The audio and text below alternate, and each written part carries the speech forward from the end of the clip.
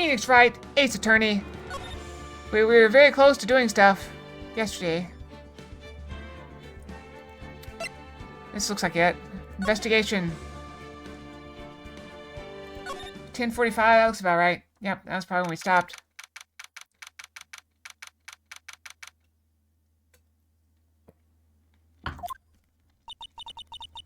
I'm so sorry, Mr. Wright. Sorry for what my sister said. Tax crimes require drastic measures. That's just the way it is. That we had to in order for him to get the verdict he deserved. The bubble! I didn't know. I never knew that the SO9 incident was just another name for the Joe Dark killings. I think everyone's heard about these killings but me. I know one Dark convicted so badly. That's why she used me. Used what happened to me. What do you mean, what happened to you? It's all there in the file. Joe Dark's last victim was Prosecutor Neil Marshall. When he murdered Officer Marshall's brother, he left behind an incriminating piece of evidence. What'd you have to do with those killings, Emma?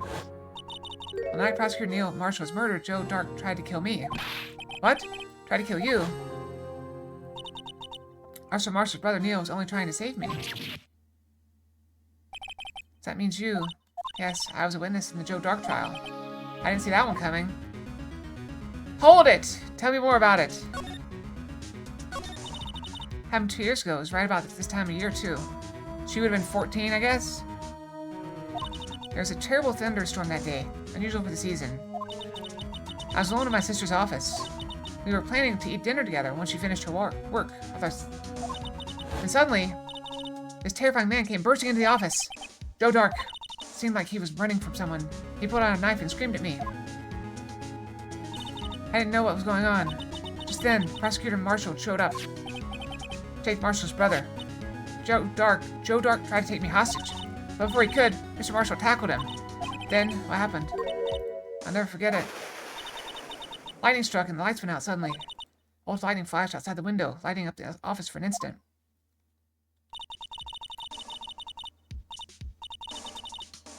What I saw then burned a permanent picture in my mind. I can still see it now. What case? I don't know what's going on, Treeborn. I have no idea. Permanent picture. Also, we're just following along like reality, because in the game this is the third day. In real life, this is the third day. So it's just. What did you see in the instant that crime occurred? Dark knocked down Mr. Marshall and raised his knife. Neil Marshall was stabbed right in front of this poor girl. Random Fox? We got the black dress, Fox. Black party dress. With gloves. I don't remember what happened after that. Apparently I passed out. When I came to, Lana was cradling me in her arms. Poor Emma, you've been through so much.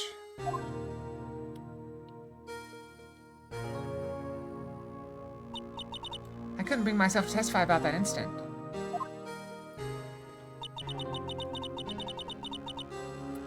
I tried, but the words just wouldn't come out. I knew a picture, but it wasn't any good. 2 years ago. I must have been 14. That's understandable.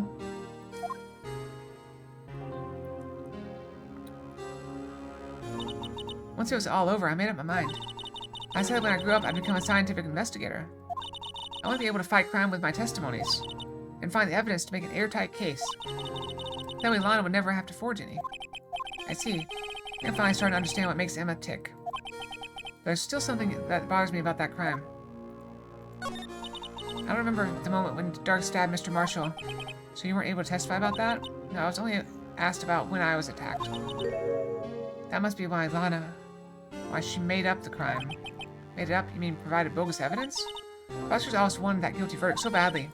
Lana forged the evidence and Mr. Edgeworth used it. Edgeworth, yes. I'm sure he didn't know anything about it. He couldn't have known he was being given false evidence. Even so, that's when it all started. Turns out Mr. Edgeworth, it's all my fault. If I could have just testified properly, none of this would have happened. So it's true. He may not have known it. Edgeworth really was involved in falsifying evidence. As that case ended, Lana was never the same. She became cold like she is today. Like an icy porcupine. She must not have been able to face up to what she did, especially not to Emma. There's something that's puzzling me, Emma. What is it? You said you were in Lana's office at the time, right? That's right. Why then would a serial killer come running in there? Not only that, but he was being chased by a prosecutor? There's no mystery there. Joe had been taken in for questioning that day. Taken in for questioning, you mean by the police? Of course, this happened at the police department. He tried to run away halfway through the interview and fled to my sister's office. This is why you interview people, you handcuff them or lock the door or something. You can't let them leave. Why do you run all the way over to your sister's office? The detective's office and the questioning room are right across from the elevator. Across from the elevator? Lana was the chief prosecutor, wasn't she? No, silly. Didn't I tell you? 2 years ago, Lana was a detective. She's the best in the entire force. What? That's news to me. That's the Joe Dark case. She was transferred to the prosecutor's office and made chief prosecutor. I used to be a detective? I better have another talk with her. Let's go!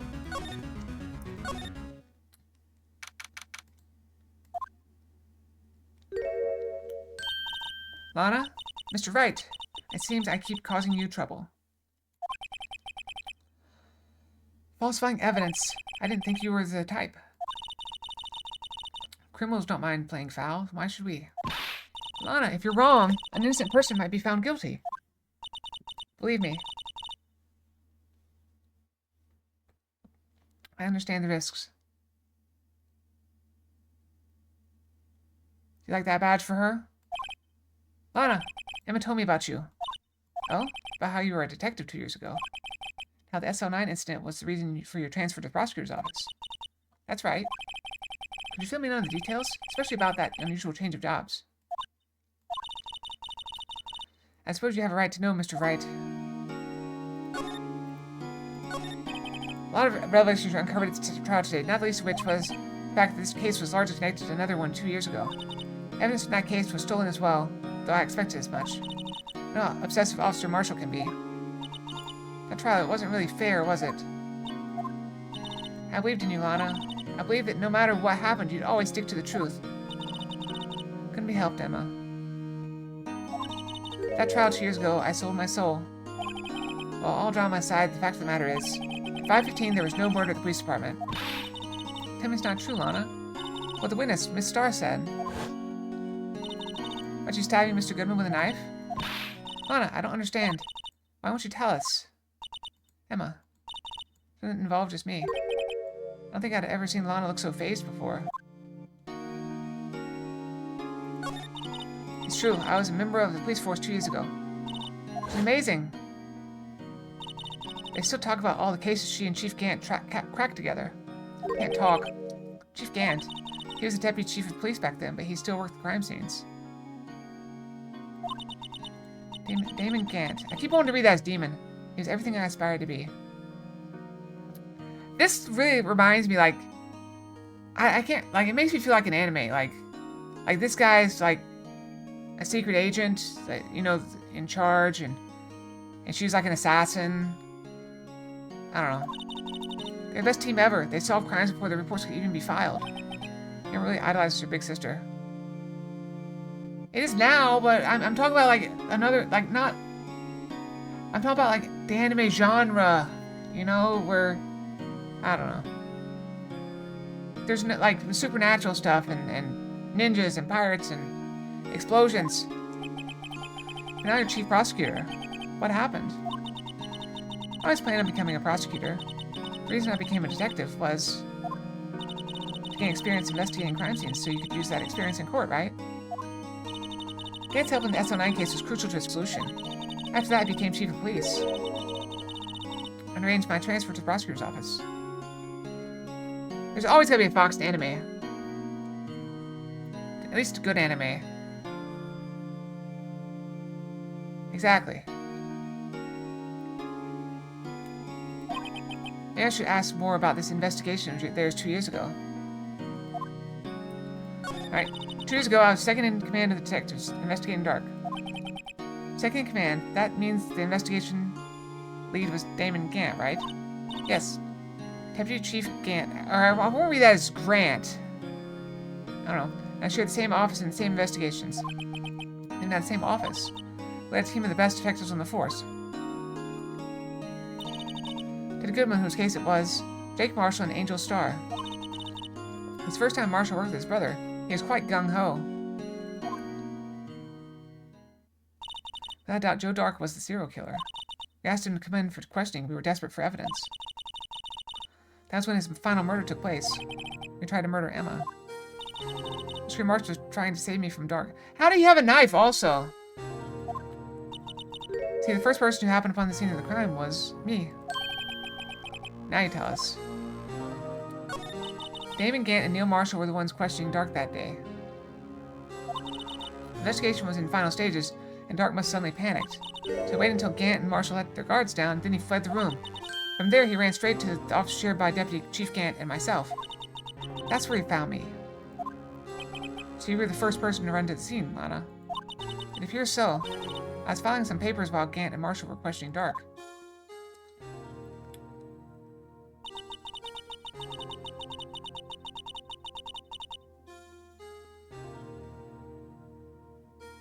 Move the R to the left.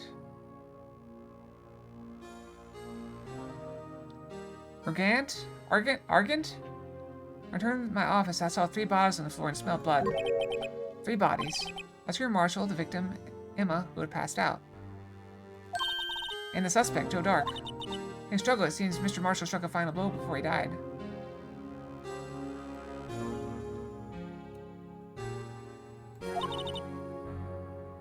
Oh, Drake? Oh, yeah, I can see that. Joe Drake. Joe Dark had incurred a minor concussion and lay unconscious. What did you do? To be honest, I panicked. I picked up Emma, carried her out the room, and just held her. Can't blame her after all her sister must have gone through. After that, I placed Dark under immediate arrest. Let me get this straight. You were all involved in the SO9 incident. That's right. Quite a coincidence, I don't buy it. What are you saying? There's no way everyone involved in this trial was also involved in that incident. Just by chance. That case was solved 2 years ago. This one person went to extremes because they didn't believe it was truly solved. Officer Marshall, yes, his action came as a surprise to me as well. Ever since his brother died, he's changed completely. I guess he wasn't convinced with the ruling against Joe Dark. Life doesn't end with the closing of a case. Everyone has to live the rest of their lives with their memories. The case just might not be over yet. Emma was assaulted by Dark at the police department, right? Yes, in the office that Damon Gant and I shared. The office that Mr. Gant occupies by himself. The chief's office. Maybe we should have a look at the chief's office at the site of the final SL9 murder. Let's go. Let's move. To the police department. I don't see Detective Gumshoe anywhere. Things seem kind of quiet around here today. You're right. Chief Detective seems the same, though. Why don't we go look for some other people to talk to? Right.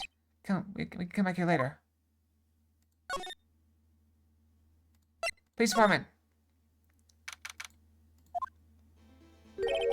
Howdy, Bambina. Oh, Mr. Marshall.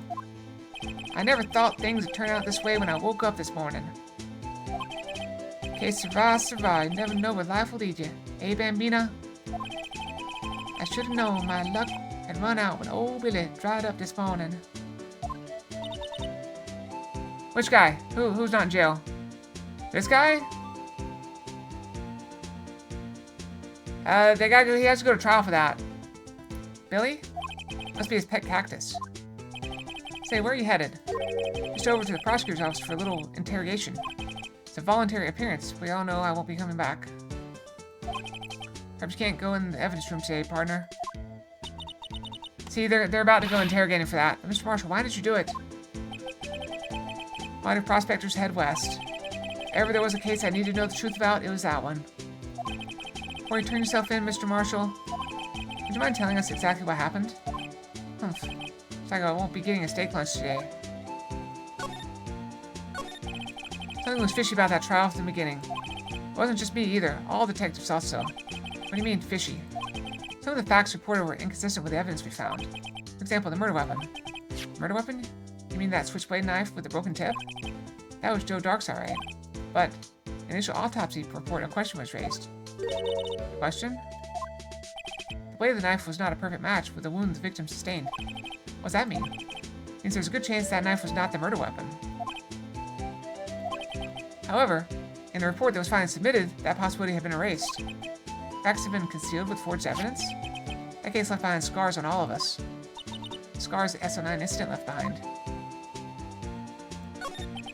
There's something going on behind the scenes in that case. We all knew that later. Every detective involved in that investigation, save one, was taken care of. Miss Starr was fired, and I was demoted and boxed away in a tiny room. About Detective Goodman. It's something to him, too. Commissioners would get suspicious. And they're careful enough not to be too obvious. Eh? Who are you talking about?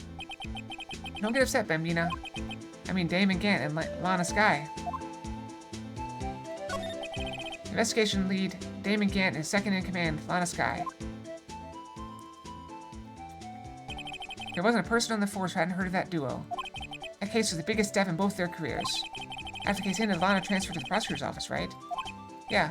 Damon Gant, the new chief of police, arranged for that to happen. She'd never been the same since she left. Everyone who knew her said so. Chief Prosecutor Skye was totally different when she was a detective. Now that you mentioned it, Emma said something like that too. Tell me, what happened to my sister? Sorry, Bambina, but her secret is too well guarded. I never found out. Lana's secret. It all started 2 years ago. Got the looks, but he got the brains. He's one of the best prosecutors around. I don't know, I kind of like that one better. I just made detective when it went down. It's our first case together. How old was he, your brother? Maybe if he actually shaved with a razor instead of a knife and didn't have, you know, like, random hairs all over the place. He was 27 at the time. He was awarded the highest honor that very day. The highest honor? You mean the King of Prosecutors. I knew it. What are you looking at me like that for? That's an honor for a prosecutor.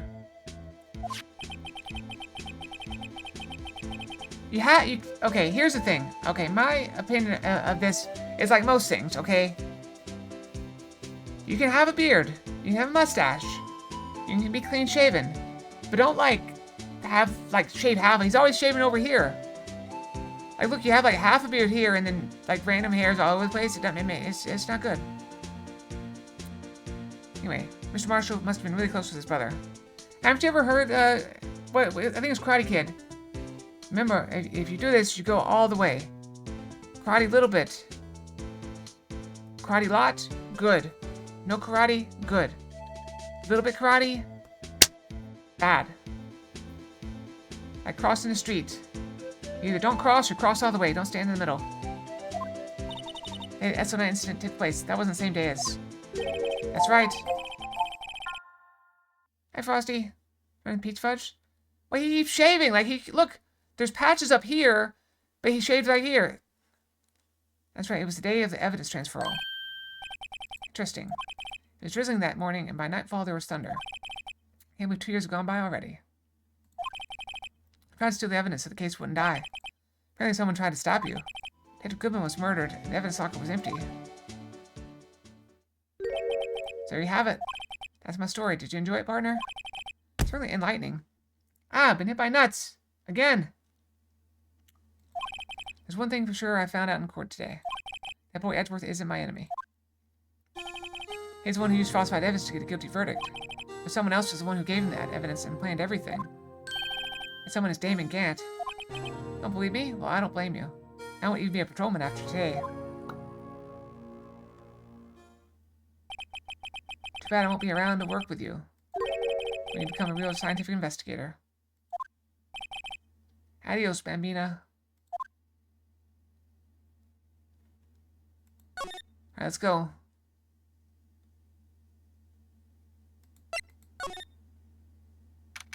Can we go?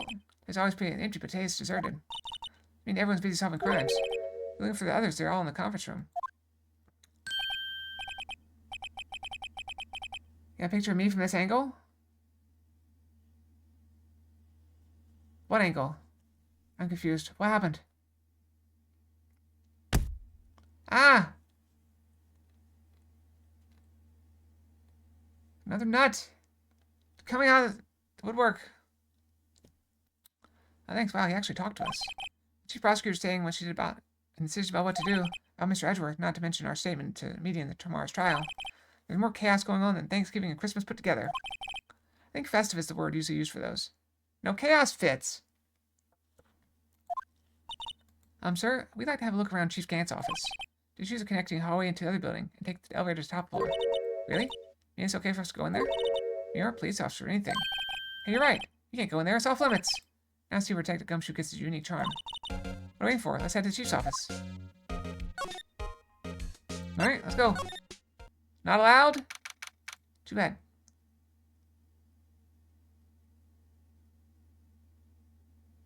Why does he have a pipe organ? And that's a full-size pipe organ.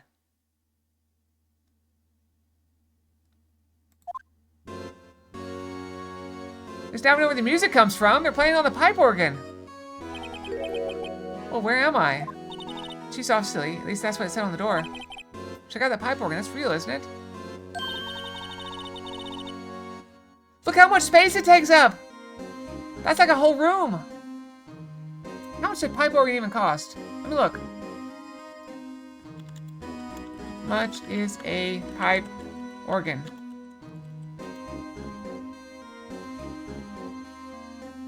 Only $30,000 for a used instrument. The range of cost for pipe organ for a small to medium-sized church is in the area of $200,000 to $800,000. I take the good view. I am never going to use a pipe organ. I used to take organ lesson in kindergarten. They used to call me Little Miss Bach. That was genius. Oh, I missed it.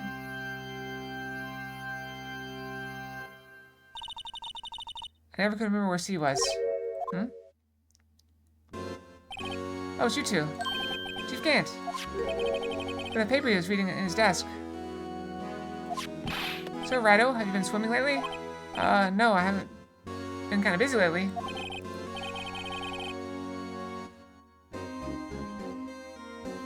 Maybe. He also got a full suit of armor over there. That I would have, if I had the option. I appreciate that. I've had my hands full too with Mr. Marshall's misconduct. Can you buy a full suit of armor on Amazon?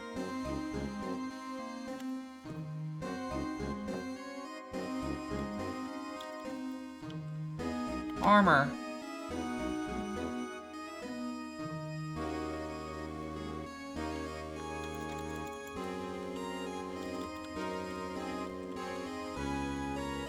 Suit of armor decoration. Let's look it up.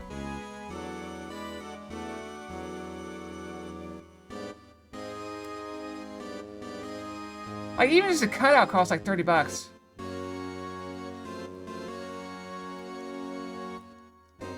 Ah, there we go. Antique finish is $635. That's a lot. Maybe I wouldn't have that. Have my hands full of Mr. Marshall's conduct and Lana's provocative statement. Bubbles! Ow! Provocative statement? Oh, you mean about the forged evidence? 2 years past since that incident. I how time flies. Is that big picture on the wall over there? A duck! Picture of Lana, Neil, and me. Was the arm? The shield was always broken. This is Mr. Marshall's brother, Prosecutor Neil Marshall. We could commemorate our work together. That's a rubber duck. Rubber ducks go squeak. That's the vase from the files. Remember that we found the pieces. Only seen to put my finger on it though. Get your picture added to the court record. Ah! Coins! How many coins? You're literally throwing money at me. I like to remember this all day, but there are matters that need my attention. I'm gonna lock up here, so let's go out together. Oh, but this office is a crime scene 2 years ago, wasn't it? As long as it's been over, there's no need to investigate it anymore. Also, I would still like to have a look around. Perhaps you didn't hear me. I said there's no need to investigate anymore. Hurry up and get out. I have a meeting to attend.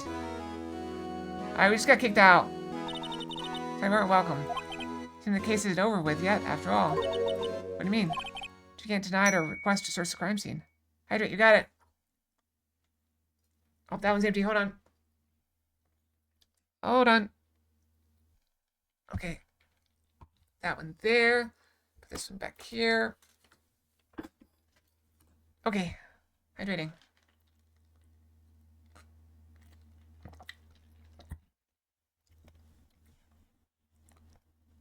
Okay. That means there must be a reason he doesn't want us looking around in there. Make a clue? There's gotta be a way we can get inside the chief's office. Cookie! Nom nom nom nom nom nom nom nom nom nom nom nom nom nom nom nom nom. Eat it? I did not eat it. I failed. Nom nom nom nom nom. Give me cookie. Ate the cookie. Let's go back in. Hey pal, Dad Gumshoe. We're supposed to be in a meeting. I'm just taking a breather. My feet hurt. From sitting so long? Actually, from serving everyone coffee. Sounds like Detective Gumshoe's still out of the loop. Have either of you seen Mr. Edgeworth? Edgeworth? No, why do you ask? There's been a fire from both the police department and the prosecutor's office. It's almost like the battle's between you two in court. It sounds serious. It's because of what my sister said? That's basically what it all boils down to. I falsified evidence 2 years ago. Now Mr. Edgeworth has the whole world after his blood. Yikes. Why would Edgeworth be blamed? It's not like he knew the evidence was forged. Well, this guy's the guilty party here, isn't she? Regardless, the prosecutor is responsible for the evidence they present in court. Not only that, as you know, there have been a lot of rumors going around about Mr. Edgeworth. His amazing talents, prosecutors kept him safe from those who don't like him. But now with this, there are so many people who hate him. In our world, only those with the talent rise to the top. Mr. Edgeworth not only has that, but he's young. There's no better recipe I know of for making enemies. Hey Dick, keep up the good work. Yes, sir. Let's go out for lunch again sometime, my treat. Yes, sir. Take me back to that joint sometime, okay, Dick? Yes, sir. So you don't have any problems with enemies. Yeah, well, I'm careful not to stick out. Anyway, I'm a bit worried about him. With all this pressure, I'm afraid Mr. Edgeworth just might crack. So I took a look at the file earlier while the coffee was brewing. Seemed genuinely concerned for Edgeworth. Well, did you find out anything? Well, there's Stark left behind was during his final attack. His final attack, you mean? He killed Prosecutor Marshall, who was trying to protect some girl. Me. Detective Gumshoe never asked Emma was the girl. Guess we left the most incriminating evidence of all. Well, what was it? Let's see. I think it had something to do with the murder weapon. I forgot. Look, it's all written in somewhere in here, okay? His powers of recollection never fail to impress. Maybe should show him the murder weapon. Might jog his memory. Okay. Here. We can't present it. Let's go and just talk to him. Dordock was 42 at the time of the crime. He was just a run-of-the-mill businessman. Businessman? What made him take to serial killing? One day on his way home from work, he hit someone with his car. With his car? So, it was an accident? Accident, yes, but it transformed him into an animal. An animal? He killed a man that witnessed. Have a kid walked by this, so he killed him too. Then, while he was burying bodies, a jogger came upon the scene and was killed as well. Finally turned himself in. Since he's a pretty careless animal. Of course, this is all conjecture. There wasn't a single shred of evidence. I didn't click on it, it just went. I don't know why sometimes they just go super fast. He turned himself in. Yes, but in the middle of his questioning, he fled and murdered his final victim. Prosecutor Marshall. That crime was witnessed by someone too, but luckily Dark was arrested on the spot. It's a good thing that last witness wasn't killed. That last witness. AKA Emma. Alright, let's present the knife. About this. Hey, is that... It has a tag attached to it with the label SO9 incident. No, it doesn't say SO9 incident. It says SO9 2 on it. I assume that's SO9 evidence 2. I believe this would be the broken murder weapon you were speaking of. What are you doing with that? Ever since that case was closed, that knife's been locked away in the locker. When Detective Goodman was murdered, it suddenly disappeared from the locker. It was found in Mr. Edgeworth's car muffler. That's it. Now I remember what that incriminating piece of evidence was. You showed me that knife, it all came back to me. What is it, Detective? Quick, before you forget again. What is it? This knife. It was Joe Dark's, wasn't it? That's right. We traced it back to the store he bought it at, plus it had his fingerprints on it, too. But no one actually witnessed him using it to murder anyone, right? That's where it's luck right now. Take a good look at the knife. You say it's broken. You don't have to take a good look at it to notice that. You know, anyway, I guess where the broken tip of the knife was found. That's what did him in. Or was it? Victim near Marshall was carrying it inside his own body. It's found deep inside the stab wound. Did it match Dark's knife? You bet, down to the last fiber. That's pretty conclusive.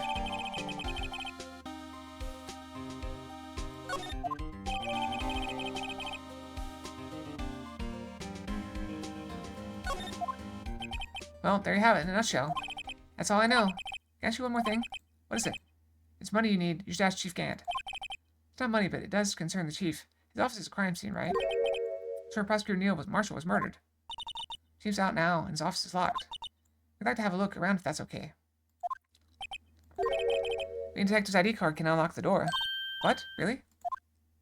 But if I found a civilian in there, I'd be charged with a breach of trust. Breach of trust? But I'd be canned. Oh, sorry, pal. I don't plan on getting fired because of you. Oh, this ID card is Detective Goodman's. That won't work either. The data was deleted the day he died. Oh. In other words, Gumshoe's only chance of getting into that office. Or is there something we could show him that would make him change his mind?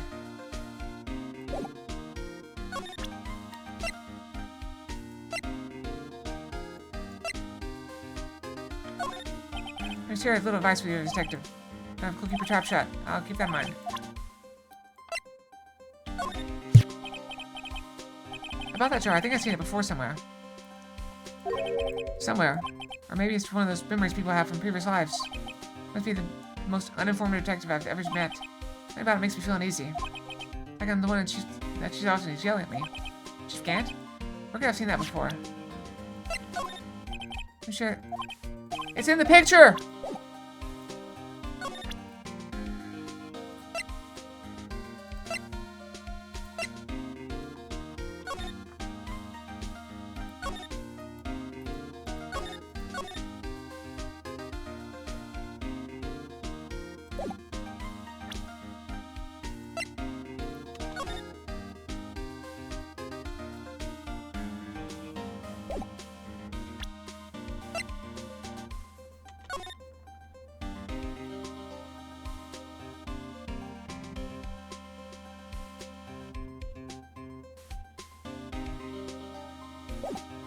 It didn't, maybe. Let's bring it back. No.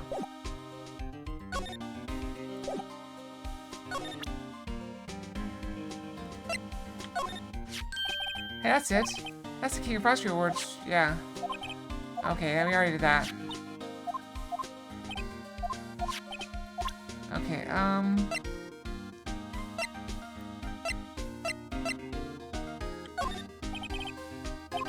I don't know what that is.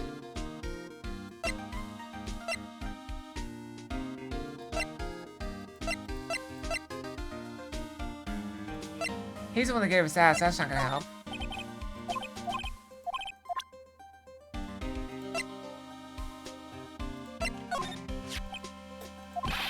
Most makes this case today. What is that? He's guarding the bloodstain on the evidence lock with his life. More you could say about most officers nowadays. Would say us a lot of trouble they hadn't guarded it so well.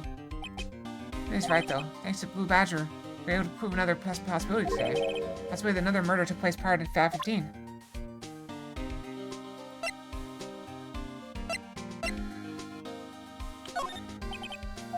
I don't know anything about that.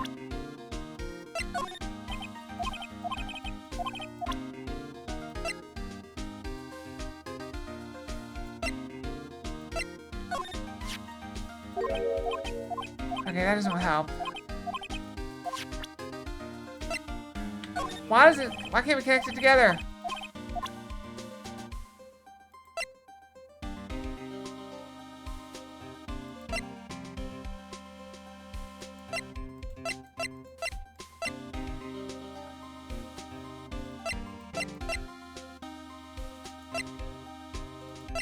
Alright, here. No, attorney's badge. Should see every time we meet, pal.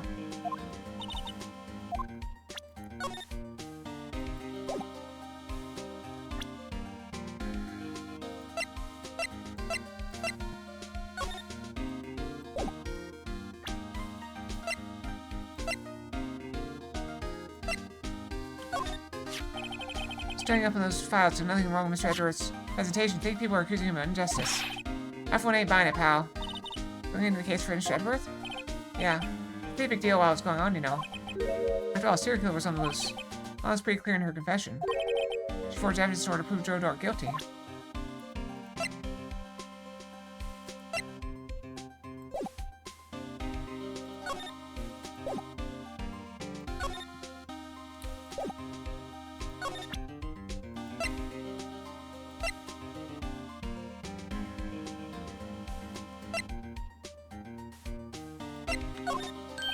I just brought some of that stuff. Now I can go around detecting voltages too. Wow, is that a new type? I've never seen that bottle before. And 3 inches, add 3 inches to your base height. Base height. Let me see that.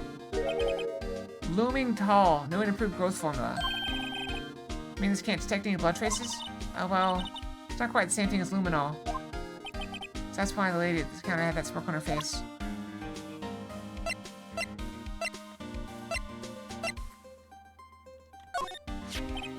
That's the ID card record, isn't it? Yes, there's only one number left to investigate at 4:20 p.m. Victim Detective Goodman must have entered the evidence room along with someone else. An executive office number. 777777. It's 17 to me, detective. Executive officer. I just might have a hunch.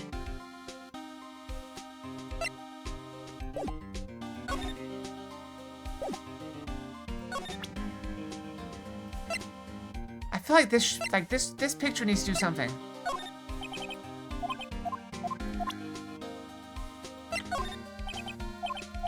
Alright, we've done that. We didn't present this to him. Alright, so we've done that. Can we present this? I don't know. Maybe I'm supposed to do something like that. You know Arthur Marshall? Of course I do. He's like a mentor to me. First started out, even gave me a small cactus. Really? He said, Dick should listen to all your troubles. Note to self, Detective Gumshoe talks to a cactus. Hard to believe he's just a patrolman now. Someone ought to trade places with him. What? Why are you looking at me like that? The lock can be opened without a fingerprint match. Besides, there's no reason for the murderer to touch his own locker. Hey, wasn't your locker the one with the blood on it, Detective? Remember the real murderer's glove on without any fingerprints. They come to arrest me, you'll defend me, won't you? If that happens, I think you'll do better pleading with Edgeworth. We did that. Can you try this? Lost item report, huh? Very impressive, Detective. You knew what it was right off the bat. I'm a master of misplacement, you know. Master? That has such a cool ring to it. Well, yeah, see, if things are meant to be lost, then they're meant to be lost. There's a higher power at work here. Ah, higher power. Maybe I shouldn't let Emma hold any evidence. Did that? Did we do this? I thought it was used for detecting fingerprints. Mr. Edgeworth gave it to us. You did what? I'll have some flour.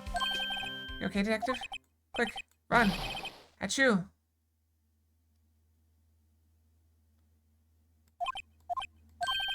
It's any help, one time I took a nap on a bench with wet paint.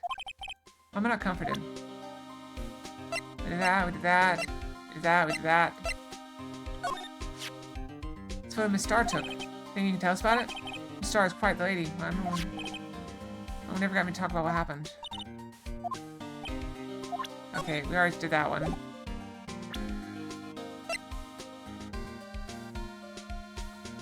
Is there anything in the evidence we can like look at and try to present something?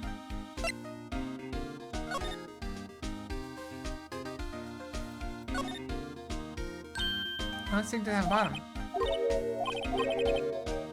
First bottomless jar.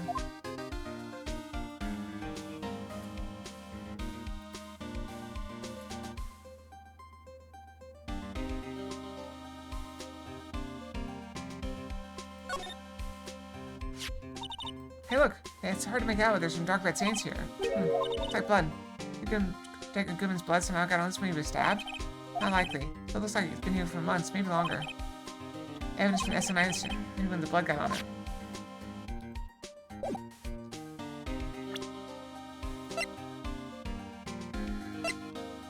What have we not presented him?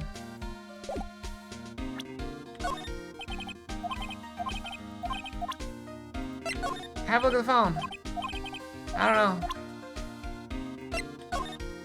I don't know.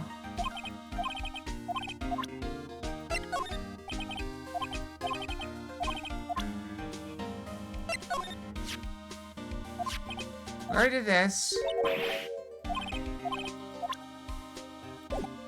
Maybe. Alright, we'll go talk to somebody else.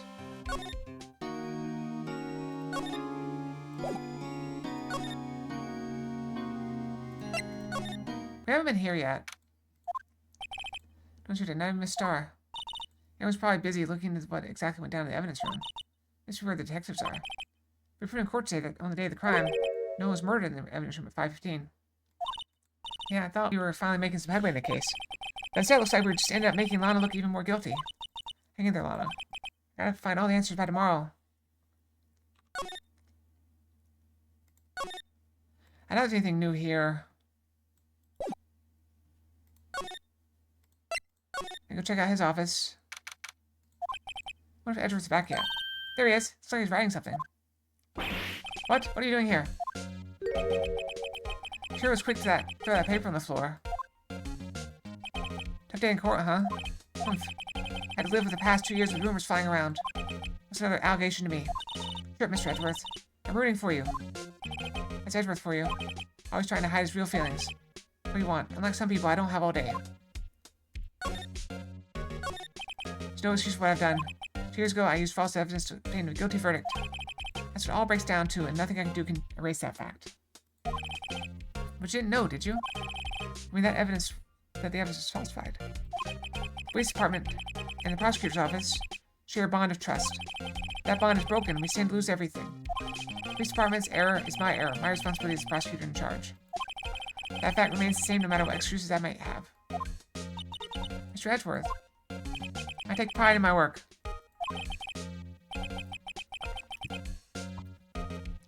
So tell me why has it all come to this?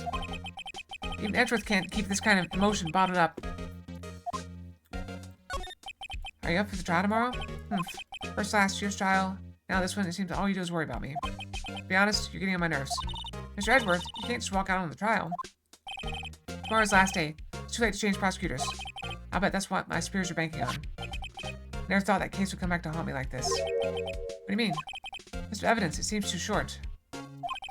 Most lists run twice as long.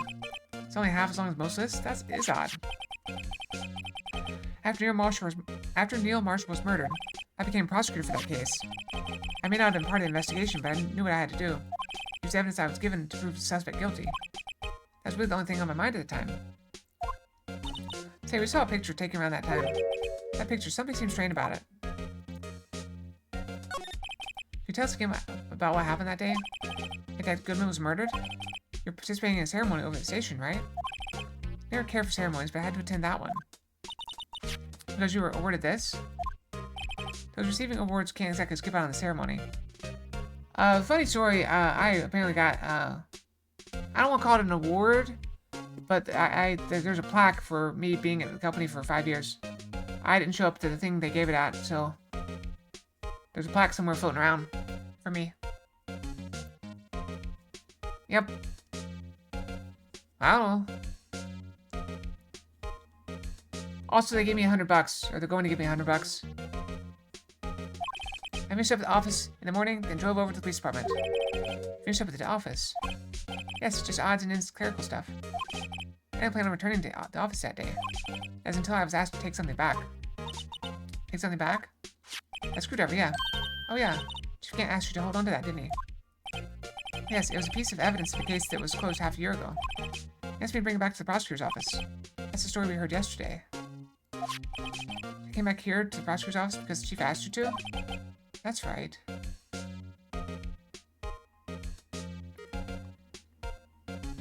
Well, I haven't been working for 30 years, Treeborn. How old do you think I am?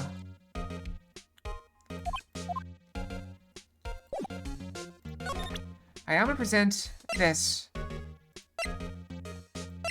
Present. Right, please, I'm the prosecutor in this case. You don't expect me to stay here and discuss the case with you over a cup of tea. Fine. Just hanging on the wall in Chief Gant's office.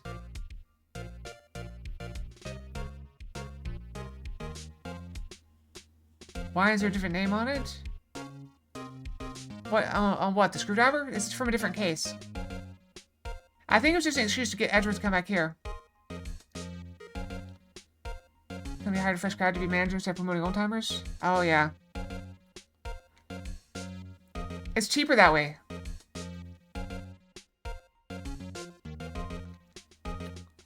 Because think of it this way, if they promote somebody, they have to train 2 people. They have to replace the old-timer and train that person, and then they have to train the promoted person in their job.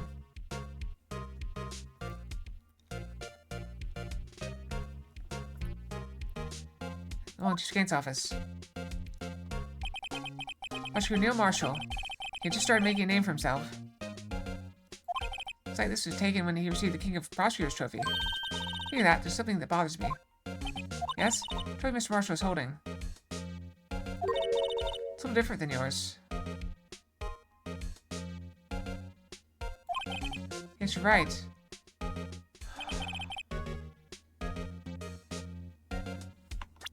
Look at it!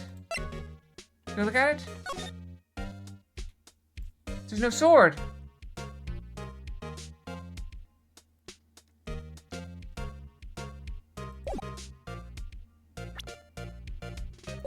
I remember now. Or what? That was what the official prosecutor looked like until 2 years ago.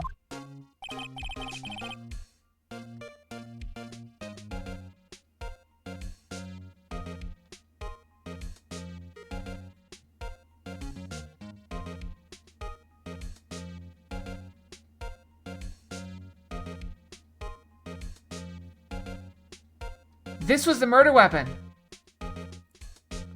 This was the murder weapon, Treeborn. The tip broke off. The sword broke off. And then they broke the knife to make it seem like it was the murder weapon. A story. Interesting. Would you mind telling it to us? Simple, really. Contradiction. That's what the award's based on.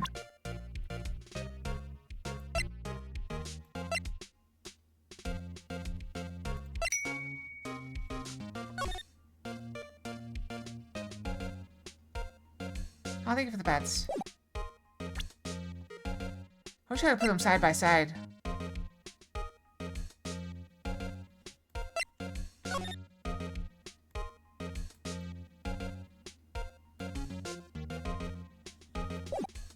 But you can never break it perfectly. This word originates from an ancient Chinese tale. In Chinese, the word contradiction is written with 2 characters. The first means halberd, the second means shield. Have you heard this story? Me? Oh, sure. Everyone knows that. Why don't you tell it, though? For Emma's sake. Very well.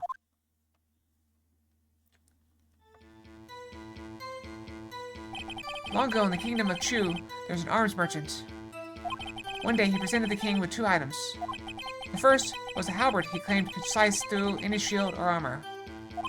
The second was a shield he claimed could withstand any weapon.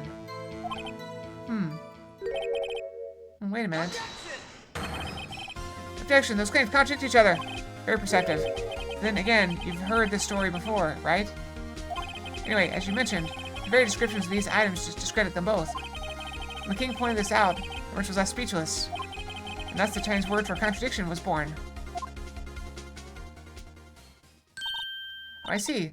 So the chipped shield and broken knife symbolize... Precisely, so. They symbolize the merchant's items. Each tale ends with the merchant at a loss for words. But it's in our nature to pursue matters to their conclusion. And it results in something as ugly as this. Wow, thanks, Mr. Edgeworth. Learned something new today. That's funny. If that's so, then why were you only given a shield? I have to ask Chief Gant. Years ago, he had the halberd part of the word abolished. Chief Gant. King Prosecutor Trophy update.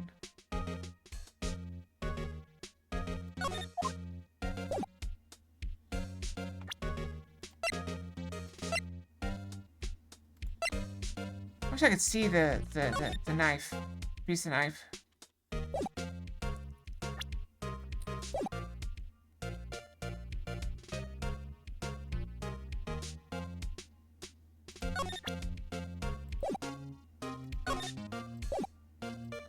Are you think that's enough to go talk to him?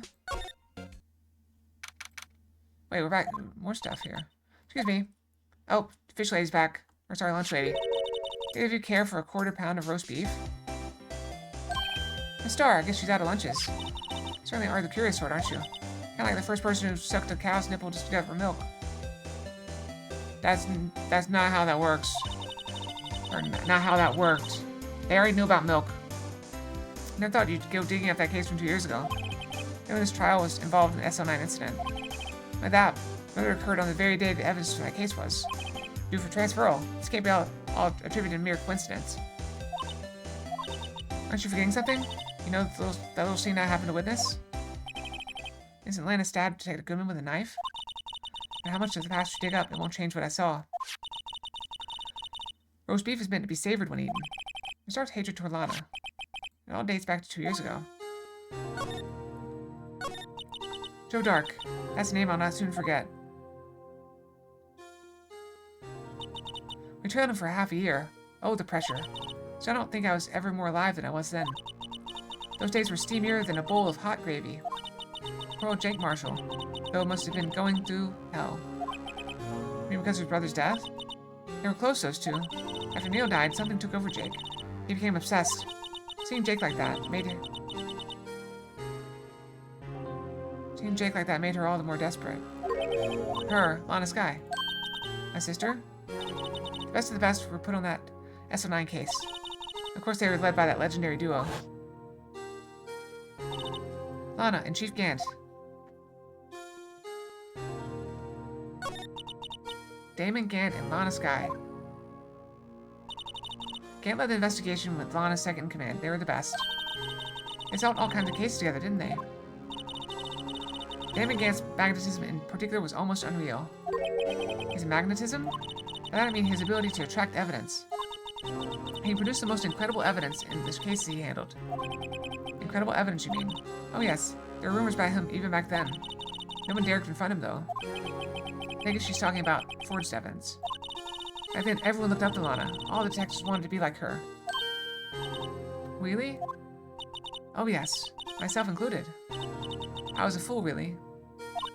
She hated anything crooked and always watched out for the other detectives. That's why she was so concerned for Jake. Mr. Marshall. When Jake's brother was murdered, she felt as if she had lost her own brother. If it wasn't for her, I don't think Jake would have recovered from his shock. That's what makes it all the more infuriating. Miss Starr. That's why I'll never be able to forgive her. Why'd she have to turn so cold after that? That legendary pair was the reason we were able to keep up our investigation. That's why we were so shocked over how it turned out. You mean with the forging of the evidence? Don't get me wrong, Joe Dark got what he deserved. So it's obvious the evidence produced in court was being manipulated. Items our team never found would suddenly appear, while other items were kept secret. We don't have proof anything illegal was done. I have proof enough of what happened. Out of that case, all of us save Goodman were relieved of our duties. Most without even so much as an explanation. Then Lana Skye was transferred to the prosecutor's office and became chief prosecutor. Lana always wanted to be a prosecutor. It was quite as simple as that, it appears. Huh? Lana Skye was merely being used as a pawn. That's my take on the matter. She was being used. Lana transferred to the prosecutor's office 2 years ago, didn't she? Yes, thanks to Chief Gant's powerful influence. Chief. That's right. Having solved the SL9 case, his position as chief was secured.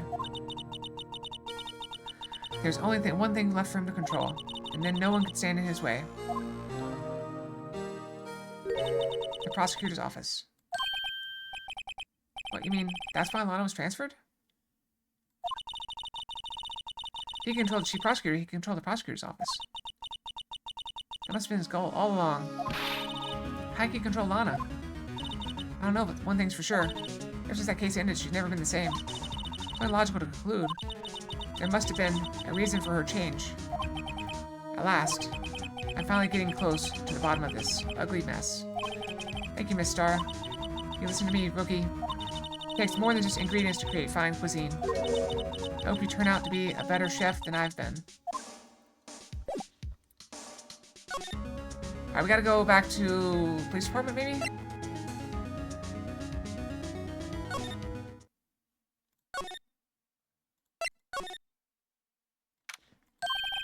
call you back. You're still here? Gotta make 150 copies of these files. Brewing coffee, copying files. Turning into a regular DJ. You're a DJ as well? I'm not mistaken. I think he means desk jockey. Oh, that DJ. Am I presenting my answer? Still no. I'll let you in the chief's office, period. It'd be my neck on the line. The office's last crime scene in the SO9 incident. Take a look in there. Something we can do to make the change his mind. Okay, nothing there. Nothing there. Do we have anything new? I don't think we have anything new. That's not new.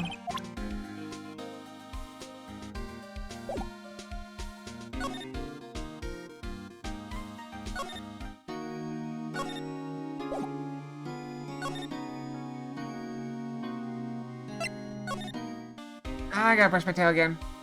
Yeah, we can try presenting or something. I'll be right back, okay?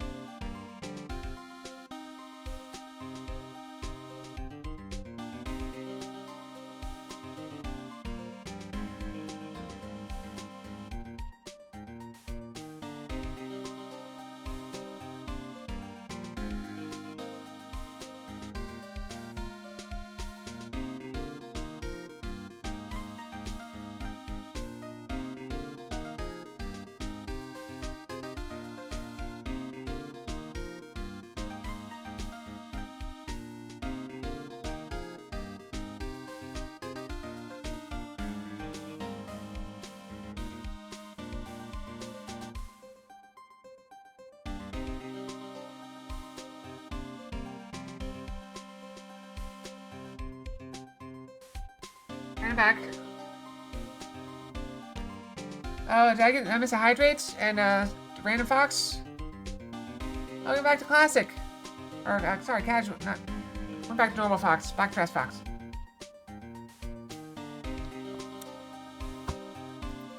All right, let's go back.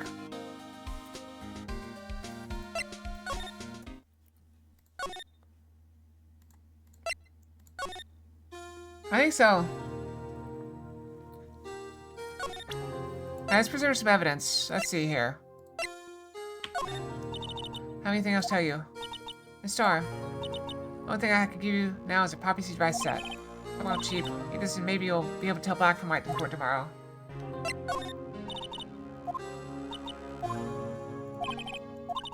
Alright, so I think it's not her we need to talk to. I think we need to go talk to Edgeworth again. Alright, what do we present? This, maybe? Alright, please, okay.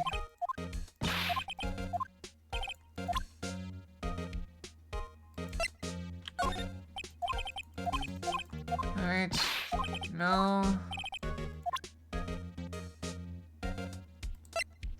Oh, yeah, show him the attorney badge. I want you to be a defense attorney a long time ago. What? You want to be a defense attorney, Mr. Edgeworth? You had a clear path laid out before me. I have no time to look back on what might have been. My best evidence.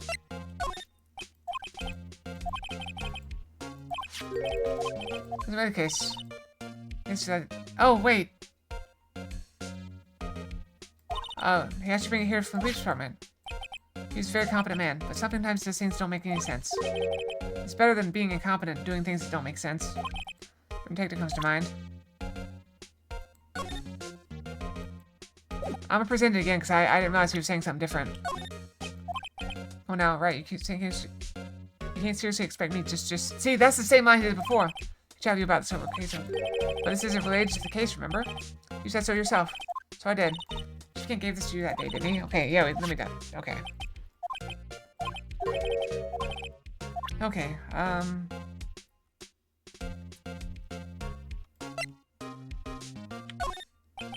everything in this case is designed to cast doubt on me. Hey, don't look at me. I went into the evidence room on the day of the crime. She can't ask me to do something. Take evidence from a case solved 6 months ago back to the prosecutor's office. I'm locked in there as well. You don't see anything amiss when you were in the evidence room? The room's always dark and I was in a hurry. See anything out of the ordinary.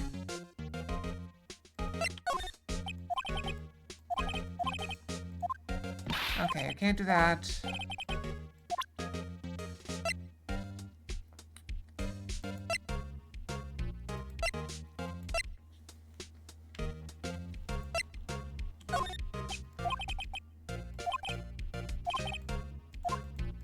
Okay, no good on that either.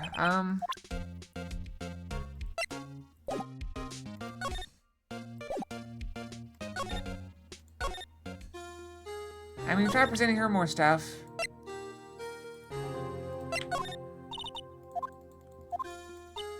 Okay,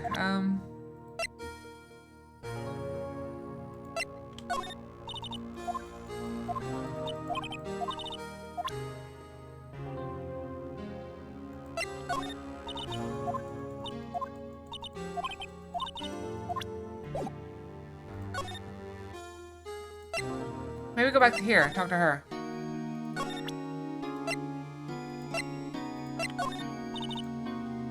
Terms prosecutors have no business showing evidence outside of court. This taboo, especially when the interests of both parties are involved. So that means it. Okay, Anna.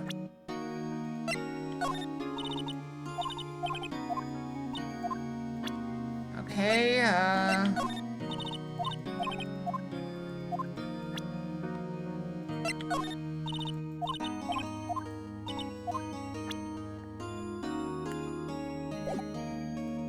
Alright, so you're useless.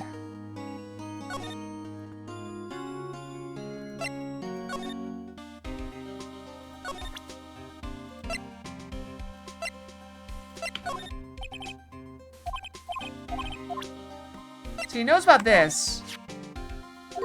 He talks about this before.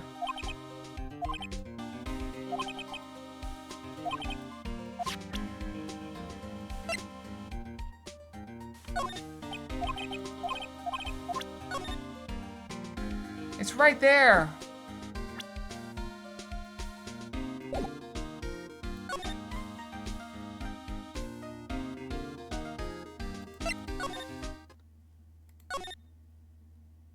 What am I missing?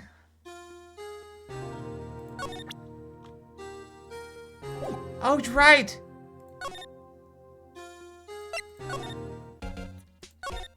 Good call, good call. I forgot about that. Right before. Come on, Miss Wright, let's go take a look. Hey, crazy. Edgeworth's sitting right there. Distract him, I'll check it out. Hey, Edgeworth. Take a gumshoe out the window there? Oh no, he's falling to the ground. Hold on. Let me see what this girl's doing crawling around my feet. He didn't even look. What? Letter of resignation? You're having trouble reading. I'll read it for you. Letter of resignation. Resignation? Edgeworth, you don't mean... I'm tired, right? I feel as if something inside me has died. Mr. Edgeworth, none of it is your fault. I know the path I've walked. You don't need to tell me. And the path I've walked hasn't been a just one. I can't forgive myself for what I've done. And no one else should forgive me either. Uh-oh, I think it's serious. That's right, please, you have to do something. Instead of resignation, I wonder if I can use it for anything. Perfect. Good call. Should we talk to him? Nope. Alright, then show this to, Gumshoe.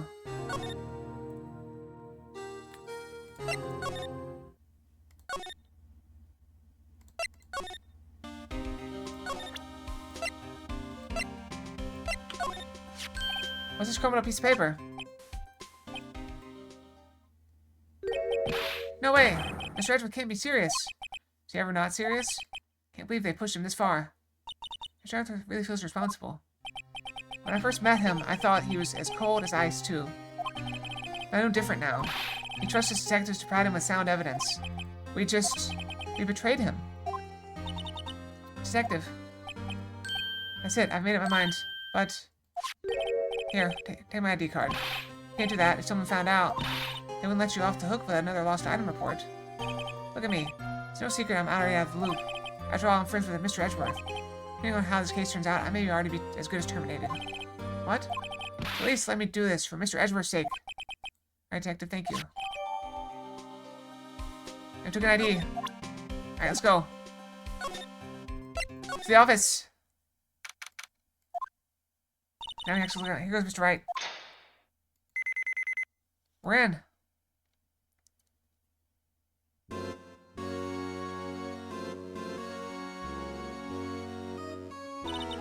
We're in. You can find us now. Hey, Gumshoe's a goner. Adams, I'm counting on you to bail me out. Eek! Gah! That's the second person she slapped, right? Sorry, I thought you were a ghost. I didn't even know you could slap a ghost. Ah! Check the Gumshoe. What are you doing? Sneaking up on us like that. I wasn't sneaking, I was just worried something might go wrong. So I came too. You're here, then what's the point in giving us your ID card? Gumshoe's ID crushed and rendered unusable in pocket. Don't do that to my card. I didn't do it on purpose, probably. I never get a chance to come in here, so we're gonna have a look around myself. As we're all in this together now. You do want to get a fire, don't you? Now if we're lucky. Now come on, let's do it. We can find out. Got a bad feeling about this. I just on the other side of the room. Was that your sister's? Yes, that's where I was waiting for Lana. That day 2 years ago. Is anyone using it now? No, sir. As this is entirely Chief Gant's office now. He practices a strict policy of preserving the crime scene. Strange reason to leave it there. He says it's a warning to everyone else. He wants to always be alert. Told so himself at our New Year's party. Of course, he was pretty intoxicated at the time. See, ever since Lana left, no one has ever touched that desk. No one except Chief Gant, and the clean lady who's in here each morning. 2 years have passed since that incident. Can't possibly be any clues remaining. Can I ask you something? Sure. You only came here to look around, right? Because it's one of those SO9 crime scenes. I mean, that's the only reason for coming here, isn't it? Why do you ask? You think, nah, you wouldn't be. No. There's no way. Never mind, don't worry about it. Okay, now then, let's look around a bit more. Hey, hold on. Not so fast, buddy. Huh? What is it? Someone tells you don't worry about it. You're supposed to start bothering you, pal. You don't just let it go with that. Sorry. You guys starting to get on my nerves. Guess what's bothering you? You don't think Chief Gant might be a suspect, do you? What? He's right, Mr. Wright. What do we think of him? Definitely suspicious. Chief Gant, so it's finally come to this. What do I think of him? I guess it's best I don't divulge my feelings yet. There you go, ignoring me again. Now let's look around. Alright, safe. It's safe, isn't it? Say that word's right with intrigue. Oh, okay. Did you say so? Looks like a code needs to be entered in this panel to open it. We can dust for prints. Can we do that? Input number. I think I might know what it is. Do you know what it is? I have a hunch. I know. What time my birthday? It's... no. Alright, here goes nothing.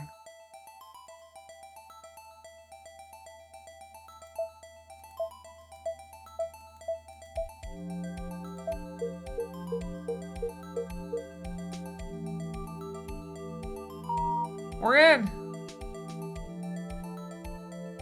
I thought we were gonna have to dust for prints. Bingo. What number did you enter? Whose birthday was that, pal? 777777, the final ID card number on that record. What? Number of the mysterious executive officer who entered that room that day. You mean 7777, that ID number? I think you're 1-7 shy this time. I mean one thing, that's Chief Gant's ID number. Say, you don't care to look inside? Yeah, that's why I opened it. Any money in there? How much does he have stashed away? Look, it's a shard from a broken cup. That looks familiar. Where have I seen this before? Something else in here, too. What's this? It looks like a piece of leather cloth. It's a handprint, isn't it? Hey, I saw someone wearing a shirt like that once. She made up the design? I don't think so. Oh, what's your thought? Is that it? Is that all that's in the safe? Apparently so. It's empty now. Piece of cloth with a handprint on it and a broken shard from a cup. My piece of evidence. And unless you can prove they have something to do with this case, afraid I can't just let you take them. That's my neck on the line here. Great. I have to prove their relevance to get them. I I'm related to the SO9 incident. Well, there's gotta be something we can show the detective. Let's finish looking around, at least. It's the real deal, isn't it? That this armor and these weapons? Sure is, pal. Chief doesn't care for imitations. First the pipe organ, now this armor. Do you know how many taxpayer dollars must have gone into this room? What? You mean we're paying for this? That's it. I'm not paying 1 cent of my taxes. You don't have any taxes to pay. You should be careful what you say. Who knows? Chief may be hiding in this armor as we speak. I don't think he'd fit in there. If he did, he'd never be able to get back out. Cut out. You guys don't know how scary that guy can be.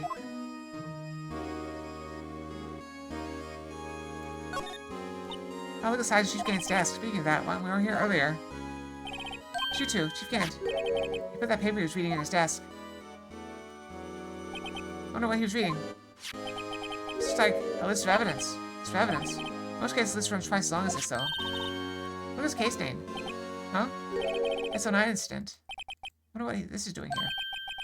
Hold on, detective. What did you just say? I said, I wonder what about evidence. The lists are normally twice as long? That's right. I guess there wasn't a lot of evidence. A half-size list of evidence. List of evidence. It seems too short. Most lists run twice as long. What will the other half of the list be doing here? I knew it. He must be hiding something about the case. But it appears so.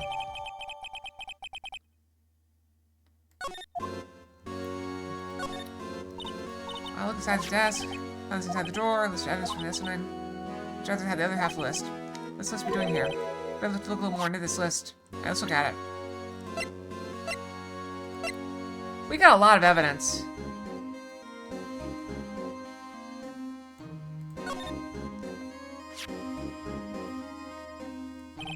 Oh, this is. Looks like someone drew some kind of sketch here.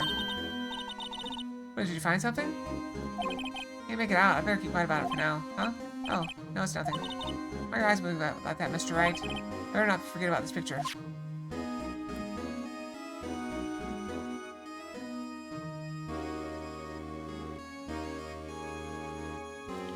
Zoom in! Enhance! Okay. Chief's organ sure is a sight to behold. In case we hear him playing it in the Criminal Affairs Department. That's on the 2nd floor, and this is the 15th floor of an entirely different building. When a detective screws up, the chief calls him to his office and makes him listen to the organ for hours. What's so bad about that? Music soothes the soul. After that, the detective can't hear anything for days except the ringing in their ears. It's an instrument of punishment, literally. Aren't the chief's ears affected? He never listened to anyone anyway. That's beside the point. Window. It's pretty far from the 15 stories up. You drop that stuff. Drop stuff up here. At first, the chief wanted to use stained glass in the window. Really? Why didn't he? They say he changed his mind because he wouldn't be able to see the view. Oh. Stained glass or not, it's a huge window. Oh, get our cursor back. Alright, time to slide over, I think. These shelves are mostly empty. Lana must have cleaned them out when she transferred over to the prosecutor's office. Oh, a picture frame on the left shelf. Hey, this is when Lana and I went to that theme park. Look at that giant window. Makes you want to crash through it and jump outside. This is the 15th floor. I know, I was just saying. Saying what? Ever since making Detective, I always dreamed about doing something like that. Note yourself, Detective Gumshoe has a lot of dreams. Unless he doesn't go crashing through that window when he gets fired. Don't say that.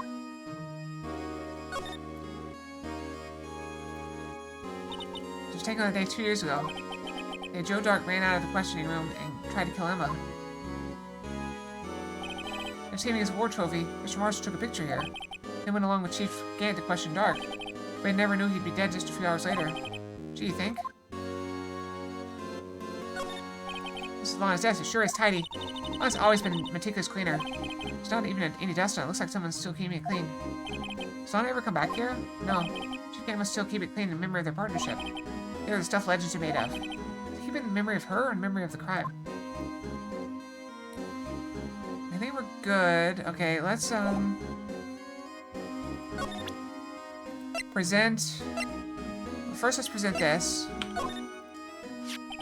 Take a gumshoe. Could you have another look at this jar? Remember when the three... Let's put that back together. Ah, those were the days. Kind of early to be nostalgic. Was this jar a piece of evidence from that case? That's right. One of the charts had SL9 incident sticker on it. This ringing bells, you know that fragment we just found? I mean, this one that was in the safe? Yes, that one. That was in the safe. Not to mention, it's ringing a lot of bells. Let's see if it fits. Symbol. Let me see that short. I'll take a crack at this. Go ahead, pal. Show us what a rookie can do. That's right. Here's some glue. My pieces together again. The proof Chief Gant was knowingly hiding evidence. Here goes. Alright, let's just rotate. Then rotate. And then shove it in.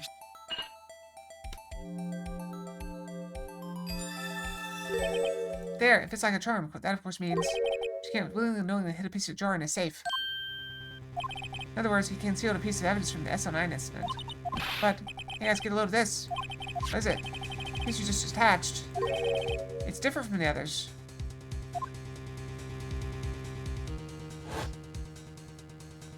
EA Sports, get in the game.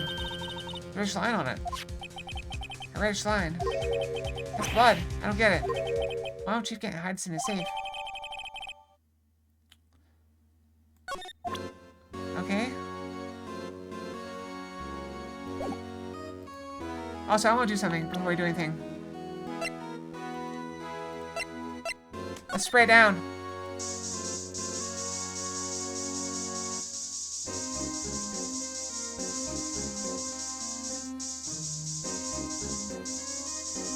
They have some very predatory practices.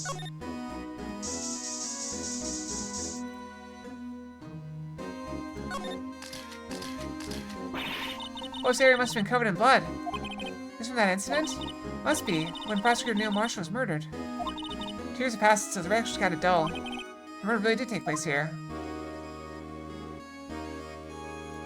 Anywhere else? Oregon? Okay.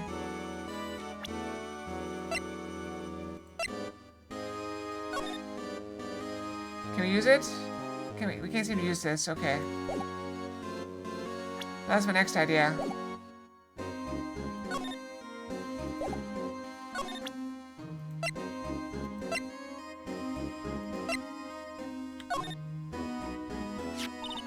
She was reinforced, isn't it? You know, when we first came in here? Yeah. In fact, this right side of the form's been torn off. It was listed, but it was only half the whole thing. Something else bugging me more than that. Take a look at the back of that form, pal. The back? I already did.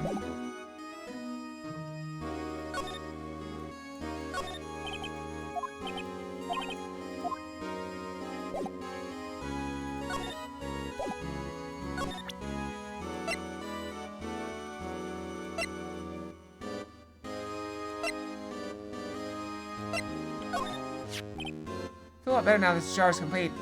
But it only raised another question. What was the piece we're doing in this chief safe? More importantly, why wasn't there any money in there? That was safes for free anyway. I think the outcome of tomorrow's trial might just hinge on this.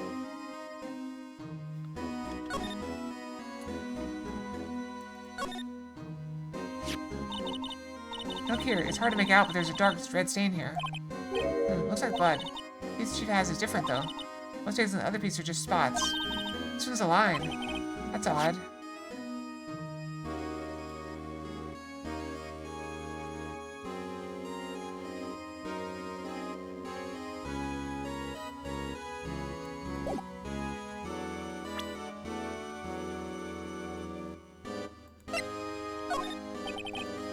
I'm fired, I won't be able to give you any information, so that's why I have to get all out of my system now. Understand, don't you? You're so negative, detective. We don't want to share your information, though. What am I fooling? I've never had anything useful to share to begin with. Ah, God, just stay positive. Can we not get the piece of, like, cloth or whatever? It's a piece of his vest. But why?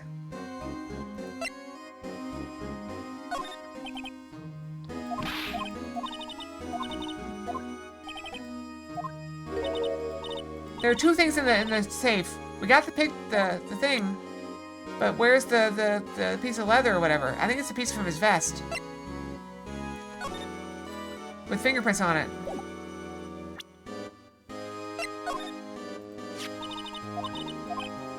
I already saw this.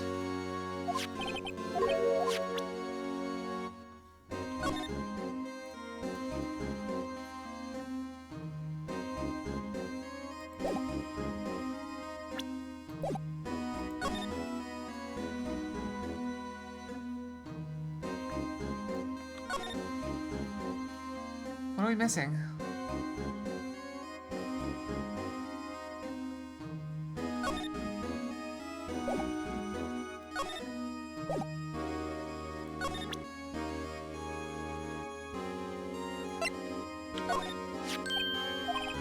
No, it doesn't work. I don't know, it sounds pretty important to me.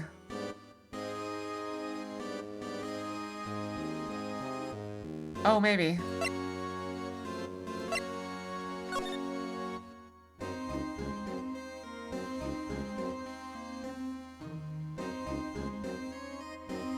I don't know how you're supposed to move. I've had it move before, I just don't know how to move it.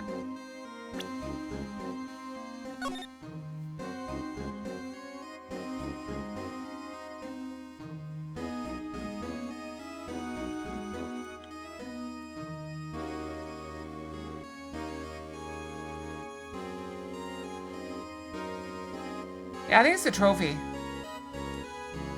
I think this is the trophy. He stabbed him with the trophy.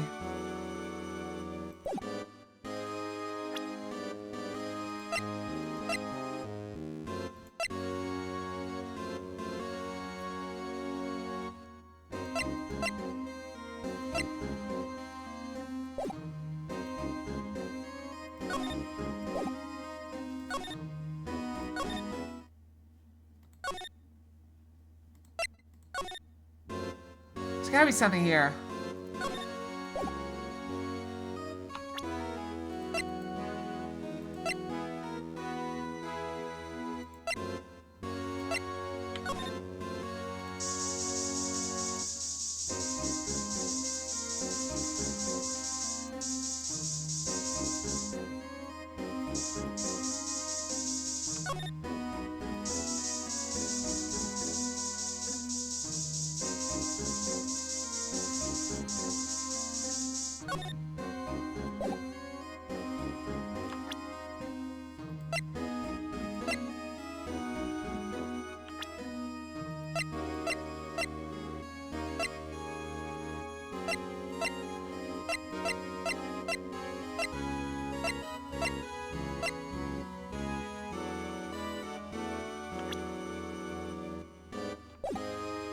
You know, I never tried to present a profile.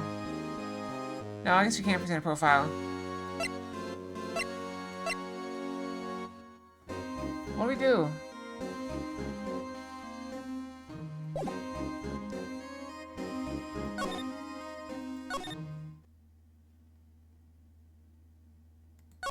And the fingers? Fingerprints?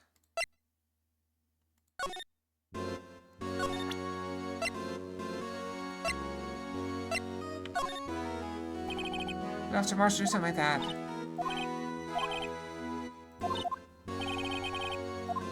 Alright, we already did that one. Wait. This thing? Hey, Gumshoe, I can have a look at this. Want to take some fingerprints? That's a great idea, detective. Alright, go to town, sheesh. What are you doing? Why are you sticking out your hand like that? Go ahead, take my fingerprints. Good call, Treeborn. It's not your fingerprints we want to take. Huh? This isn't time for jokes. Talking about the cloth we found in the safe. Oh. I knew that. The one with the handprint on it, right? Jeez, where's your sense of humor? Okay, Mr. Wright. Checking for prints. Your powder on the cloth. Don't say Benham's ordering the prints, blow the rest away. Here, Mama, I don't have to be told a million times. So get this over with. Let's dust it. See if I can get it right the first time. We're gonna put a mountain of white on this thing.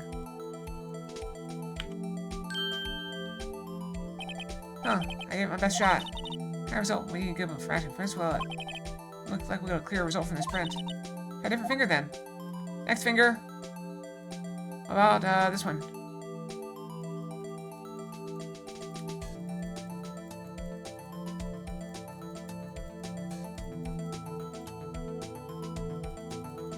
Not good enough.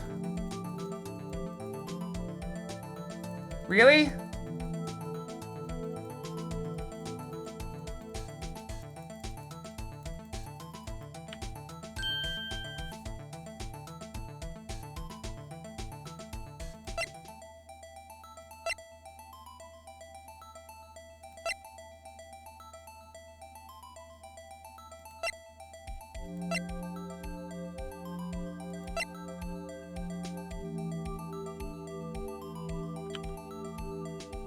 It's Emma's.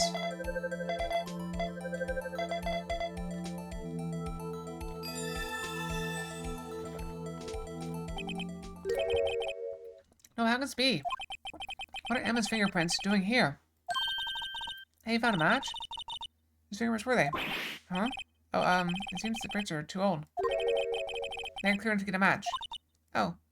That's too bad. I thought they'd be Dark's prints. Just, hey, you, over here. What's going on here? What are the kids' prints doing inside the chief's safe? Don't ask me. Keep this information from him for now. Here, maybe we should hold on to... Wait. So she killed him. Emma's the one that killed, the prosecutor guy. She probably didn't do it on purpose. Let me show him this. His claws folded and added to the court record. Well, was any help? Of course. Thanks to your ID card, we were able to get some hard evidence. That's not very kind, is it? In other words, if it wasn't for his ID card, he would have been useless.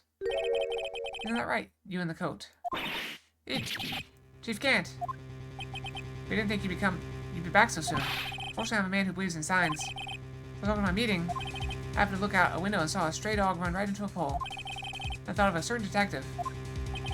You mean me, sir? Now then. I'm afraid I'm going to have to ask you all to leave. Yes, sir. Sorry. Oh, you're in the coat. You, sir? Drop off your ID on the way out. You won't be needing it anymore. But, sir. Now get out. Yes, sir. That expression on his face. We're going to see that again when he goes on the stand. We're going to wait too then. Wait, you're the one without spiky hair. Don't go yet. Me, sir? I'd like a word with you. But, sir, I'm not a licensed scientific investigator yet. You with the spiky hair, you're free to go.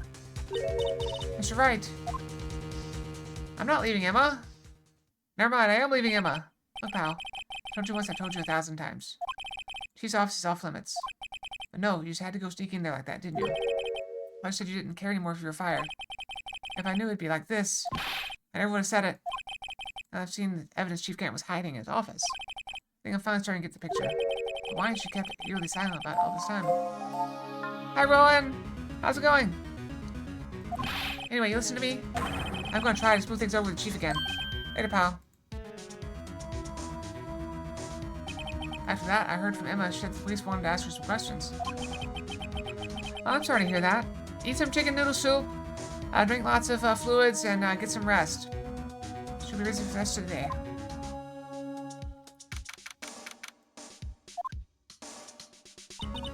I see, so Chief asked Emma to come in for questioning. I know he's thinking about it. Tomorrow's the final day in court. I'm committed to doing everything I can to defend you, which is why I'm here. But I told you all I can. What you told me over these past couple days is absolutely nothing. Not a single useful thing. Each should really be more expensive. You want me to make it more expensive? Not a single useful thing. Really? I did mention something quite important. Something I told you right at the beginning. Said I was the one who stabbed Detective Goodman. You know, I think I finally figured it out. I know who it is that's lurking behind your words. You did a good job mentoring you. I'm rather jealous. Seems Edgeworth was right. Edgeworth? Once you're convinced you know something, no one can persuade you otherwise. Big head is the term he used, I believe. Now's my chance to get her to tell me the rest of the story.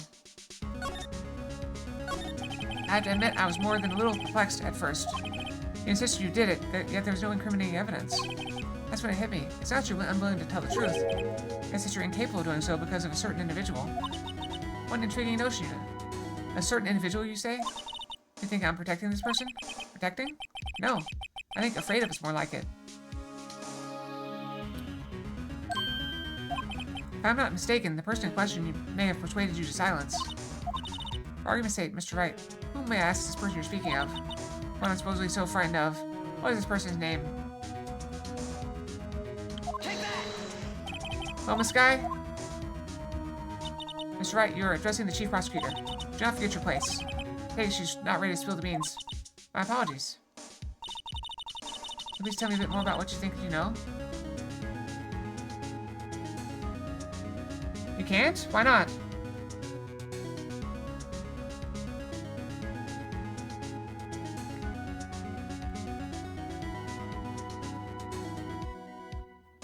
Is it not active? I'm double checking. Why is it taking so long?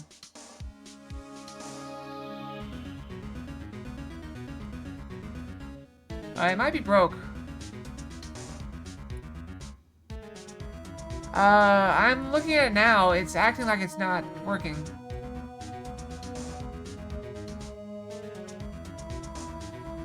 I see. No, I don't see it.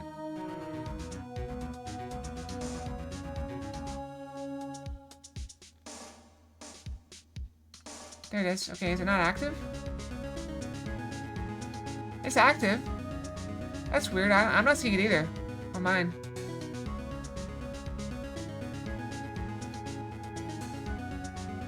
Oh no, there it is. It's up at the beginning. It might be near the top. Could you please tell me a bit more about what you think you know? Your partner's still 2 years ago. I respect him as a detective. Assuming he is respectable, then tell me something. Why don't you try to hide his crimes? His crimes? Both you and Edgeworth will be brought before a board of inquiry for what you did. Specifically hiding and forging evidence. Of course, these are serious offenses. Why is it that Chief Gant's name was never mentioned? Chief Gant? Edgeworth didn't know the truth behind the forgery. The only party who could have possibly tampered with the evidence was... me. I had access because I was second in command of that investigation. And you, but also one other, Damon Gant. If you intend to accuse Chief Gant, you need more than just words. You can prove that Chief Gant falsified evidence in that case.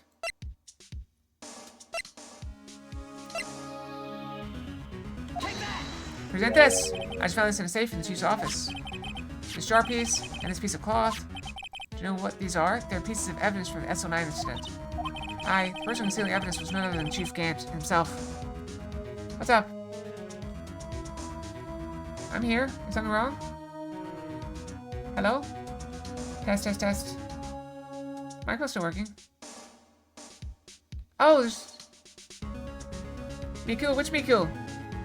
Oh, wait, there's only one Miku, isn't there? Never mind. Okay, I got you. I got you. I got you. Hold on. Oh, also I need to disable all the other ones, don't I? There's only one revealed. Miku, Miku, ooh, Miku, Miku, ooh.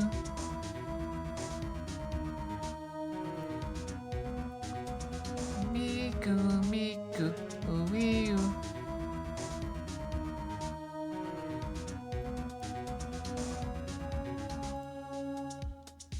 Miku, Miku, ooh.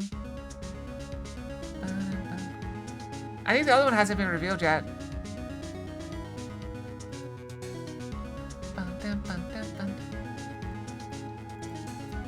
There we go. Miku, Miku, ooh. Now tell me, why are you taking all the blame for him? Touche, Mr. Wright. It's as you surmised. I cannot disobey the Chief's orders. Even if it means being found guilty for murder.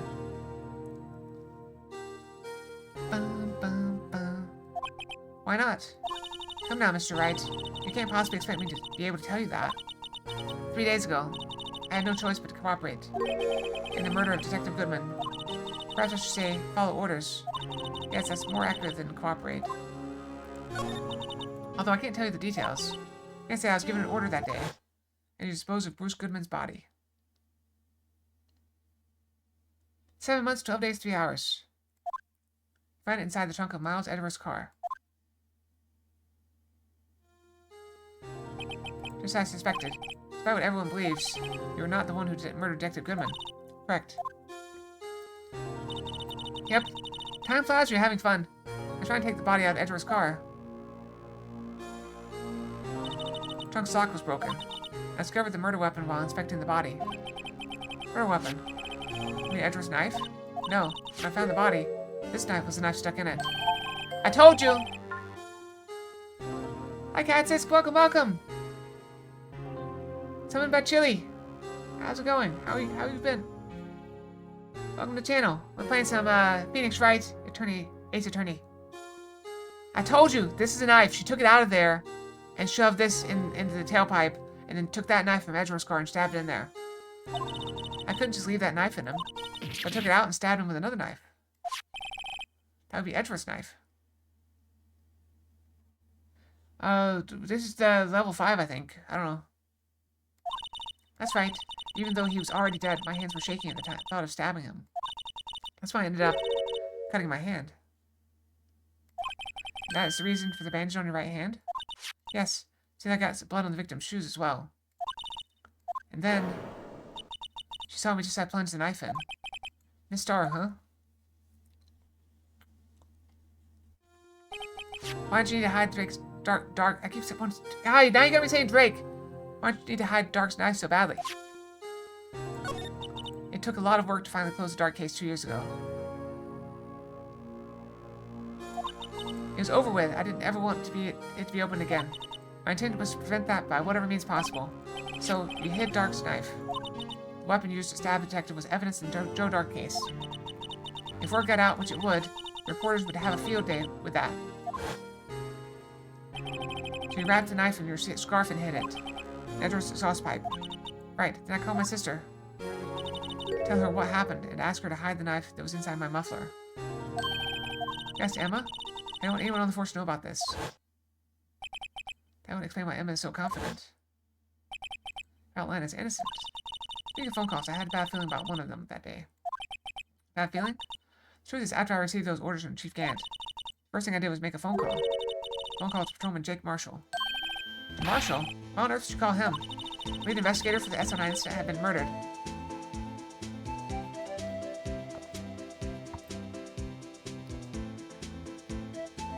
That's unfortunate.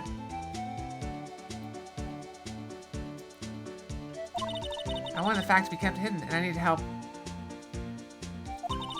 He was the only other person I could trust. Or at least I thought I could trust him at the time. However, it seems that after I spoke to him, he went off on an escapade of his own. Oh, you mean, not wanting the case to die, he decided to take things into his own hands.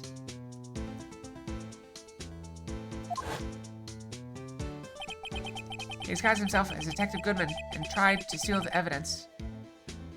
Oh, did I tell you guys, so my neighbor said that I'll never keep the squirrels off my roof because there's a big tree in my yard. She wants me to cut it down. But it's not really close to the house. They can technically jump from it, but it's not close. I can't imagine why they would do it for no reason. Disguised himself as Detective Goodman and tried to steal the evidence. He'd already stolen the ID card. It seems he still hadn't made up his mind to break into the evidence room. Who knows? Cats are weird. They all have personality. After my phone call, any remaining doubts he must have disappeared. Your phone call caused the incident in the evidence room?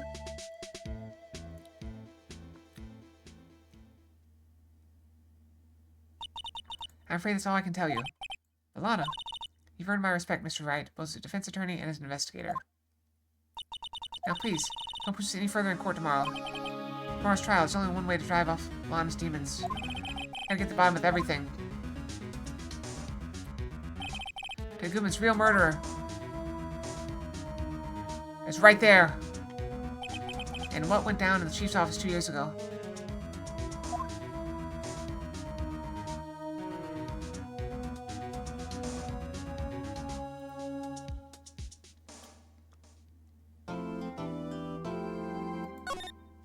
I were so close to the end.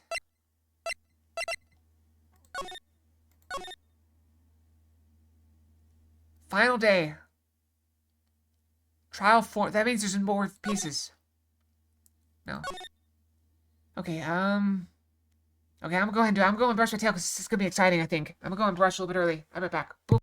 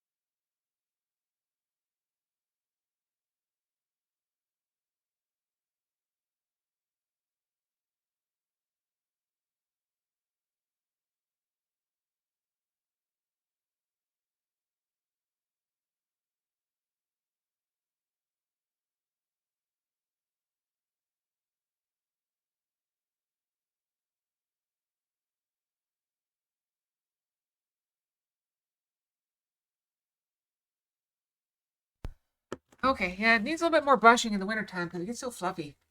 Okay, I think we're good. Take that down. Let's keep going. We're gonna get to the bottom of this tonight. This is defendant lobby. Alright, but there's no defendant. I've been trying to reach Lana all morning. Where could she be?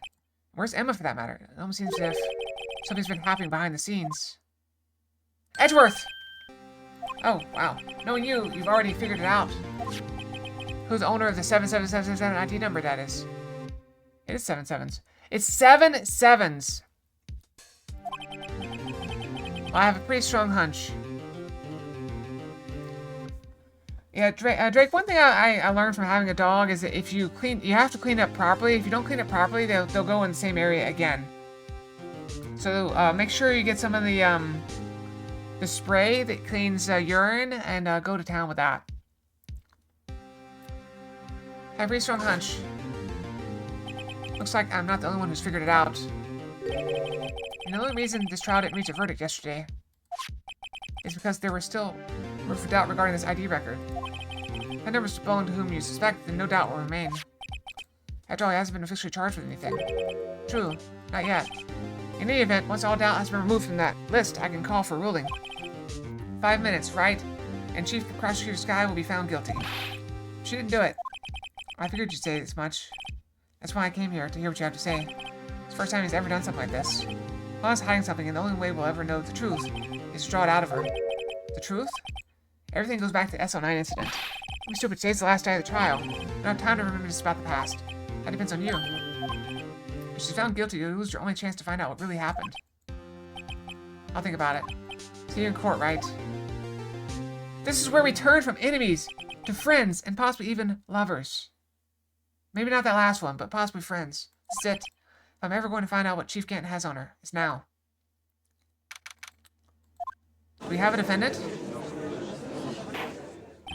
Of course, now in session for the trial of Miss Lana Skye. This is ready, Your Honor. Prosecutor's ready, Your Honor. This is when the prosecutor puts forth his opening statement. I'll thank you for the bets. Before that, the police chief has a proposal to make. Chief Gant,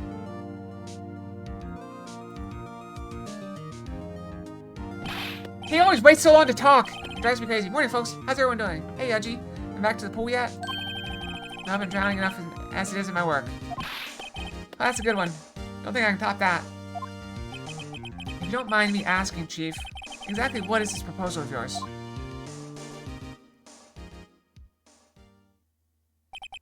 Lana, that is to say, the defendant, has asked me if she could speak directly to the court. She wants to do what? Having heard what she intends to say, I feel she should be granted her request. In the end, it should save everyone a lot of time and trouble.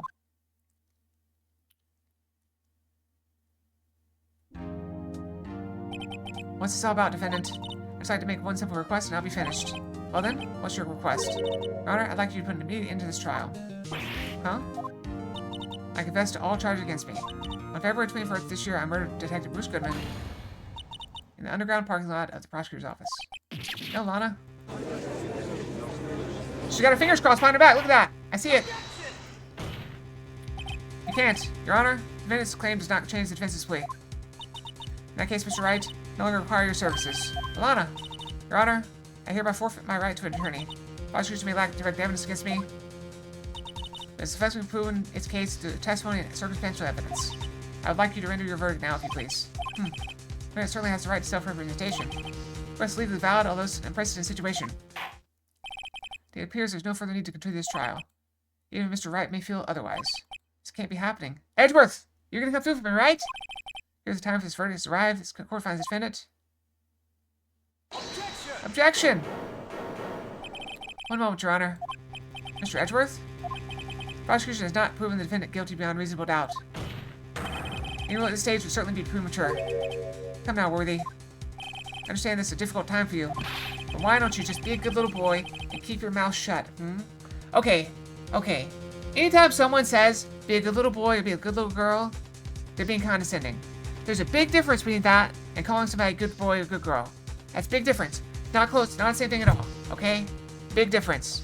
This is condescending. The other one is, you know, sweet and kind.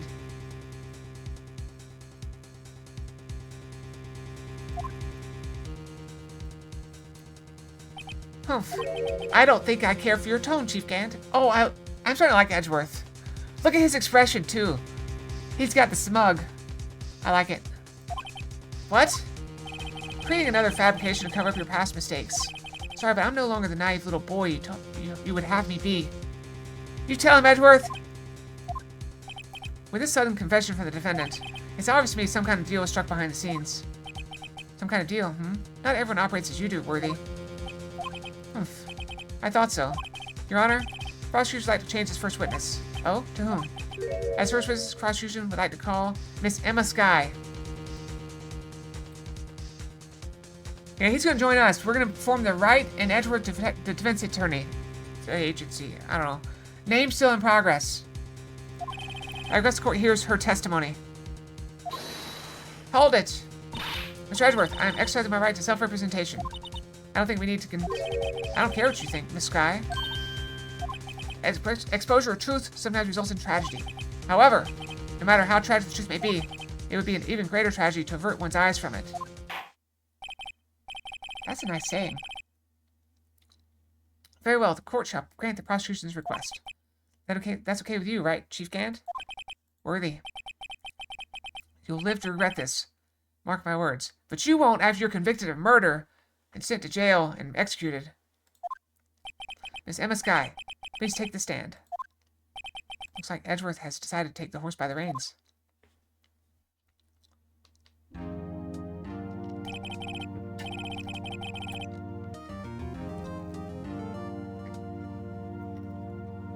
Sorry to piece of ice. Now then, witness, please state your name and occupation. My name's Emma Skye. My occupation, I'm Lana's little sister. I want to be a scientific investigator. 2 years ago, you encountered the serial killer Joe Dark of the Joe Dark killings. Is this correct? Yes. I'm trying my hardest to forget about that, though. I'm sorry. I'm afraid I'm going to have to ask you to recall those events one more time. Mr. Edgeworth, please remember, this trial concerns the murder of Detective Goodman. Is the incident that was resolved 2 years ago really all that relevant? Yes, it most certainly is. Well, okay then. He sure gave in fast. Now, Please testify about what happened to you 2 years ago.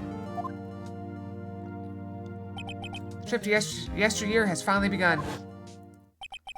It's bound to lead to the truth behind this trial. Oh, no. I was waiting in my sister's office that day. A man came running in and took me hostage.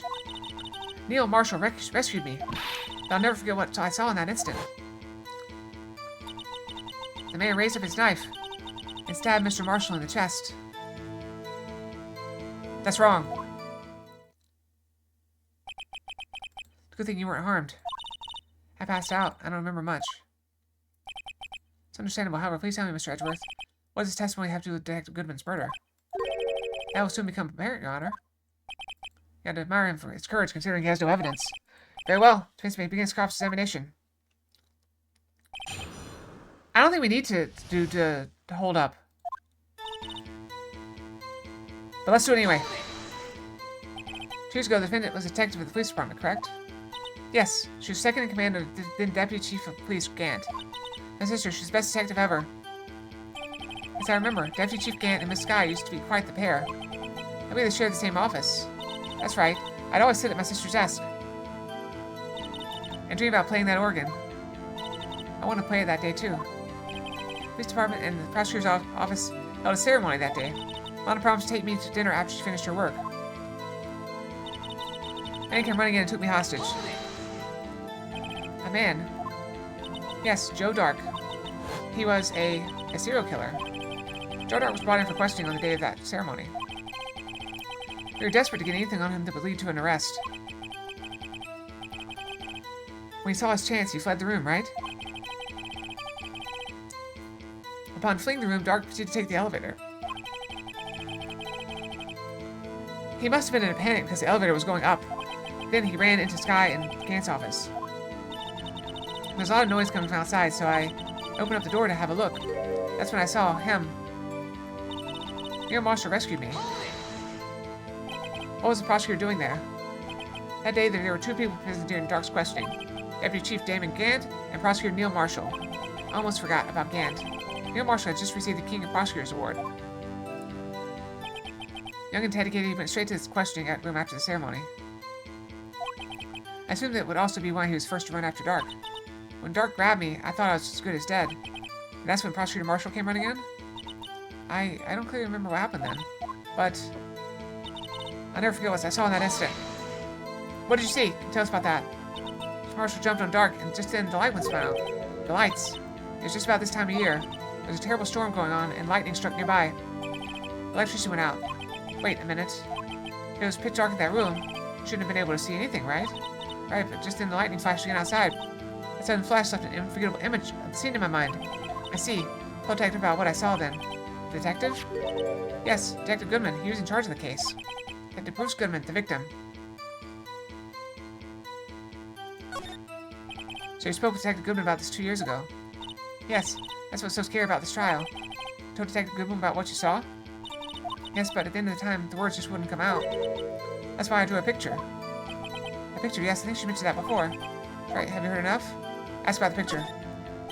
The picture the witness drew. I believe it has a very important meaning. The list of evidence that was given 2 years ago didn't contain a picture. Witness, would you mind if I added this statement to your testimony? Yes, Your Honor. Drew a picture of the scene once, but it seemed to have been lost.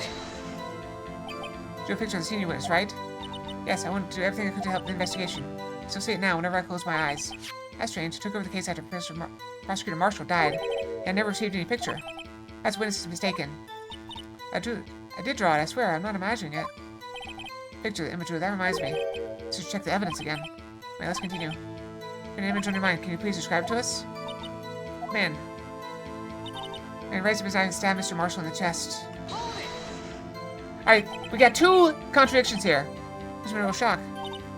Even now, when I close my eyes, I can still see it just as clearly. Tell us, what were you doing at that moment?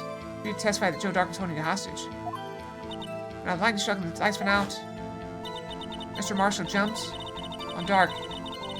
I was thrown aside and the 2 began wrestling each other. Pretty sure I was watching them. Doesn't have any reason to lie.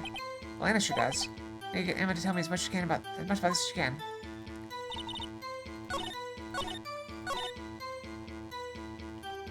Can I present? Do you think it's a good time to present this? I think it is. Let's go for it.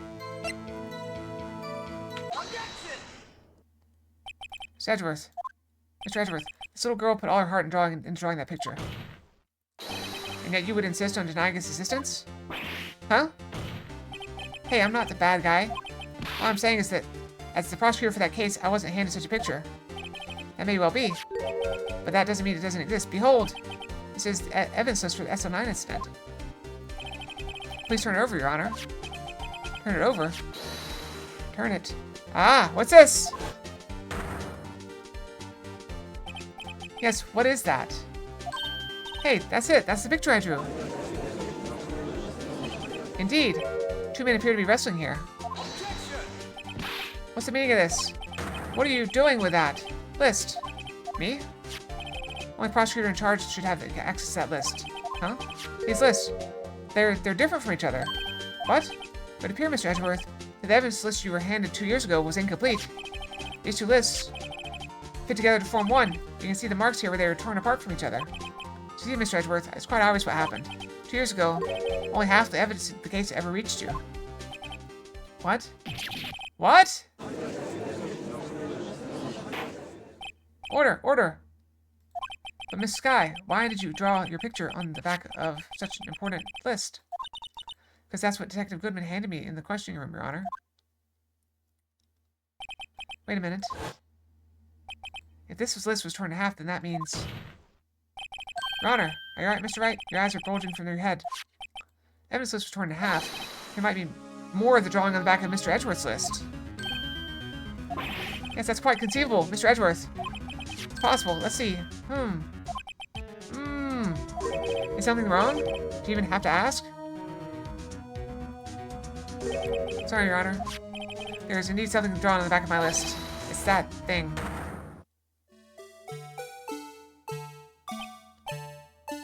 What? That's that thing? That thing that was dancing in the evidence room. I did not see that coming. Did not see that coming at all. Clearly, this is an act of vandalism in the work of certain chief detectives. This was out of scrap paper. This list restored and updated in the court record. Farewell. Witness, will you please testify about this picture you drew 2 years ago? Huh? Oh, yes, sir, Your Honor. What's wrong with Emma? She seemed to be thinking about something when she was looking at the picture.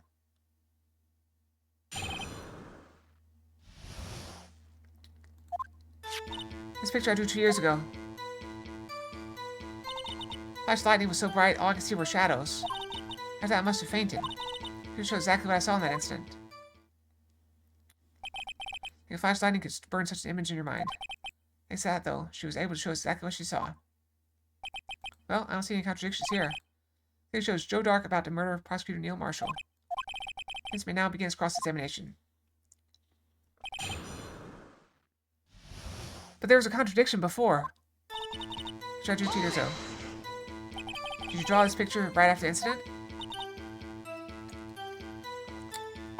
I think I drew it 2 or 3 days later. At first, I was in such a state of shock that I couldn't do anything. During that time, the investigation team was reorganized. Detective Goodman was placed in charge under the direction of Damon Gant and Lana Skye. 2 or 3 days later, the mirror should have still been fresh in her mind. See? 2 or 3 days later is not that long. Excuse me, witness. But can you please tell us why this picture is painted all black? The flash lightning was so bright I could see the shadows. At the time you didn't even know it was Mr. Marshall who had come to rescue you. No, I couldn't see him clearly. The lightning was so bright and I was knocked to the floor. You're knocked to the floor? Dark had a tight grip on me, but when Mr. Marshall jumped on him, I was knocked away. I turned around, and that's when the lightning flashed.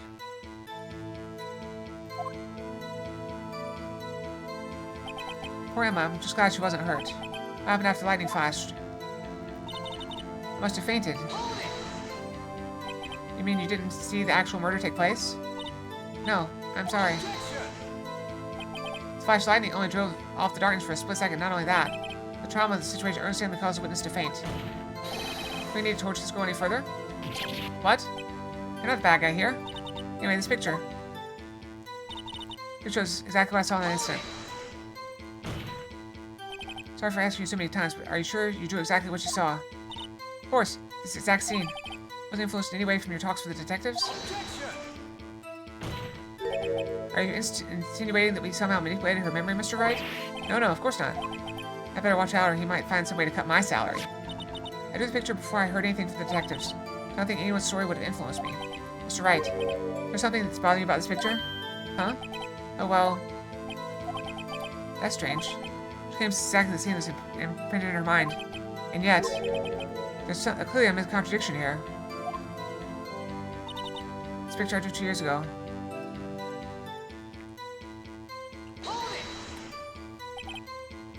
Okay, yeah, okay, so we're rotating. Okay.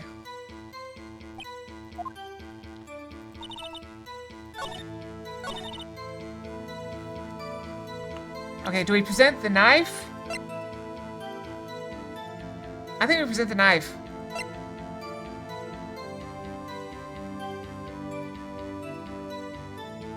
Or no, or to present this.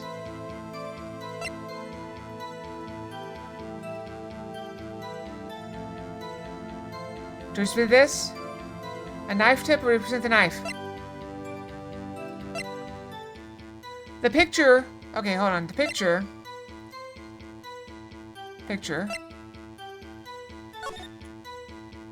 shows that the knife doesn't have a point. And the point was found in the body.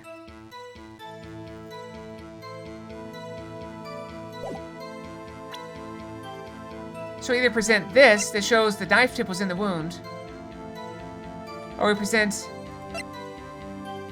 this to show that the knife has no tip.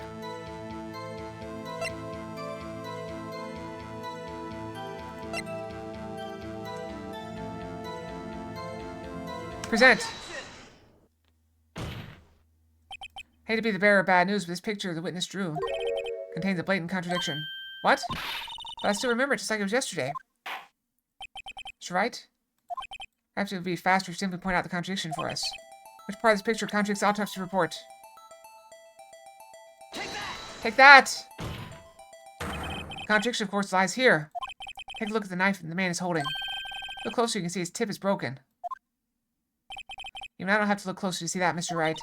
Mr. Wright, look at the evidence. See the murder weapon. His tip is broken too. If I recall, the tip of the knife was found broken off in the victim's body. It was a conclusive piece of evidence that proves Joe Dark was the murderer. I'm afraid it's not so simple, Emma. And where, pray tell, could you possibly see a problem? It's obvious, really. The victim suffered a single stab wound to the back. If the victim was only stabbed once, then the murder weapon should not yet be broken. Ah! What's the meaning of this? Objection! Perhaps the knife was broken beforehand. Then how did the knife tip get in there? Sorry, but I'm afraid that's not possible. The tip of the knife was found inside the victim's body. If it was broken beforehand, it couldn't possibly wind up there. That's right. But what does that mean?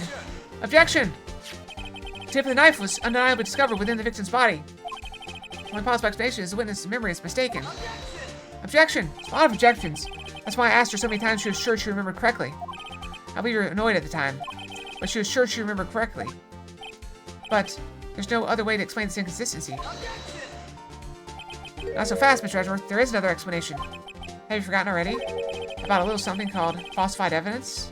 You're treading on thin ice, right? All I'm saying is that this broken knife tip might be the piece of evidence that was forged. You can't deny the possibility. No. Ah! Order, order, order! Are you saying that the investigation really was corrupted? Your Honor, please allow me to once again go over the events that took place the day of the murder. The police department and the prosecutor's office were holding a ceremony that day.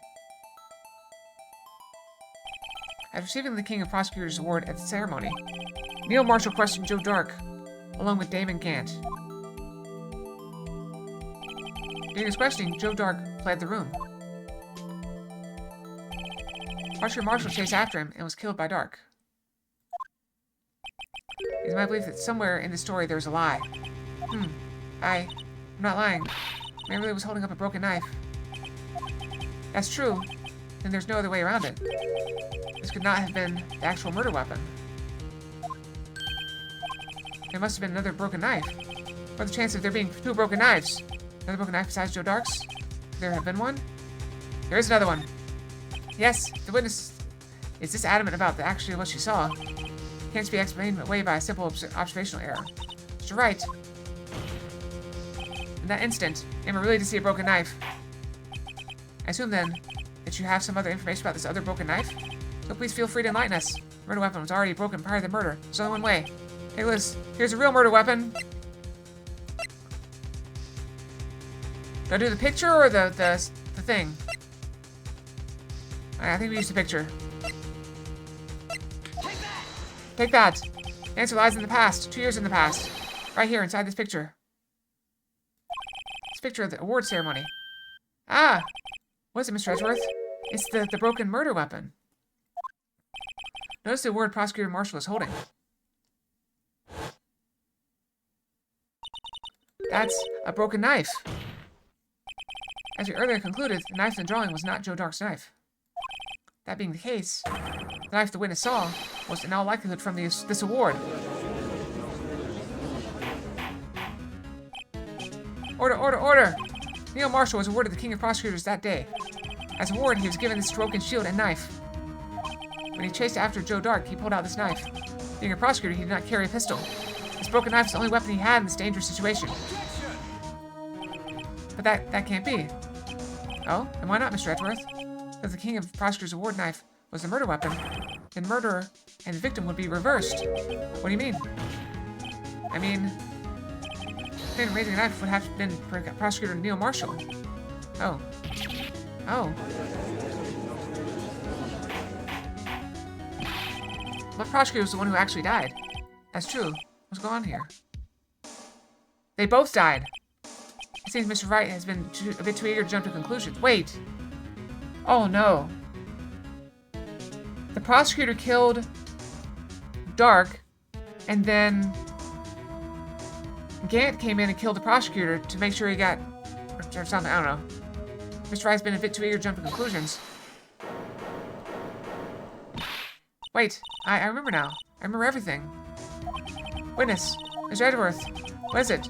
Could you show me your evidence list again, please? His list? The one with that picture scribbled on the back?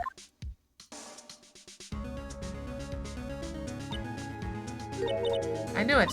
This picture, I'm the one who drew it. What? You drew that? That's right. The list wasn't torn in half the time I drew this picture.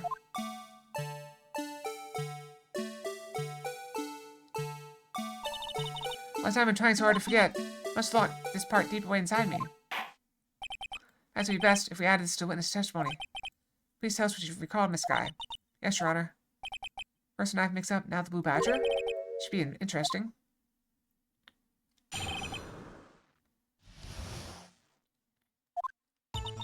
When I saw that man raise his knife, I panicked and rushed toward both of them. I think I knocked away the man with the knife. Just then there was another flash of lightning, and that's when I saw the blue badger. He wasn't in the room, but I'm sure I saw his shadow.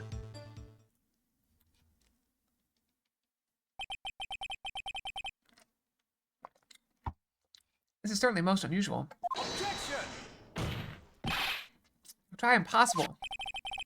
Chief detectives hadn't even designed him until this year. That would mean he didn't even exist 2 years ago. Yes, well, defense being us cross-examined. Hold it. Stop, please. Don't pursue this any further. Lana, what's the meaning of this? Please remain seated in the defendant's chair. You can't do this. I've already confessed to the crime. Why can't you just leave it at that? Prosecutor Sky? We've already come this far. It's too late to turn back. Silence! Defense will now begin its cross-examination. Bailiff, please detain the defendant.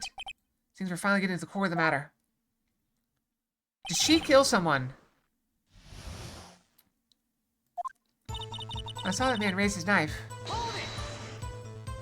When you saw that man, I assume you referred to Joe Dark? Yes, at least I think it was him. You think? All I could really see were shadows. power outage that immediately preceded the incident is also documented in the prosecutor's office reports. Then I panicked and rushed toward both of them. Why would you do something so dangerous? What else could I have done? He was about to stab Mr. Marshall. Seems convinced that Dark was the one holding the knife. I just theorized Mr. Marshall was the one holding the knife. I didn't know that at the time. When the dark guy knocked me down, all I could think was I've got to help that other person. I think I knocked away the man with the knife. What do you mean, you think? It all happened so fast, and I was in shock. I don't remember everything clearly. What I did, it's all kind of a blur. Miss Sky was almost killed before she was witness to a murder about to take place. With so much happening in a matter of seconds, a little disorientation is only natural. I saw the man about to stab the other person, who I thought was Mr. Marshall. I knew I had to stop the man with a knife. What you did was very brave, young girl. So then what happened next? Just then there was another flash of lightning, and that's when I saw the Blue Badger. The Blue Badger? Sure about this? Of course. See? I even drew a picture of him here. But it was Chief Detectives who thought of this hideous beast. Now it's just this year. Blue Badger didn't exist 2 years ago, so this is all quite verifiable. I know it sounds strange, but I was surprised too when I saw him at the police department. I had this nagging feeling that I'd seen him before, somewhere. And I finally remember. Oh brother, just when you thought that thing had caused enough commotion. Tell us, where in the room did you see him dancing? He was in the room, but I'm sure I saw his shadow. His shadow? Do you mean you didn't actually see his face with his winning smile at all? That's right, but I still remember it. He had 3 creepy horns. This is pointless. That thing couldn't have possibly existed 2 years ago. The witness must be mistaken. That may well be. But what's important is what caused her to think she saw what she did. Oh? I suppose you have an explanation? By all means, please tell us what the shadow really was. What Emma saw when that lightning flashed. Who's Blue Badger really? I just might know. Badger hadn't even been dreamed up when Emma drew this picture. And she's certain she saw a shadow. Ladies and gentlemen, it's Vince's belief that on that fateful day 2 years ago, there indeed was something that looked similar to the Blue Badger. It is now sitting in this very room. Mr. Wright. In this room? Hello, Mr. Wright. Was it the witness saw that incident? They show this mysterious Blue Badger look like. Uh-oh. I don't actually know.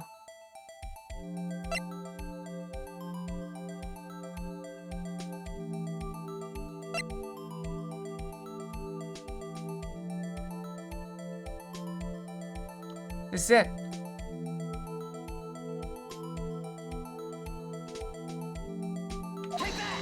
Take that! It's got 3 horns. The mysterious Blue Badger was in fact this. But that's... Or what exactly is that? I believe it's some sort of jar. Mr. Wright, it doesn't look anything like the Blue Badger. Indeed it doesn't. As it stands now, it's just a plain jar. However, what if we were to change our viewpoint? Our viewpoint? Gotta show them the correct angle to look at this from.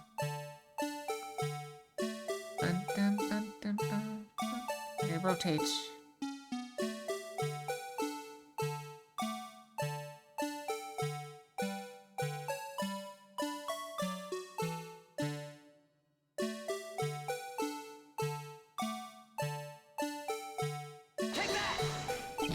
This isn't right. I've got to make it look more like the Badger. I remind the defense case hinged on the witness's drawing. This right can't match the shape the witness drew. We cannot accept his claim. Find just the right angle. Man should rotate a bit more. Come on, Wright, you can do it. Now show them the correct angle to look at this from.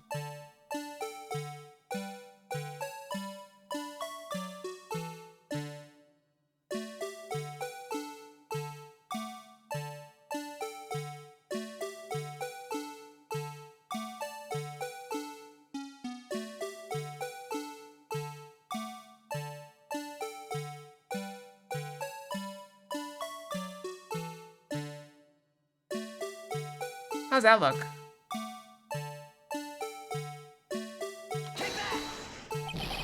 Is it right?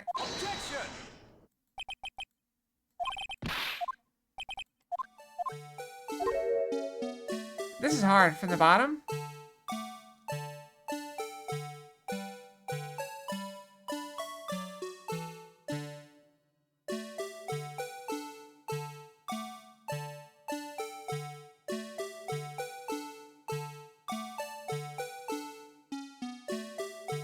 Like that?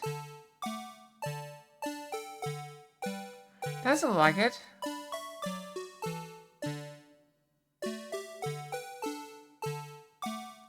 That's a bit more like it. Right there, you think?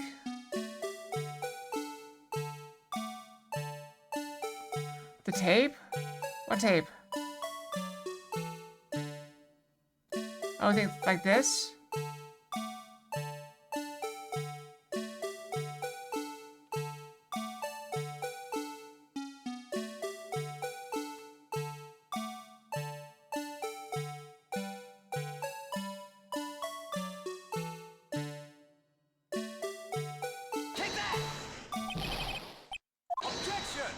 It's no good.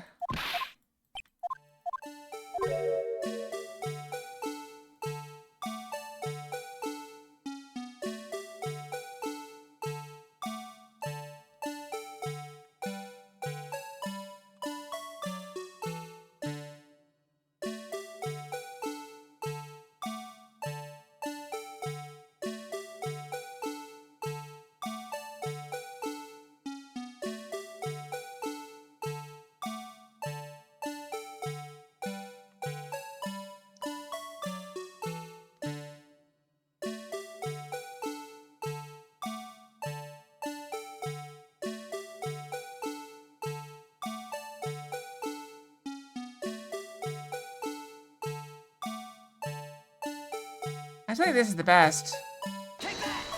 I hit the wrong button.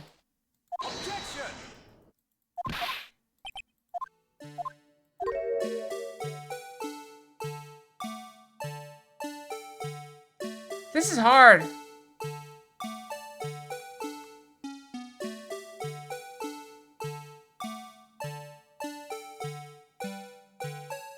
Should it upwards a bit?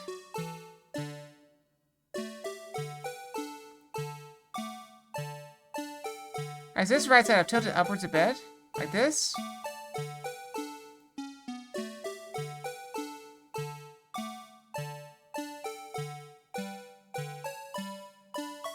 Rotate 180 degrees.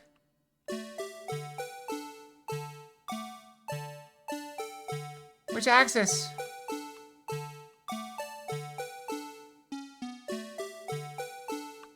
Okay, so you want vertical. Okay, so you want to go...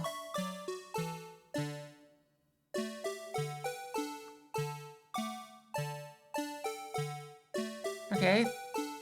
There's 180 degrees on the X... No, that was the Y, wasn't it? 180 degrees on the X-axis this way. There's 180 degrees on the X-axis. I think.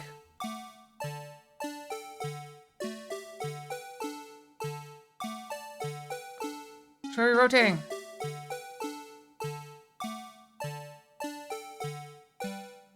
I think that looking at it like this way is probably the best way.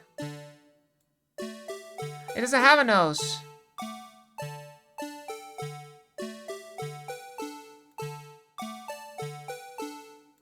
A stand?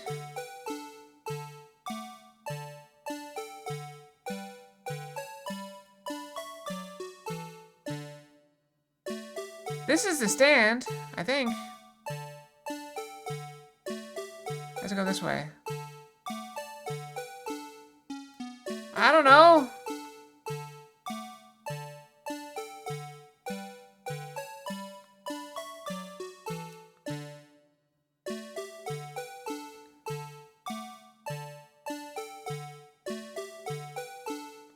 No, we saw a picture in the office. The picture in the office had it standing up like this. I only see 2 horns.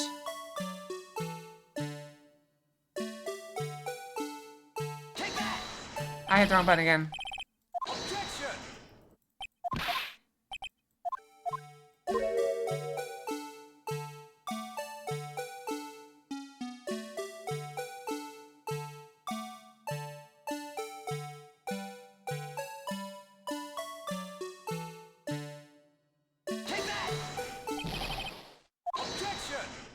I try to make it to the bottom.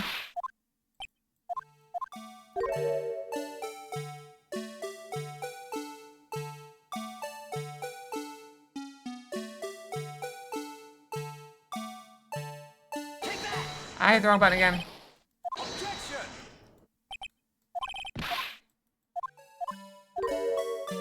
Okay, try again.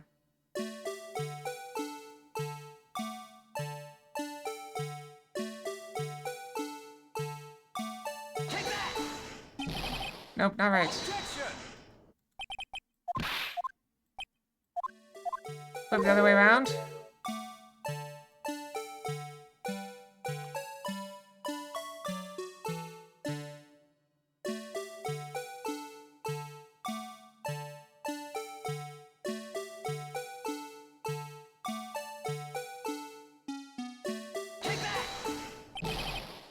I thought I did it.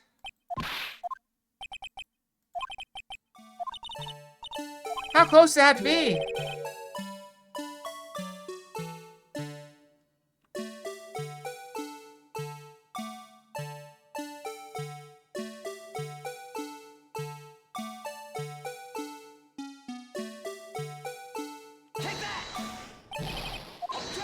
Nope.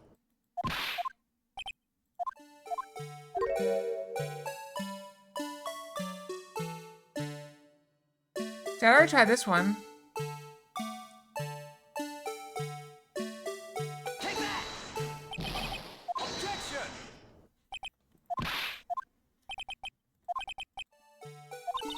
I don't know.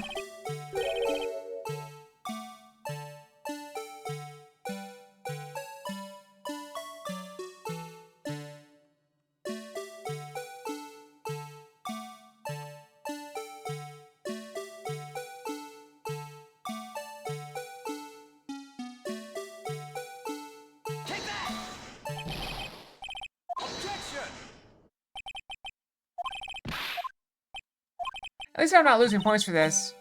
I think I recognize this is ridiculously hard. This is a bit of a stretch. I hit the wrong button.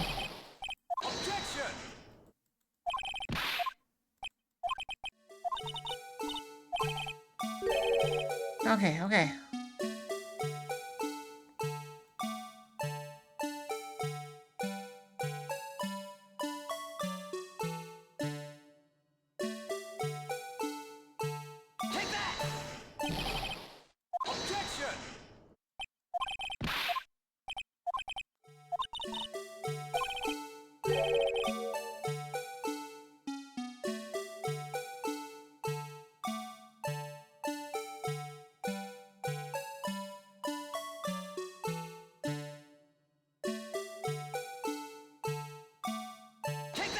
I hit the wrong button again.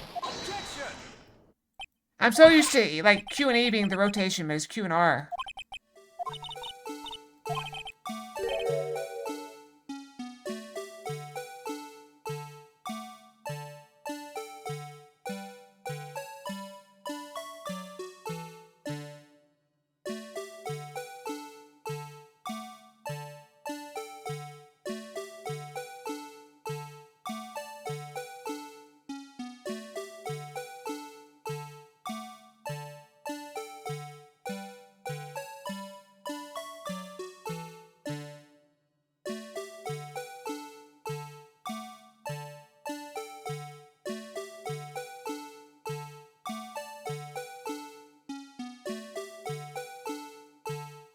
I got a dumb idea.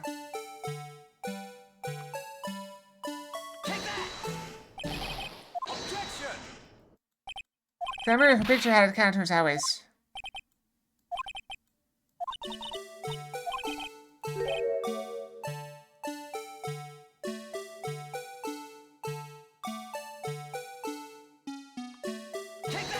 I keep doing that.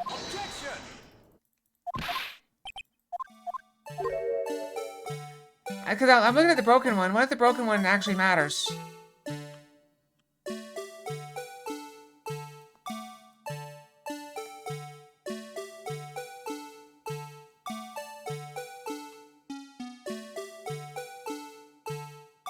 But it doesn't work that way.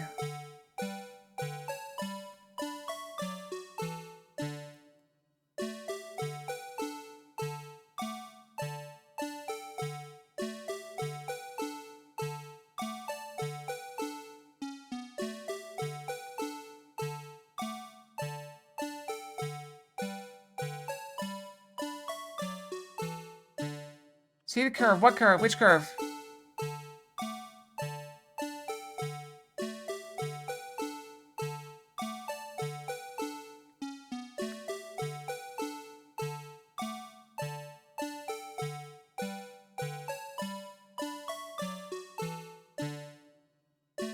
You here?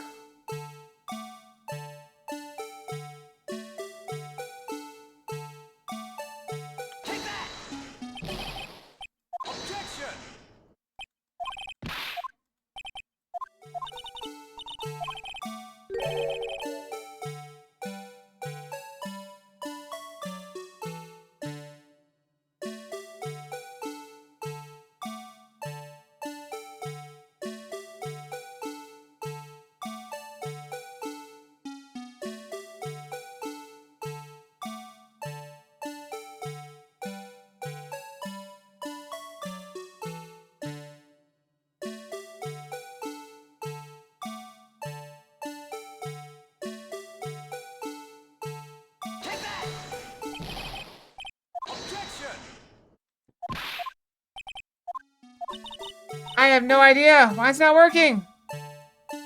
This game hates me. This game hates me so much.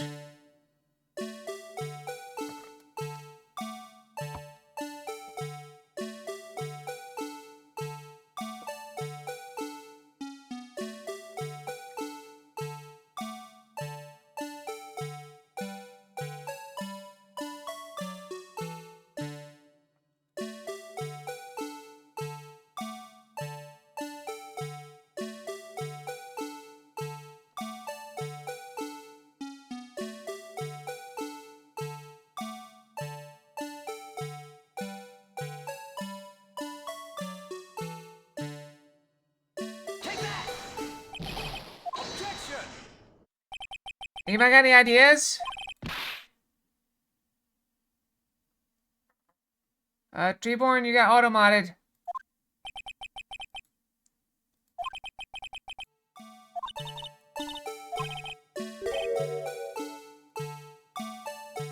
Like, am I close? And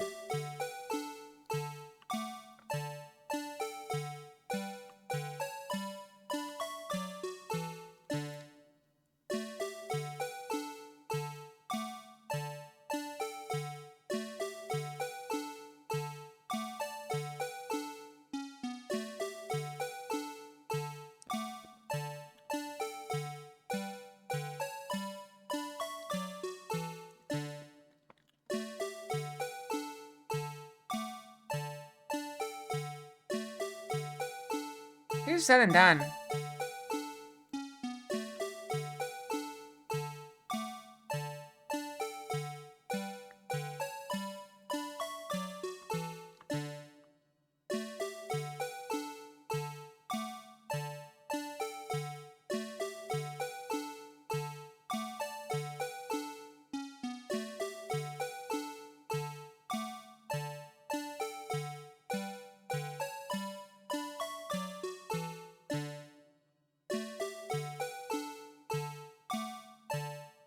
That's about as even as I can get.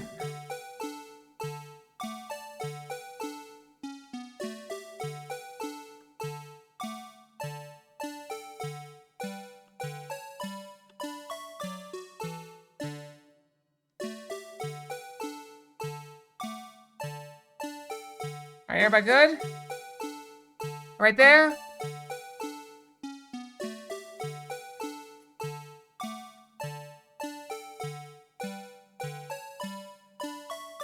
Does it need to go more?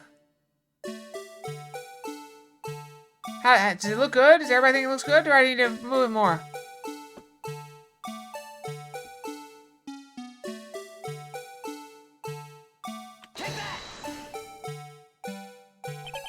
We did it! Oh, is this a miracle or what?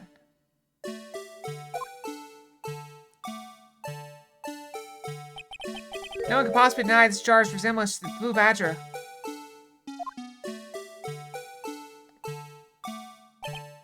No, it can't be. Order, order! Defense has proven his claim. Mysterious blue badger witnessed on the day of the crime was actually this. Though we all enjoy Mr. Wright's dramatic performance, one question remains. What's your point? What do you mean? That badger thing was actually just a jar. It doesn't change anything. I'm afraid that's where you're wrong, Mr. Edgeworth. You see, this changes everything. Indeed? Very well then, please tell us. What's different now that we know the witness jar saw the jar? The murderer. I'm gonna take these in turn. At the moment of the murder, the witness saw this jar. At a very specific angle, I might add, Mr. Wright. Yes, well, knowing this, where could she have seen the jar? Where? The case of the jar is shown in the picture taken on the day of the crime. It's on a shelf in the office of Damon Gant.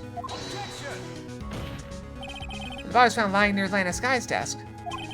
Ms. testified so herself. Yes, and it is these two facts that reveal what actually transpired. You see, the struggle between Dark and Marshall did not take place in Lana Sky's office. How about the other side of the room, in Chief Gant's office? Implying the murder moved the victim's body? From Damon Gant's office to Lana Sky's office.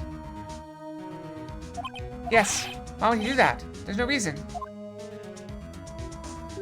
Exactly. If there wasn't a reason, he wouldn't have gone through the trouble. The only logical conclusion is there was a reason. You know what that reason was, Mr. Wright?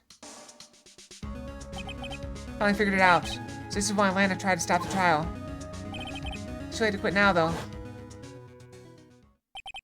Please recall the witness's testimony. Says she knocked away the man who was holding up the knife. Next instant, the jar was hit and flew through the air. Now tell me, what could have sent the jar flying? That would have to have been the impact the man made when he was knocked into the wall. Ladies and gentlemen, I may draw your attention to this picture once more. The man was knocked in the direction of the shelf the jar was sitting on. What would he have hit? Ah, the suit of armor, holding a very sharp and dangerous-looking sword. Yes. Since the man who was knocked into the armor was carrying a broken knife, he would have had to have been Neil Marshall wielding the King of Prosecutors trophy. No, Mr. Wright, you can't be thinking. Yes. There's another possibility of what actually transpired in that room. Another possibility. Of course, the perpetrator would have had no idea, but nevertheless, I don't know if I can go through with this. Mr. Wright, what does that matter? This took place as the defense theorized, and the outcome is obvious. That moment, assuming the man Emma Sky knocked away was actually Prosecutor Neil Marshall.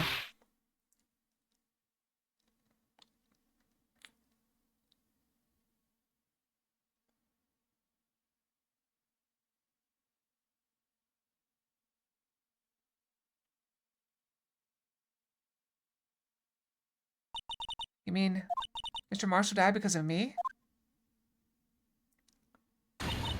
You cannot avert your eyes from the truth.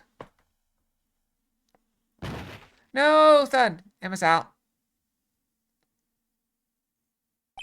I never imagined her testimony would lead to this. So it's a witness who took the victim's life. And they proved so with their own testimony. It's unprecedented. It's not unprecedented. It happens every time. Objection.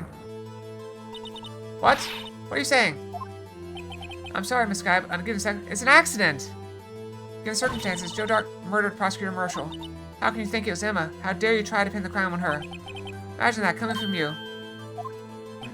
If you recall, it was you who admitted to forging evidence 2 years ago. The reason you moved Prosecutor Marshall's body was to keep anyone else from finding out about what Emma did, wasn't it? I'm sure, Mr. Tetcher, I have no idea what you're talking about. But I sprayed the stuff on the dagger and didn't see anything. I'm sure, Mr. Tetcher, I have no idea what you're talking about. I hope to have anyone believe your insane allegations. I'm afraid you're going to have proof. Tell me, do you have any conclusive evidence that proves my sister killed Neil Marshall?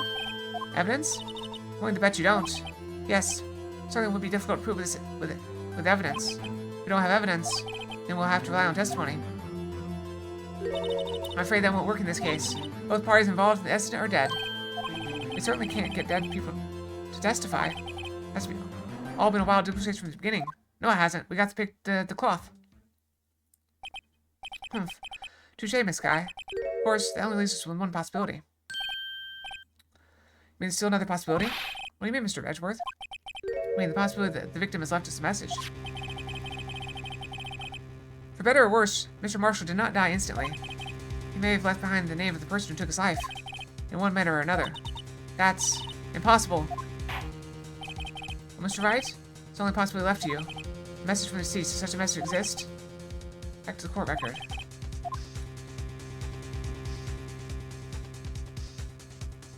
Let's look at the court record.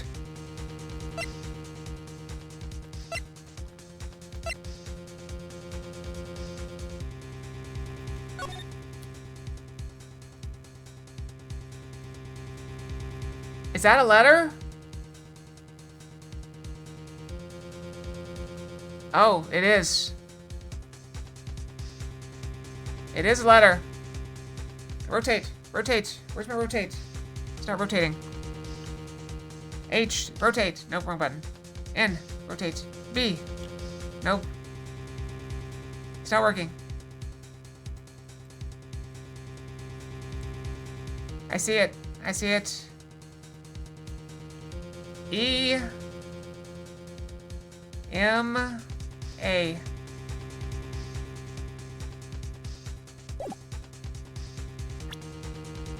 It's in the evidence. This message from the deceased is already in our possession.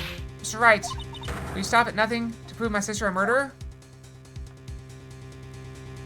Do not make a mistake, Miss Guy. Our purpose is not to accuse him of any crime. There is only one thing we seek. The truth. No matter how painful it may be. Now then, Mr. Wright, please show us a piece of evidence that conveys the message from the deceased. That's why he kept the jar. This message left by the deceased. This is the Blue Badger from before, right? Was he going to just speak the killer's name? That thing could. I'm sure it would. It's like everyone's just forgotten this is just a jar. The message was left here on the surface of this jar. What do you mean? If you look closely, you can see a faint trail of blood on this jar. Looks like someone wiped the blood away. Yes, but notice. For some reason, the blood on some of the fragments was not wiped away. Yes, there's a line here drawn in blood. What you're saying, these dots were once lines. Prosecutor Marshall did not die instantly. Just a few precious moments behind to leave a message. One that someone apparently wiped away. The blood must have seeped into the jar where the lines changed directions. Precisely so. All we need to do is connect these points. And the victim's message will become apparent. No. Mr. Wright? What kind of message did the victim leave for us? Your Honor, I believe those bloodstains will reveal to us the answer. I connect these dots to make letters. There's only one thing the victim would have written, given the circumstances. The murderer's name. How do I... like...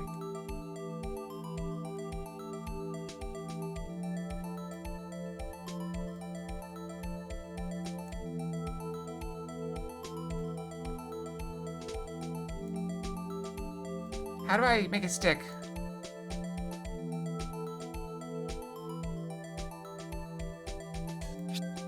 Oh, there we go.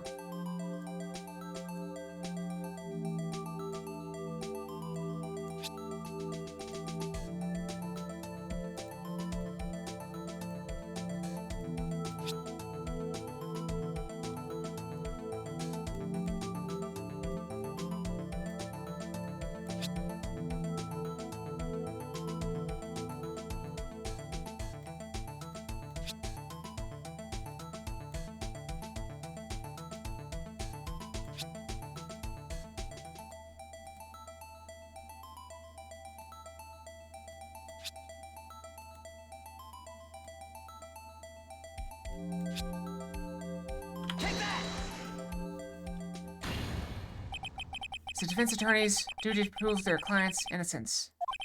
That's why all I'm thinking about is saving Lana. After all my efforts, I never thought it would turn out like this.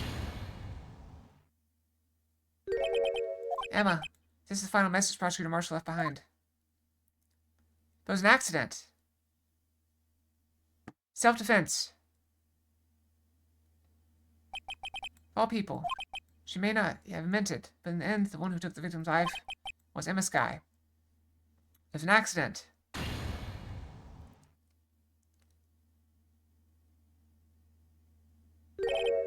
Seaworthy, can't say I didn't warn you. Chief Gant, do you understand the implications of what you've done? What? What are you talking about? 2 years ago, Joe Dark was sentenced to death. He was convicted because of his final murder. I believe you were the prosecutor in the case, were you not? Heck. Yes, Worthy. Because of you, an innocent man was sentenced to death. Not only that, you used forged evidence to ensure his conviction. Objection! Objection! But Joe Dark really was a serial murderer. That's undeniable. I'm afraid that's not important. Didn't you know we aren't defenders of justice? What? We're merely keepers of the law. Sentencing a man to death is no light matter, even if there wasn't any proof or evidence of forgery. Ultimately, the responsibility falls on the prosecutor in charge. Despite what anyone may say, this fact cannot be denied. What's going on at the prosecutor's office? They might have sent an innocent man to his death. How can he just stand there like it wasn't his fault? Order! Order! Order! Order!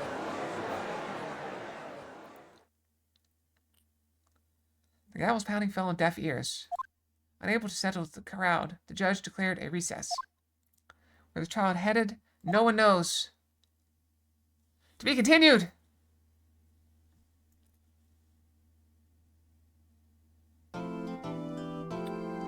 We'll save. And we go brush. Again. We brush. Boop. Missed it. Boop.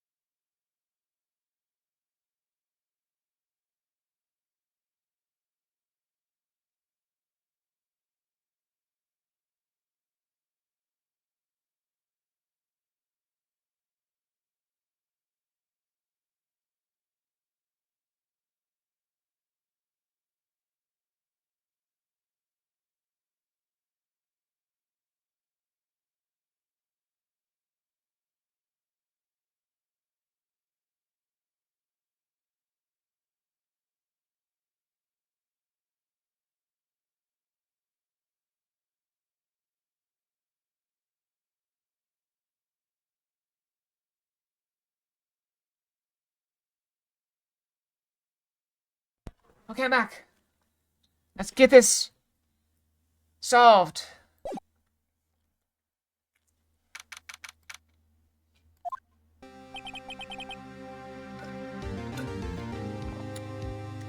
Sorry, Edgeworth. I didn't mean to get you in trouble. Humph, don't worry about it. This is my problem, not yours. Hope I'm not interrupting anything, pals. Oh, yes I am. I'll come back later. By the way, this trial, this whole thing has been like 2 or 3 times as long as any of the other ones, hasn't it? Like, how many episodes of this have we done so far? Like, 5? And then we did 3 for this? This is like almost a whole new game just by itself. Wait, Detective Gumshoe, what is it? You got a lot of nerve, pal, making a detective runner all around while on duty. How often you call me here? I've seen happier people at funerals. Take Alana's having you run errands again? Let me tell you, this is the last time, pal. Here, she asked me to give you this to you if there's a break in today's trial. Evidence law. Edward was just talking about this the other day. Let's know the 2 rules of evidence law. No evidence shall be shown without the approval of the police department. Is that right, Mr. Wright? Seems so. At least study some evidence law, really.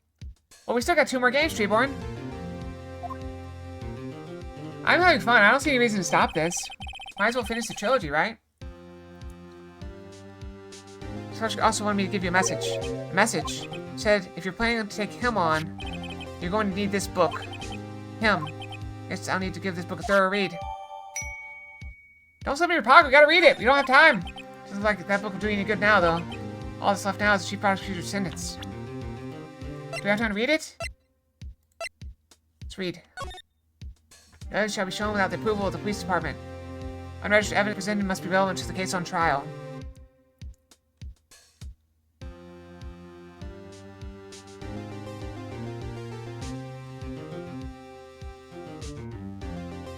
Must be relevant to the case on trial.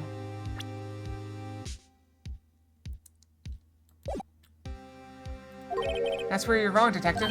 Huh? Haven't you figured it out yet? Why I'm still sitting in the prosecutor's seat? Despite all these allegations being thrown at me? Mr. Edgeworth. The real trial today hasn't begun yet. What? What else is there left to do? Your credibility's been all but ruined with this forged evidence you were unaware of. Emma Skye found out she was unwittingly caused a man's death. And now, you're telling me you want to do more? You gotta be kidding me, pal. You're missing the point, Detective. Why didn't murder Detective Goodman? She merely stuck a knife into his dead body. That means the real killer is still out there. What? And we're going to expose him, no matter what it takes. This case has hurt too many people. It's time to bring it to an end.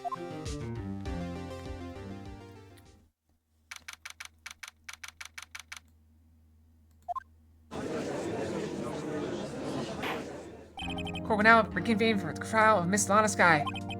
Mr. Edgeworth! Yes, Your Honor. The Inquiry Committee is planning to impose harsh penalties for your actions. Thank you for the news, Your Honor. Yes, well, normally this is where the prosecution calls forth a witness. But, cough cough, this isn't easy to say. You see, there's some concern that you, Mr. Edgeworth, may have, struck a bargain? I think I may have manipulated the witnesses. I didn't say that. It's just, you see, everyone's been talking and... Very well, Your Honor. I have a solution. A solution? That being the case, the prosecution will allow the defense to call forth all further witnesses. What? There's no precedent for what you're proposing. Undeniably, this is an unusual arrangement, but a very effective one. It would prove that I haven't struck any deals with the witnesses. Well, Mr. Wright, what do you say? Unbelievable. Edgeworth found a way to continue the trial. Very well. This accepts the prosecution's proposal. Then it's settled. The defense may call forth the next witness. Mr. Wright. You do realize it's your last chance. You called the wrong witness. This trial is as good as over. Defense calls. We gotta bring him down. We gotta do it. Damon Gant. The defense calls Damon Gant to the stand. Damon Gant? What does he have to do with anything? I knew his partner 2 years ago. Mr. Gant has first-hand knowledge of the crime. People should hear what he has to say about it. As luck would have it, he should still be in the courthouse. He would also be the least likely to have been manipulated by me in any way. Wouldn't you agree, Your Honor? True. All right, bailiff, please escort Mr. Gant to the stand. All right, he's finally here, and we get to ask him questions. Witness, please state your name and occupation. What is this, some kind of practical joke? I was just on my way to lunch. Your name and occupation, sir. Worthy, are you sure you want to do this? Your name and occupation. So, you want to play hardball, eh? Please, Mr. Gant. Fine. My name's Damon Gant. I'm the acting chief of police. Now then, Chief Gant, your court requests to hear your testimony. All righto. What's up with the grim face? First, let's clear up this SO9 incident. Blaming the time that Lana's sister murdered the prosecutor? Personally, I think it's been made pretty clear already. There are still some things unaccounted for. Oh? Like what? Like the role you played in all this. Son, either you're very brave or very foolish. You're aware, of course, that the police chief has all kinds of weapons at his disposal. Weapons? Sure. Take my testimony, for example. I don't have to give it if I don't want to. What? Is that true? I'm afraid so. The chief of police has the right to refuse to testify. Of course, such an action carries with it certain risks. Don't worry, I'm not here to hinder your trial. Just remember, if this turns out to be a big waste of time, don't say I didn't warn you. Very well. Witness may now begin his testimony.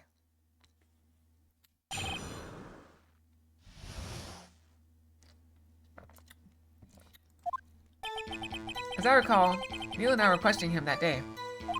Making a long story short, we slipped up. That power outage didn't help either. When I went to my office, I found Lana there. Apparently she had already arranged the crime scene. As you can see, I had nothing to do with the forgery.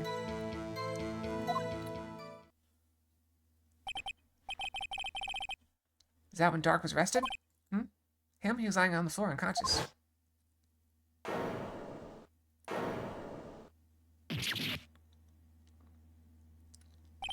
When M sent Neil flying, it seems Dark bumped his head. I see. Everything seems pretty clear-cut. The police chief has the right to refuse to testify. I better hit him hard and fast. Alright, let's cross-examine. I already see one thing. He'd already gotten out when the power outage happened.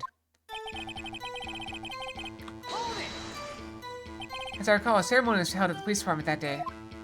Yes, that's right. I guess you could say I'm a workaholic. At winning his award, Neil was all fired up too. That's probably what spooked him dark and made him run that like that. Is defendant Lana Skye also present in the room? I don't quite remember. At the very least, she wasn't there when Dark ran for it. Make a long story short, we slipped up. That power outage didn't help either. So the two of you ran immediately after him, right? That's right, Dark made it to the elevator first. So when I split up, he went upstairs and I went downstairs. I actually could say he got lucky. What's this about a power outage? Oh, that. The elevator stopped all of a sudden and I got the shock of my life. Well, probably not as shocked as Neil was when that knife went into his heart, though. It's not funny. When I went to my office, I found Lana there. Could you tell us what you saw? It's a shocking sight. Neil and that serial killer were lying in a heap on the floor, all tangled together. Dark was also lying collapsed on the floor. Yes, apparently he hit his head and was knocked out. Next to them were those two poor girls, Lana and Emma. Lana was cradling Emma in her arms. Looking back at it now, she must have already known what her sister had done. Apparently she'd already arranged the crime scene. How can you know that? Because of the victim's body, it had already been moved. That means you found the body near Lana's desk? That's right. I think you said it earlier. It was my suit of armor that really stabbed the prosecutor? Yes. Anyway. As you can see, I had nothing to do with the forgery. So you're saying the forgery had already taken place by the time you arrived at your office. Exactly what I'm saying. I understand how Lana must have felt. Like a body and hiding evidence are inexcusable no matter what circumstances. Is that how it really went down? Taking the list won't do you any good, Mr. Wright. You're going to stare at anything. Better stop staring at the court record. Worthy, always a smooth talker. This piece of evidence has ties again to the forgery. I did admit to forging evidence. That can't be the whole truth.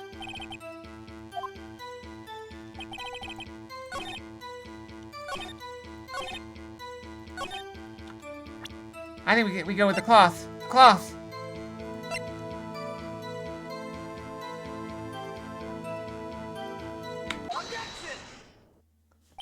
If you really had nothing to do with this forgery, then how do you explain this? What's that? And what's that on it? A handprint? Chief Gant, your explanation, please.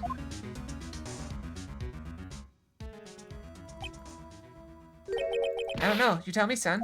Huh? My dear Righto, don't you know? The second rule of evidence law? Oh, not this again. Evidence law. Rule 2. Unregistered evidence presented must be relevant to the case on trial. Tell me, how is that rag relevant to this trial? It appears the defense was not prepared to further use this piece of evidence. Accept my profound apologies, Chief. Giving the defense another chance? Okay, I'll do it this once. Only because you asked, Aji. I assure you the defense is terribly sorry. Ha ha ha. I didn't know you.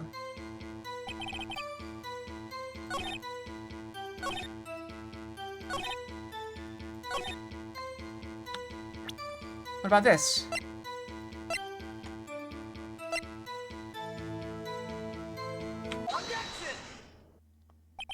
Claim you had nothing to do with the forgery. I'm afraid that claim you cannot back up. Explain yourself. Several pieces of evidence were found in your office. Take this jar, for example.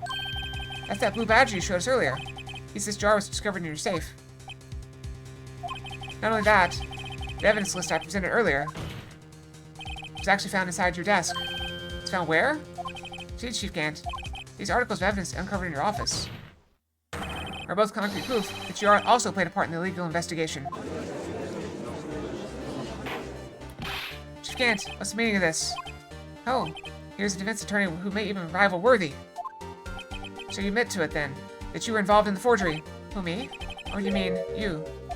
Me? Why would I have anything to do with that? Well, you were the one who snuck into my office when you found this evidence. Prosecutors aren't the only ones capable of forging evidence, you know. Defense attorneys can do so too. Isn't that right, Righto? However, Detective Gumshoe was present during the investigation. Worthy, my boy. Not even detectives are exempt from the law. Rest assured Dick will receive his due punishment. What? Detective Gumshoe's salary dropped any further, he'll end up paying to work. Yes, well, in light of the detective's presence, please give us your testimony regarding these pieces of evidence found in your office, and their relation to the forgery that took place at the crime scene. My. Kids these days no longer know how to put two and two together.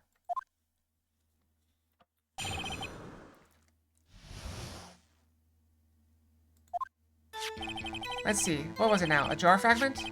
And a list? Oh, I know, you could have planted them in my office. Anyway, you can't prove when those pieces of evidence were discovered.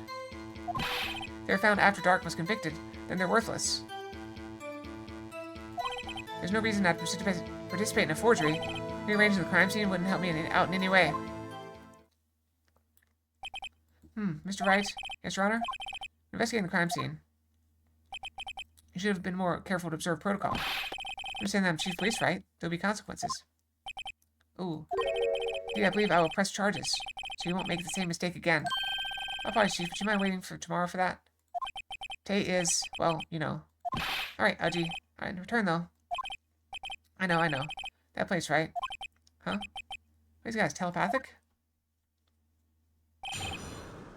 Alright, cross-examination. Oh, I know. You could have planted them in my office.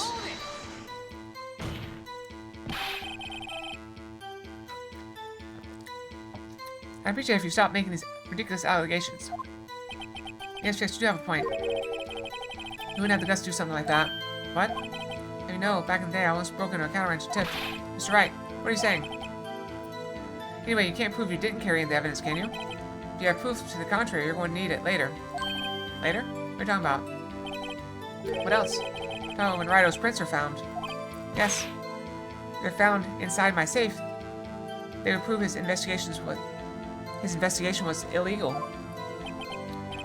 I've never faced anyone as slimy as this guy. Anyway, you can't prove when those pieces of evidence were discovered. What do you mean by that? It's all purely hypothetical, of course. Suppose I did place those items in my safe. Such an act wouldn't necessarily constitute forgery.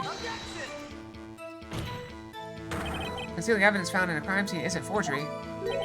I'm not through speaking yet, Righto. It all depends on when the evidence was discovered. They're found after Dark was convicted, then they're worthless. Saying this jar fragment wasn't discovered in the initial investigation? Would appear not, after all it wasn't listed on the evidence list. How it could have suddenly materialized the day after Dark was sentenced. Oh, and wouldn't that be convenient? Right. Chief is talking about a possibility, so long as you can't rule it out. Your remarks, however clever they may be, will only succeed in wasting time. Something I don't know. Alright, think about it. There's no reason I'd participate in a forgery. How can you look at me now and say that? Because I'm innocent. Remember, who was it that murdered Neil? I'm not sure I care for the word murder here. But then the person who was responsible for Mr. Marshall's unfortunate demise was Emma Skye. Well, now do you see? His crime scene wouldn't help me out in any way. Really, Chief Gant? At the very least, there's one large benefit you can reap from all this. Oh? I was aware of what is this benefit. That would, of course, be the position you have, Chief of Police. Oh. Resolution of the SO9 incident secured your promotion to Chief. That itself is sufficient motive. Ho, ho, ho! He turned into Santa Claus! Oh, that's a good one. Huh? Do you really think I'm that incompetent? What do you mean?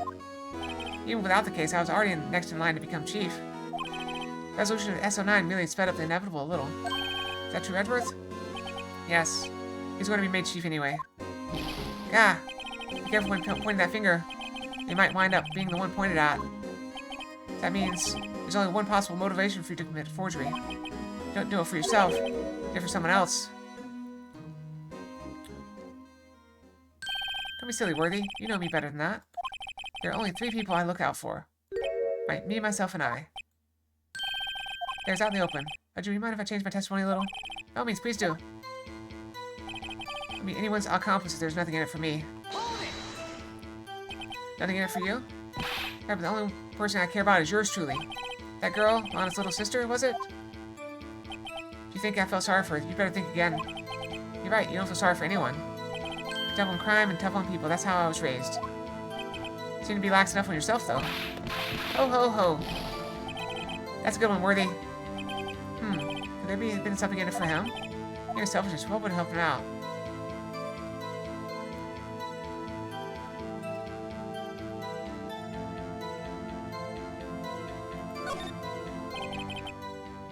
True, you might not help anyone for their sake. If it would benefit you, you might decide to assist someone. Mr. Wright? Here's your positively determined to portray the Chief as a nice man who liked to lend people a hand. That's not what I mean. Very well, then.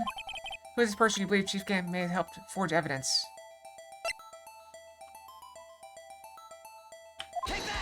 Lana Skye! Chief Prosecutor Lana Skye. The defendant?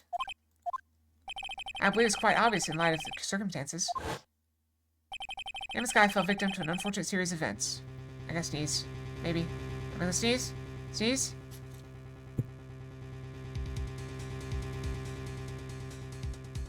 Okay, sneeze successful. Who would want to help her more than her own sister, Lana? Ah! Snowball! With a rock in it! As for Chief Gant, he would also have reason to help Lana if she asked him to.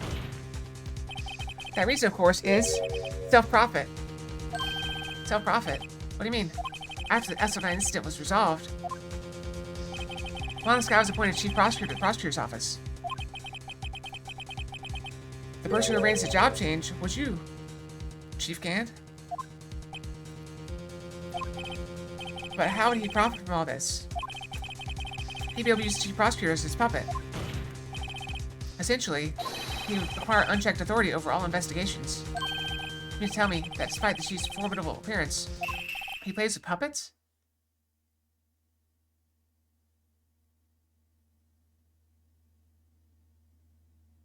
What is up with this judge? Oh, wait. You must mean puppet as in someone forced to do his bidding. Never mind. Admit it, Chief. You assisted Lana Skye in forging evidence. You motive to appoint her as Chief Prosecutor so you could control her. Right on, my boy.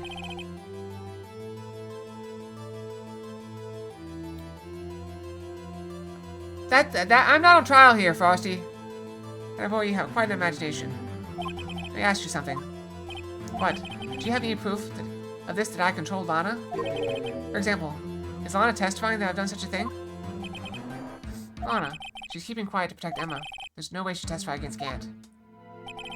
Without any proof, this all amounts to nothing more than mere conjecture. Unless that is also what happened in this incident. This incident? Or which one would that be?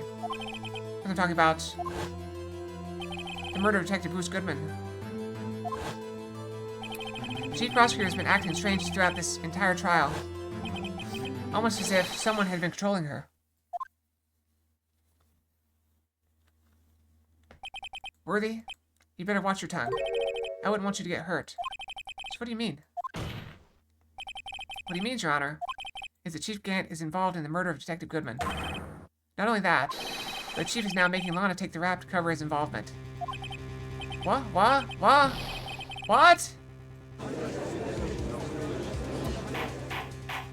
Hey, man, he's already wearing an orange jumpsuit. Order, I said, order! Mr. Wright, you can't be serious. Huh? This is an affront to the highest ranking officer in our law enforcement agency. She's chief police, a blackmail, and murder? That is... impossible!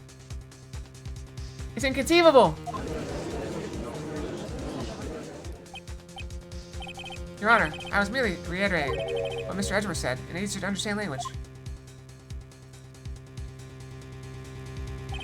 It's too late, Mr. Wright. There's no turning back for us now. Looks like he's the one who decided to go through with this. Can you prove this, Mr. Wright? The chief, a high-rank officer-in-law, is involved in this murder? Good question. Regardless of his rank or title, Chief Gant is just a man. The question is he a criminal? I believe the evidence will tell. I see. Alright then. Let's see what Mr. Wright's got, and it better be good. It's evidence that ties Chief Gant to the murder of Detective Goodman. It's gotta be this, right?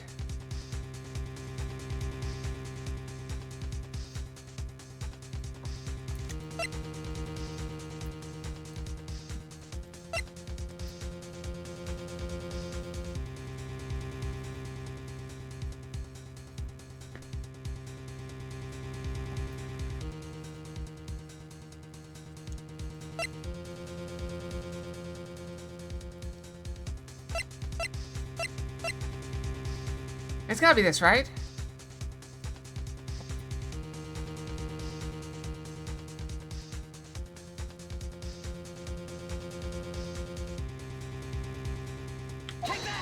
Screwdriver.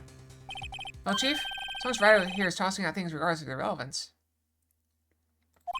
Mind if I toss something in too edgy? This shoe should do it nicely. I'll chuck it right at you. Always were quite the joker, weren't you? Oops. I got it wrong. Oops, me. Miss Boots ahead will knock some sense into you. It's hard with all that's going on during the trial. Try to think back to what happened in the evidence room 4 days ago.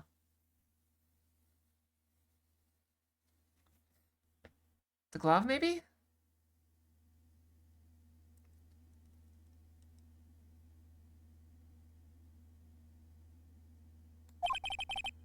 We did find something during yesterday's investigation. It proves Gant entered the room. Oh yeah. Almost another boots, Udgy. You're right. I see. Alright then. Let's see what Mr. Wright's got. It better be good. That was... ties. Okay. This thing. Good. This is the ID card list. Yes, the one that shows who entered the evidence room on the day of the crime. There's one ID on the list we couldn't determine the owner of yesterday. 7777777. However, there's no way you can prove that's my card ID number. What's your number? What? How do you know that? Safe in Chief Gant's office requires a code to open. A 7-digit code. 7 digits? You don't mean... I'm afraid so, Your Honor. The code was 7777777. Same as the remaining ID card number on that list. Chief Gant, in the evidence room on the day of the crime. Order! Order! Chief Gant, what do you have to say? Nothing. The defense's search in my office was in violation of regulations. And I would demand Mr. Wright be punished to the maximum extent of the law. But right now, this court demands an explanation from you about the use of this ID card. Chief Gant, so you admit it. You entered the evidence room on the day of the crime. What about it? I'm Chief of Police. Whether it's the evidence room or the bathroom, what's the difference? I can go anywhere I want. Tell me, when you entered the room, were you alone? I always go to the bathroom alone, as I do with the evidence room. Detective Goodman wouldn't have happened to be with you that day, would he? Of course not. Why would he be? I hadn't seen him in days. You hadn't seen him in days, Chief Gant? I'm afraid you've just undone yourself. On that day, you had to have met with Detective Goodman. What do you mean?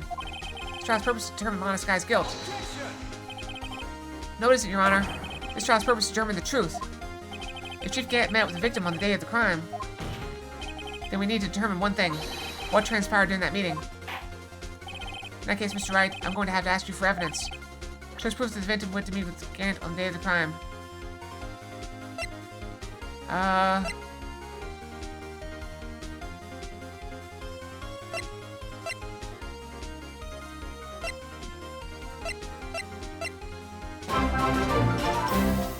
Trophy Thomas! How's your stream? Let me get a shout out for you.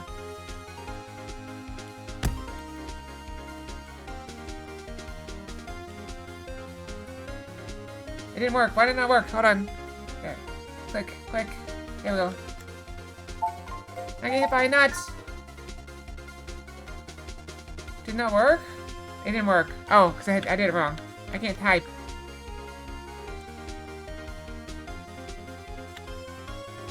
There we go. You were also playing the Phoenix Wright trilogy. We're on the last day of the trial. We're trying to find the evidence to present. It's Edgeworth's. We gotta find it.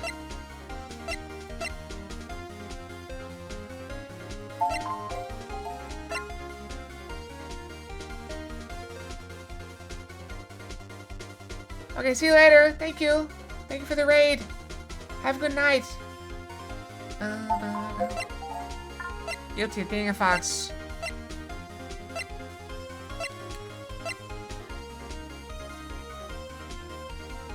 How do I do this?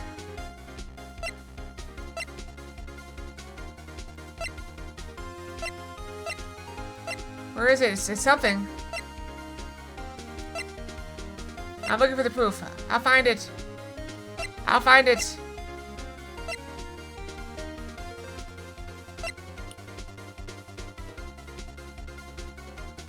Chief of Police. Chief Gant. That's it. This is it.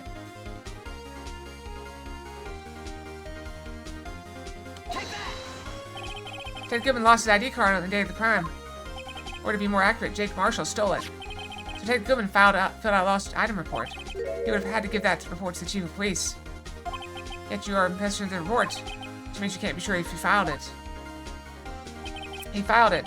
How do I know, you ask? Because he needed to enter the evidence room that day. He needed to, yes, to transfer the evidence out. Oh. Ted Goodman took the form to you, Chief Gant. Then, you accompanied the detective to the evidence room. I accompanied him? There's no other way that the murderer and Detective Goodman could have entered the room. Hold on, let me guess what you're going to say next. I, the Chief of Police, murdered poor Goodman? Exactly. But wait. The Chief didn't necessarily need to accompany him to the evidence room. He could have just lent him his ID card. Yes, now that you mention it, I believe I might have done something of the sort. Sorry, but that's not possible. According to the record, your car was only used once. Yet you showed us your ID card earlier. If you had really lent it to Detective Goodman, it would have been found on his body. No! Wow, that's like the most shocked we've seen him! It's like he got struck by lightning. Or turned into a fish. Chief Gant, you didn't. The murder was most likely a spur-of-the-moment crime, for no one in the right mind would choose the police department as a place to commit murder. Or maybe no one would suspect it. After the murder, we contacted Lana at the prosecutor's office. Why? To dispose of Detective Goodman's body, of course. You're forgetting, Mr. Wright, that the victim's body was discovered in the prosecutor's office parking lot. How do you manage to move it there? At the police department the entire day, you know. Everyone's aware that Lana stayed at the prosecutor's office after the ceremony. Yes, but not tonight. It's going to take a while to get through them. So, we do Ace Attorney is on Monday, Tuesday, and Wednesday evenings. Until we finish. And then we of course got, Final Fantasy XIV Friday. Fantasy Fox Friday, we're calling it. And Saturday is, alternating between, co-op games and solo games. Alternate. And then Sunday is, of course, what is it, like, SAO and Beat Saber at the moment. Say the prosecutor's after ceremony, ever except me, it seems. Still, you're the Chief of Police. You have an entire police force at your disposal. Do you think I just order an officer to do it? Hey, you take this here dead body over to the prosecutor's office. I don't think so. Chief Gant, you left all the evidence we need to prove how you moved the body to the prosecutor's office. All this time I thought it was just a useless clue taking up space. How can Chief have moved the body? Mr. Wright, show us the evidence. With the victim's body, Chief Gant, use this. Now it's time for that! This is how you moved Detective Goodman's body. What's that? A screwdriver? What does that have to do with this case? Mr. Edgeworth, think back to the day of the crime. What is the screwdriver doing here? It's here because... Ah! I was asked to go by Chief Gant, no less. He told me he wanted me to keep it here in the prosecutor's office. In any case, on the day of the stabbings, I brought this back here.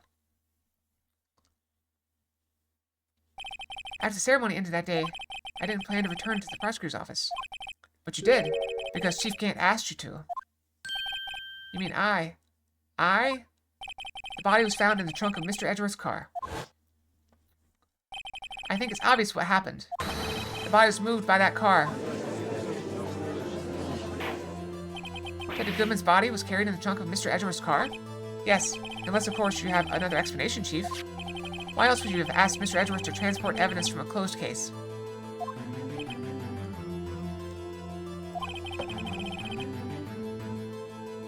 There's only one plausible explanation. To transport the body to your accomplice, Miss Lana Skye. Order, order, order! What's going on here? Is there no room for rebuttal in the defense's outrageous accusations? Think back to the photograph Miss Starr took at the prosecutor's office. This is not a photo of the body being stuffed in the trunk to be taken away. Exactly the opposite. It's a photo of the body being taken away from the trunk. Chief Gant, please say something. I believe... Your time's up. My time's up? Sorry, Righto, but I'm having lunch with the District Attorney General after this. We have to get going to make it in time for the early bird special. But the cross-examination isn't finished yet. Remember what I told you earlier? The police chief has all kinds of weapons at his disposal. Weapons? I have the right to refuse to testify, and I'm invoking that right now. What? That's not a right to be casually invoked.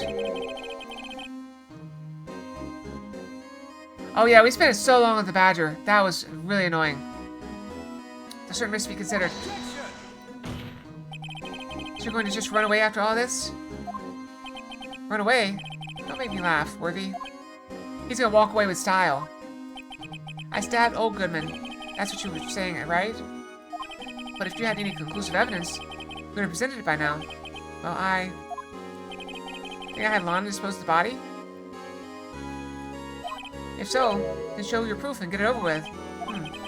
Again, Mr. Wright, Damon Gant is the current chief of police. This court will not tolerate any accusations against him without concrete proof. Well, Mr. Wright? Your Honor, any concrete proof?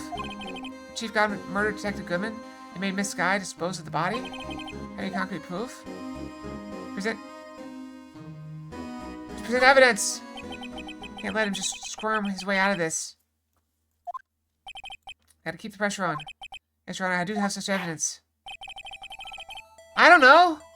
Please hurry and present. Just remember, fair proof Chief Gant murdered Detective Goodman beyond a shadow of a doubt. What do I have?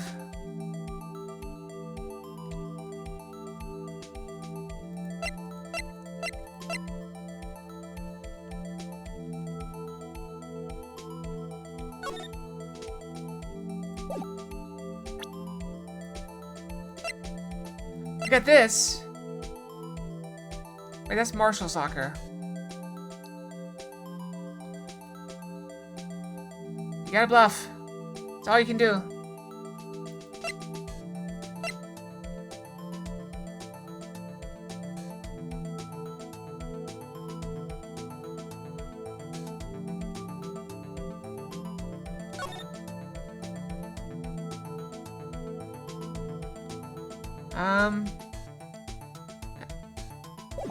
I'm thinking.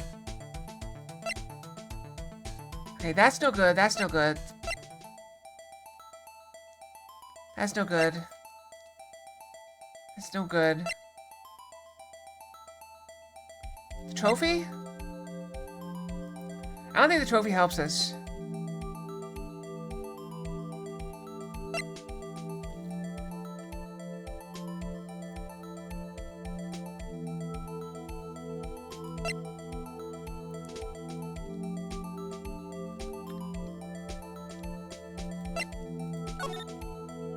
That's not what I want.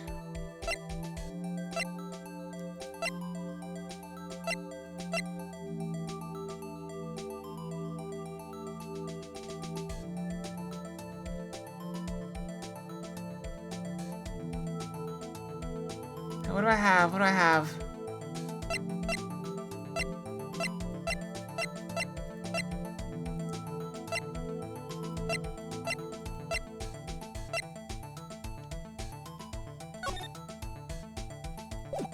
Alright, it's not that.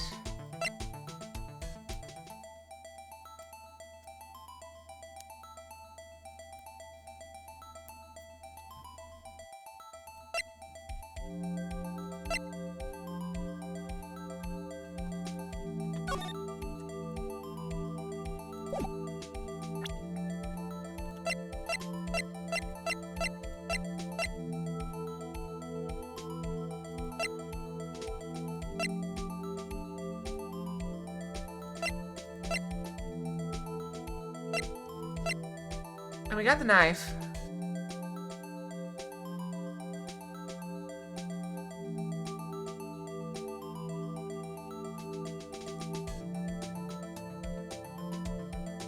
Do you think the knife is good enough?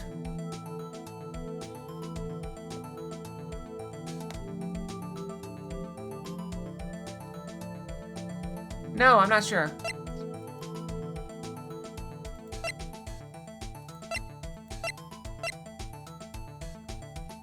No, there's no fingerprints on the knife.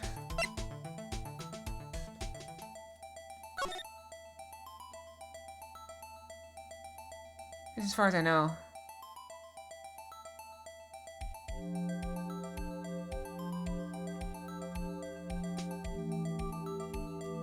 Those look like fingerprints. Oh yeah, please don't spoil. I don't actually know. I've never played this before. I know nothing about it. I'm just trying to figure it out. Alright, this is no good. We already used that.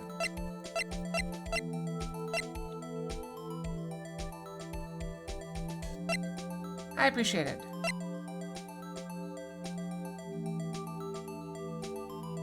I don't think it's this.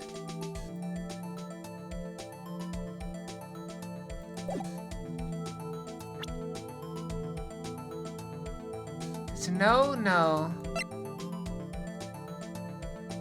No.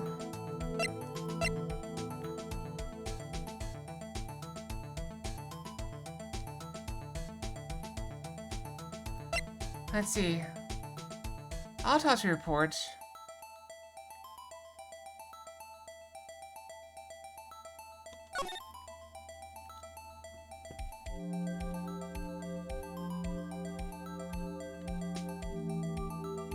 .5-inch knife.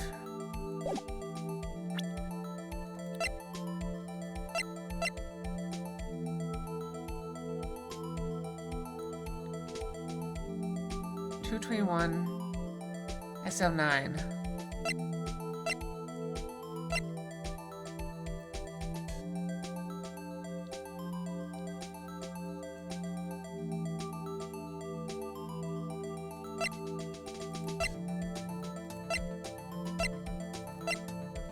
I like this one. I feel like the floor plan is good. I'm going for it. Sir, what exactly is this evidence? It's proof as to whether or not it's enough to demonstrate the chief's guilt. I'll let you be the judge. But I am the judge. All right. Well, what do you think, Your Honor? I think Miss Wright is I'm going to be late for lunch. Okay, that's no good. Please, Your Honor, give me just a little longer to consider. I'll say it again, Miss Wright. Chief of Police. This court will not tolerate any activities against him without concrete proof. Your Honor, do you have any concrete proof? Or Detective made Miss Guy depose his body? Or proof?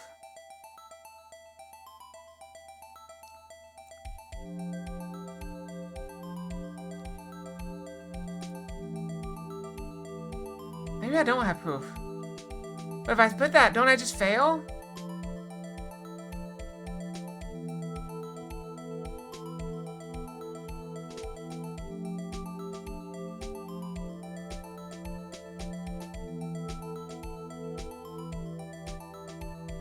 I am hesitating.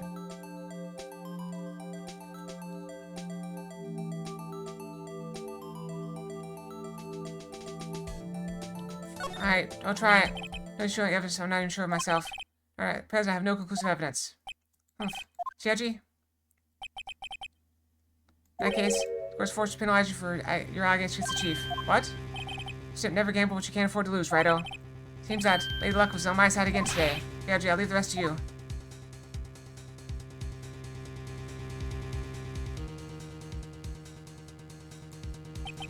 When earlier, Mr. Wright, this is an affront to a senior officer in our nation's law enforcement agency. Ah!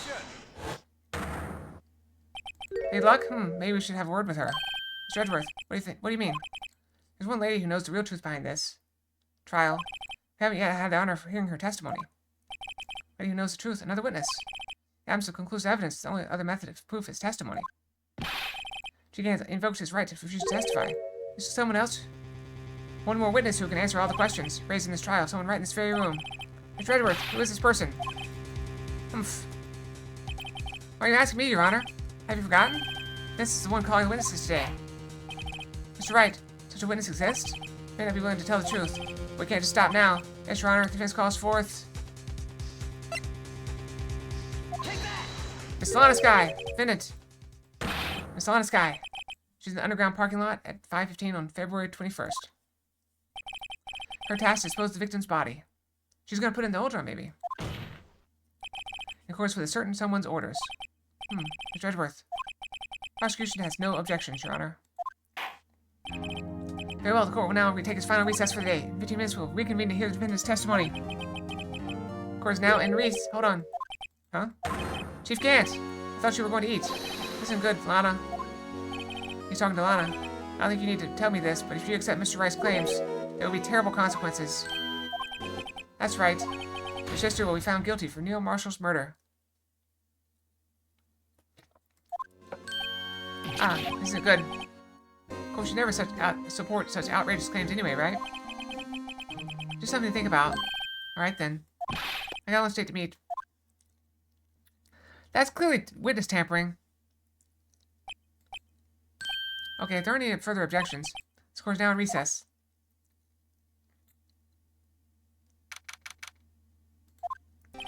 Looks like we managed to stay in the game. Yeah, thanks to your help, Edgeworth. Now, Chief, need something else, eh, pals? Take the gumshoe. Ha, ha, ha. I'm not detecting anymore. Oh yeah, sorry about that. Don't worry, I've already decided where to work now. At your office, my office. Sure. I take the place that top-nutted girl you used to work with. Could he mean Maya? Still, looks like we're all out of moves now. Chief Gant's done it again. How's it he always gets the upper hand? It's not fair he has the right to refuse to testify. It's not right. Remember what the judge said? But Chief, that is not a right to be casually invoked. There are certain risks to be considered. Risks? What do you mean by that? It's simple. If the chief refuses to testify, the opposite also holds true. I mean, he forfeits his right to say anything, too. Emma, are you okay? Yeah, when I came to, I was in the medical office. I've been listening to the trial from the gallery. She heard everything that's been going on. Emma, I'm so sorry for what I said before. No, don't be. It was the truth. You know, it's funny. I almost feel somehow relieved. Relieved? Yeah. And I finally know what really happened. I think that all this time, my sister was being blackmailed by that terrible man. And she did it all just to protect me. Ever since her appointing the chief prosecutor, everyone who knew her said she changed. Perhaps it was easier that way for her. What do you mean? What do you think I mean? To follow Chief Gant's orders. She must have shut herself up deep inside. Forced herself to do anything and everything that she told her to do. That is why she became so cold. It was all my fault. It's all because I murdered Mr. Marshall. Hey, don't go blaming yourself now. You don't want to blame anyone. Blame society, pal. Chief Gant may be able to fool everyone with his forgery, but he can't fool my memory. I remember now I knocked Mr. Marshall into that armor. I see. Better get back. It's time for the final act. And why don't you wait? No, I'm going with you. I want to be there when Lana tells the truth. Let's go, Wright. It's time to end this. Well, it's getting late. But we're gonna press on anyway. Let's save. It's still going, so... Yes, save there. Why not? We press on! We can't leave it. Now then, will the defendant, Miss Lana Sky, please take the stand? Miss Lana Sky, you are the chief prosecutor. I'm sure you're aware of what is required of you. But Mr. Edgeworth, you already know everything. You know all that I've done the past 2 years. Please provide the court with your testimony, Miss Sky.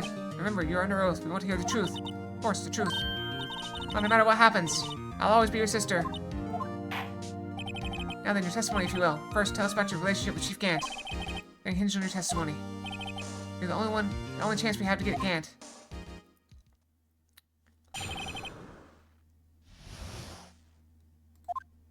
I worked alongside Gant for years. There's no truth to this blackmail theory. Fabricated the evidence 2 years ago all by myself. I found Prosecutor Marshall's body. I rearranged the crime scene. My only motivation was to get Dark convicted. It had nothing to do with Emma. Are you sure about this testimony, Your Honor? I'm confessing to a capital offense. Of course I'm sure. Lana, it's true, then that means Chief Gant has nothing to do with this. So I've been telling you from the beginning. Mr. Wright, you've got to help her. She's sacrificing us because of me. Well, she's telling the truth. She's not. I know my own sister. Whenever she speaks stiffly like that, she's hiding something inside. Deep down, she's really screaming in agony. Yeah, this is no time to start second-guessing myself. Let's do it!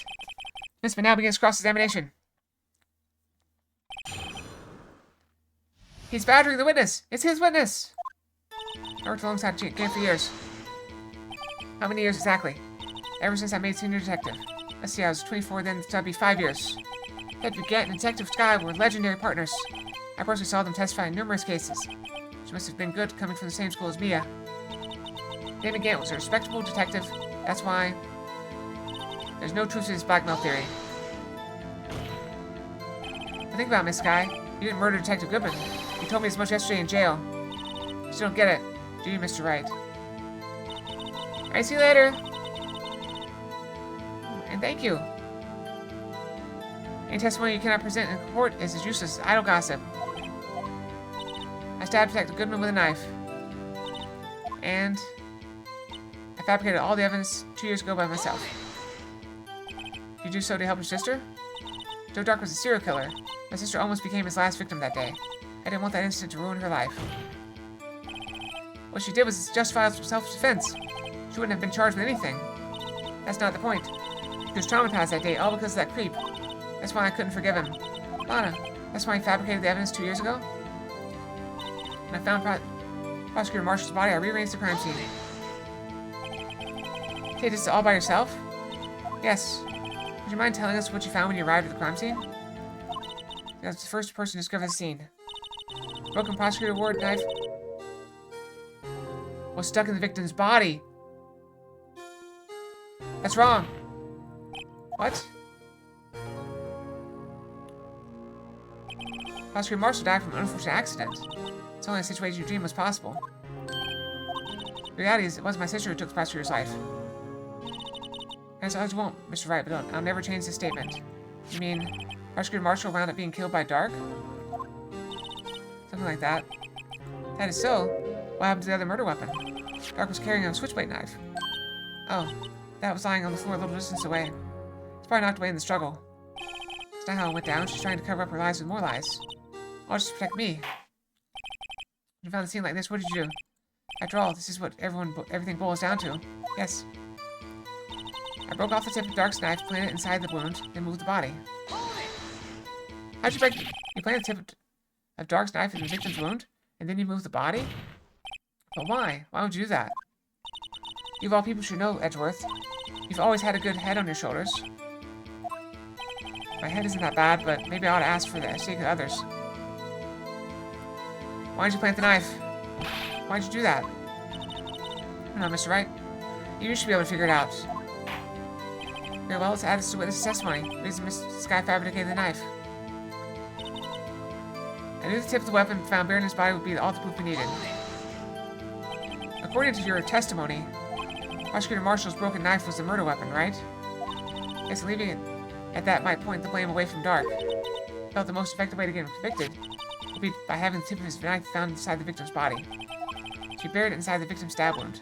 Yes, because I hated Dark for what he did. My only motivation was to get Dark convicted. It had nothing to do with Emma. So he rearranged the crime scene. Are you sure you didn't do this to keep Emma from looking like the murderer? How many times do I have to tell you, Mr. Wright? Emma didn't do it, period. Are you so desperate to hide that fact? You're willing to risk a death sentence? She's lying. She did, so I wouldn't be blamed for what happened. In any case, as prosecutor, what I've done is unpardonable. There's nothing I can do to make up for my actions. Sister's lying. It's like she's determined to protect you to the end. She insists you fabricated the evidence by herself. There's no way she could have done it alone. Gotta get Lana to talk more. She's bound to slip up, making a contradiction.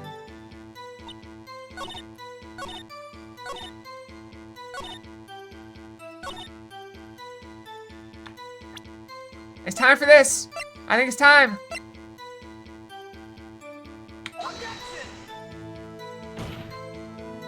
Witness statement is clearly false, Your Honor. Sorry, I can see that crap.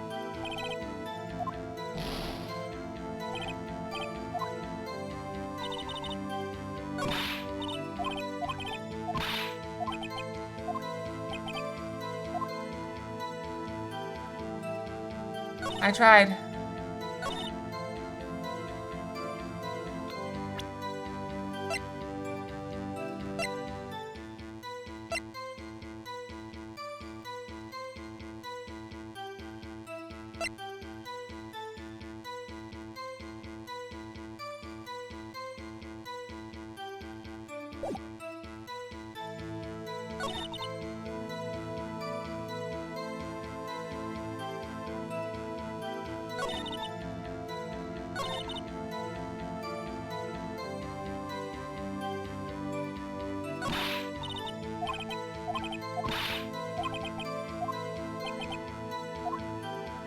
Alright, maybe this vase.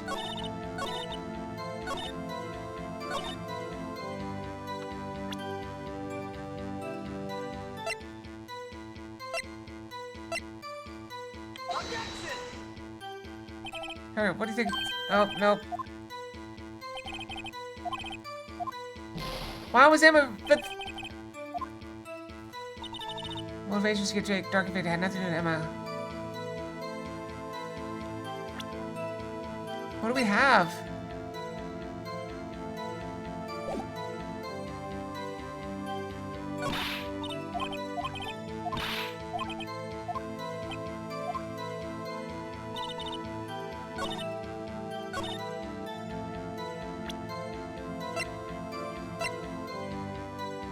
Did I hear maybe?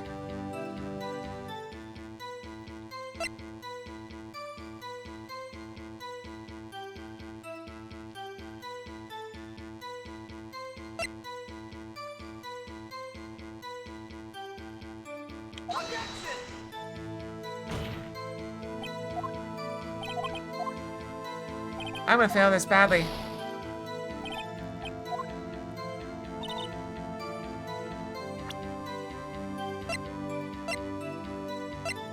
Crash and burn! I don't know if it's faulty. Okay, let's... I think we gotta press on everything again.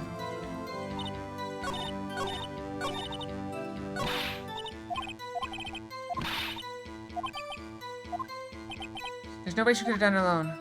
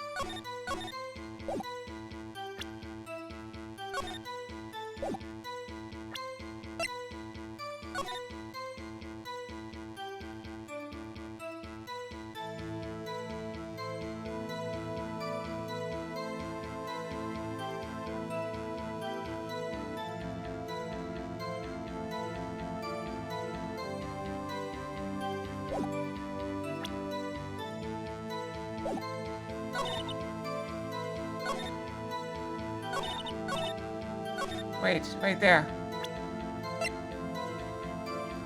Let's try.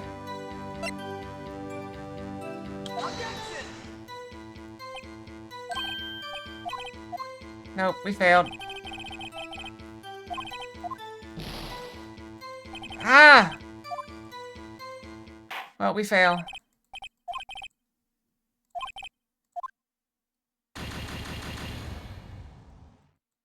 This is hard. Like, there's so many things that make perfect sense, but it won't work.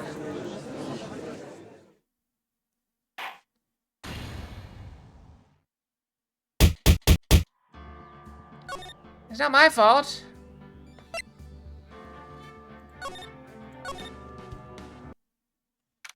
I'm trying. Alright, skip to where we were. Alright, let's press again on everything. Alright, let's press again on everything.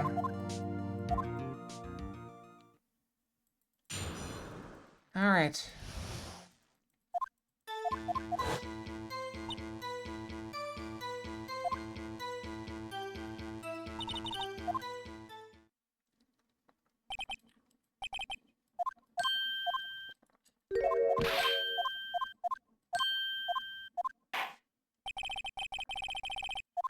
That's not worth it.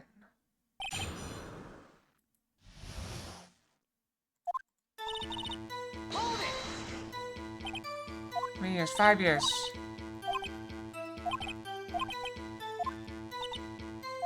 Respectable detective.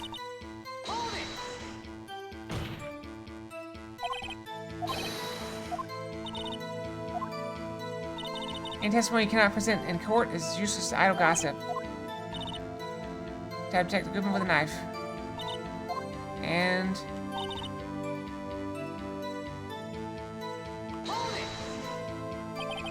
so to help your sister? Or a serial killer. My sister was almost became his life victim today. The one that ruined his life, which she did was justified as self-defense. She wouldn't have been charged with anything. Traumatized. Couldn't forgive him.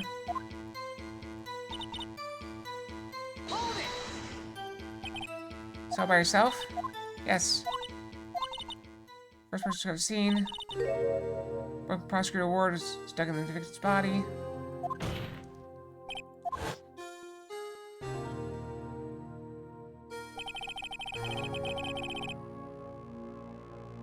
An unfortunate accident. It wasn't my sister who took the prosecutor's life. Never changed the statement.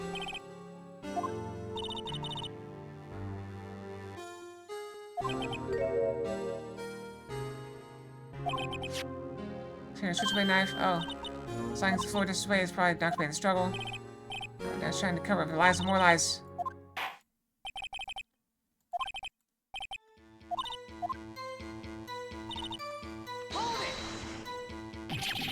Did you move the body? Why? Why would you do that? Hope you should know, Edgeworth. Good head. I'm seeing where exactly was the victim's body. Introduced by Chief Gant's desk. Body was found by your desk. Why'd you move it there? The reason for that is simple. Let me explain this in more detail. Why did you move the body? This jar that shattered in the events threatened my plan. Ah, there we go. We needed that. Piece of jar? You mean... yes, that wretched jar you showed us earlier. In order to show that Drake committed the crime. Dark. Sorry, I keep saying Drake. But it'd be more expedient to move the body. So when you first found the body, the jar was already... of course, it'd been shattered to pieces. Look to the crime scene. It'll be clear right away what happened.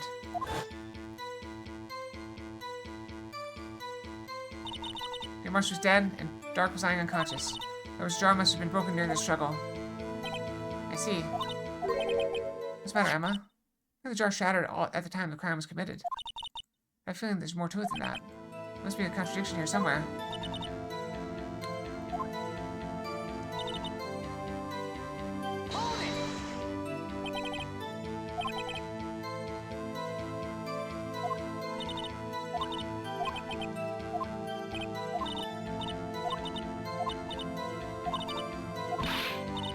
Okay. Okay, let's get her to talk more.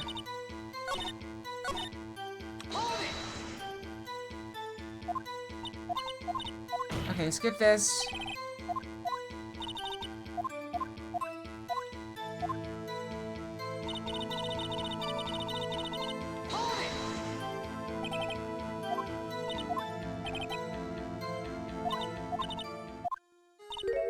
Okay.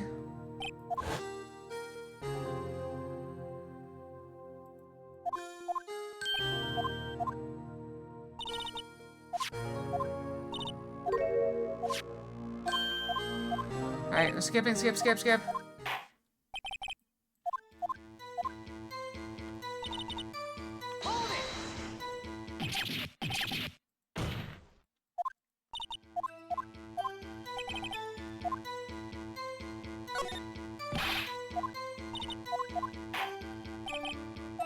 Alright, we have that testimony. Alright, press on that too, according to testimony. Mr. Marshall broke the knife with his murder weapon, right? So leaving it at that might point the blame away from Dark. But the most effective way to get him convicted would be to have the tip of his knife found inside the victim's body. So he buried it inside the stake to stab wound. Paid Dark for what he did. I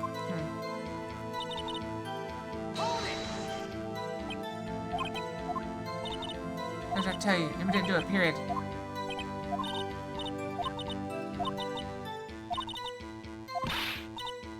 She's lying. Looks like she's determined to picture the end. He's saying there's no way she could have done it alone. That's what we're saying.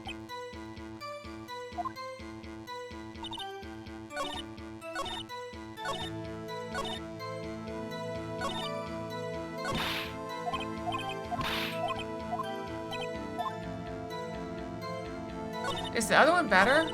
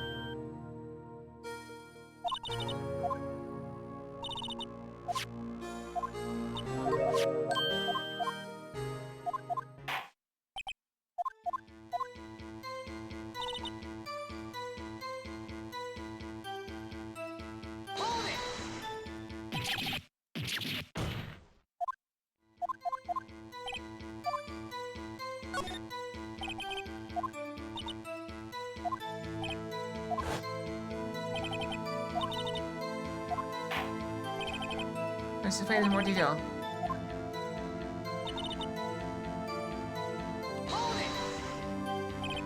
Jar, you mean... Yes, that wretched jar you showed us earlier. Or shows the Dark committed crime, but it would be more expedient to move the body. First found the body, the jar was already... Of course, it had been shattered to pieces. With the crime scene, it would have been clear right away what happened.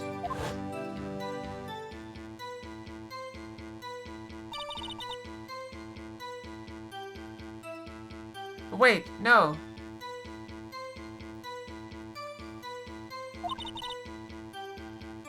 No, it couldn't have been. No, the jar was not broken.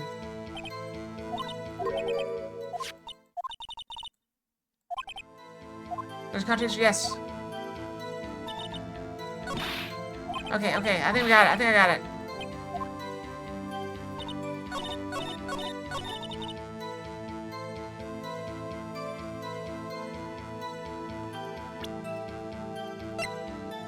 I think we have her. Here. Miss Guy, I understand how you feel. You committed that crime 2 years ago to protect your sister. Being the forger at the scene where Neil Marshall was murdered? If that truth were to be exposed now, the past 2 years of your life will have been in vain. Even so, I'm compelled to bring it to everyone's attention. Consider a contradiction within your testimony. Contradiction in my testimony. Testified, and I quote, "The piece of the jar that shattered during the events threatened my plan." That's right.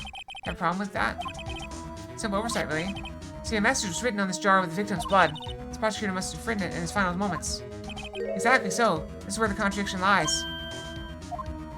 In order for the victim to be able to write his message on the jar, it must not have yet been broken before he died. Ah. He couldn't have written Emma's name on a shattered jar. Okay, we're making progress. Order. That was tricky because I had to go back and make a choice and change the dialogue. It would appear more information is needed to regard this jar and its bloody message. I'm missing something critical here. Something critical? Chief Prosecutor. Danger as in the dark as we are. About the truth for which we're headed. What? She tells exactly what you saw. I'm eat him in. We'll piece together this information and arrive at the truth. Wow, it's bedtime. Whoever the witness will now continue her testimony.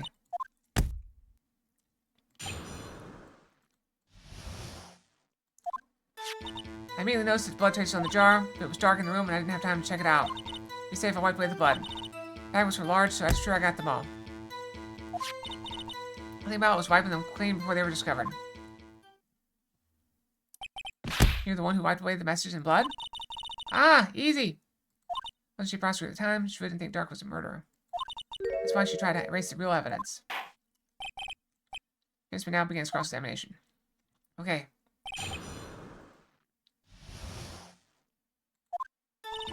There's the blood traces on the jar. So the jar was already broken? It's a miracle the thing hadn't broken earlier.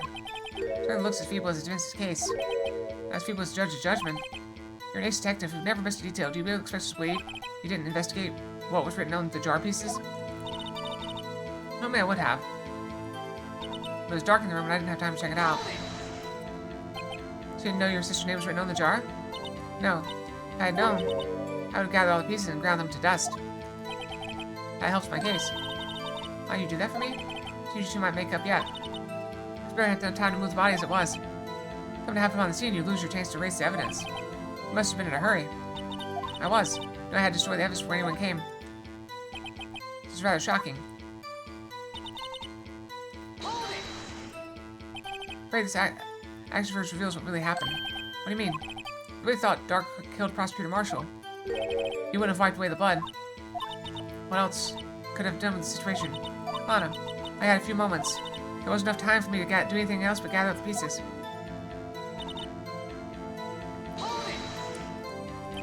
How could you see with the power out? It should have been pitch black in that office. Detectives always prepared, Mr. Wright. Even now, I always carry a pocket light and a camera with me. And I carry a bottle of emergency luminol wherever I go. Never miss anything. I got every last piece. My thing about was wiping them clean before they were discovered. Legally rearranged the crime scene. Yes, and I have any excuse for my actions. So sorry, Lana. I didn't know. I treated you so badly all this time. It's not too late. There's still plenty of time to make up. I've forgotten the bottom of this incident. No doubt this day will leave a permanent stain on the history of the prosecutor's office. More contradictions surface in her testimony. Your sister's really putting up a fight. She doesn't really care about you. So she's not doing this the right way. I think I finally figured out the contradiction in her testimony. There's only one final possibility that might turn everything around.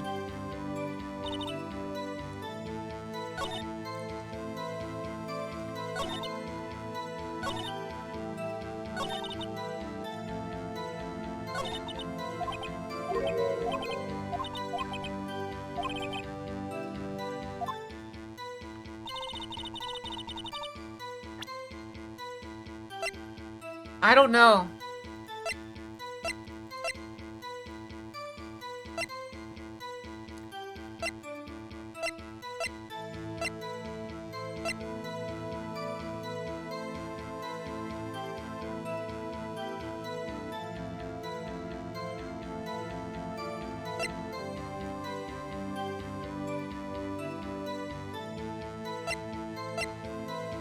I have this.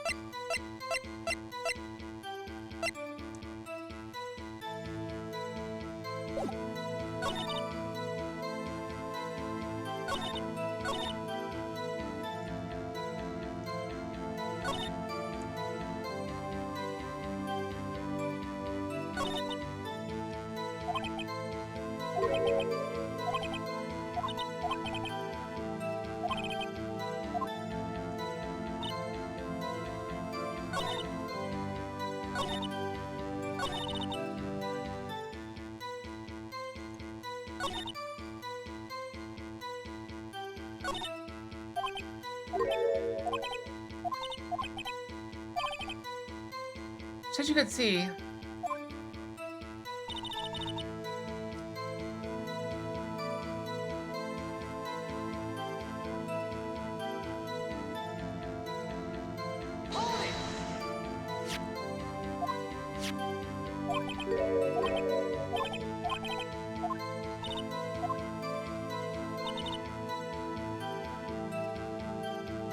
I see the contradiction, but I don't know how to prove it.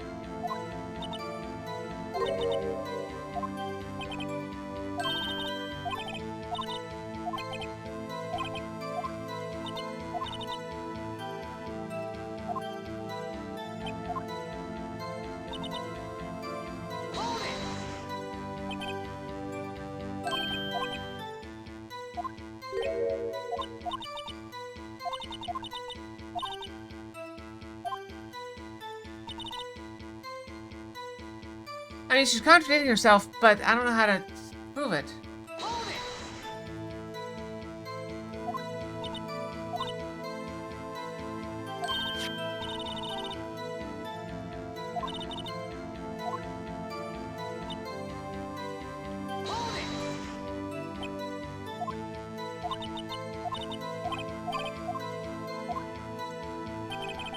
Any thoughts? Any thoughts? If I don't get this right, we're kind of running out of time here.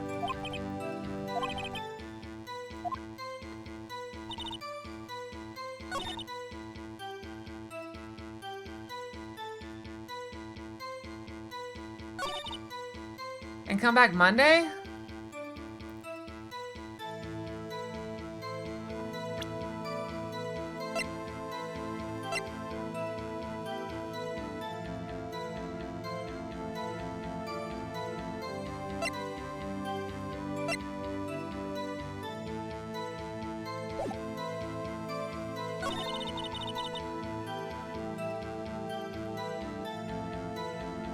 Do we just keep presenting the same face over and over again?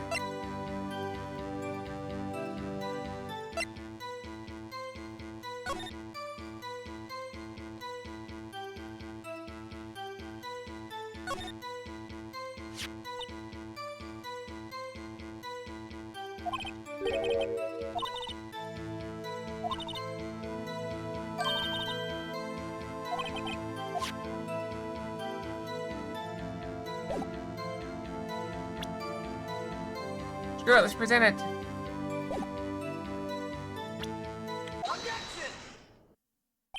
Just gotta believe this jar conceals the truth even you are unaware of. What? Found the final piece of this jar in Chief Gant's safe. In the Chief's safe, but how? I knew it, she really didn't know. There's something even more disturbing about the final piece of... There was... still blood on it. But, witness just testified, she gathered every last piece and wiped the blood off of them. Yes. Persists with only one explanation. On the night Prosecutor Marshall was murdered, you were not the first one to show up on the scene. Chief Gant got there before you.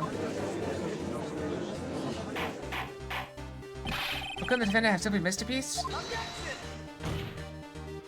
I'm afraid that's unlikely. Pieces are too big for anyone to miss, let alone an ace detective. Maybe well be, but everyone makes mistakes. Even I once wasted an entire day looking for my dentures. They were in my mouth all along. Ha, can you believe that? Yes, I can, actually. Have you forgotten, Your Honor? As a witness arrived at the scene, the jar was already broken. Well, that. There's no way a name could have been written on a shattered jar. Another person discovered the scene prior to the witness. They're not implying that person was Chief Gant. At the time he was looking for Dark downstairs. He was there first. How did he break the jar? The question is, if he did arrive there first, why did he hide that fact for 2 years? Well, Your Honor, can you answer us that? Nagaga! No!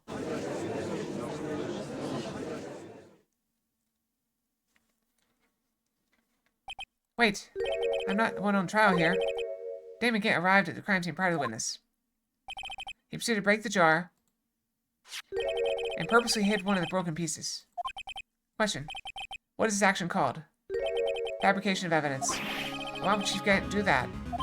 In light of what happened afterwards, isn't it clear? What happened afterwards? Discovering the scene, Lana Skye believed her sister Emma killed the victim. Determined to help her sister, and she sought Gant's aid.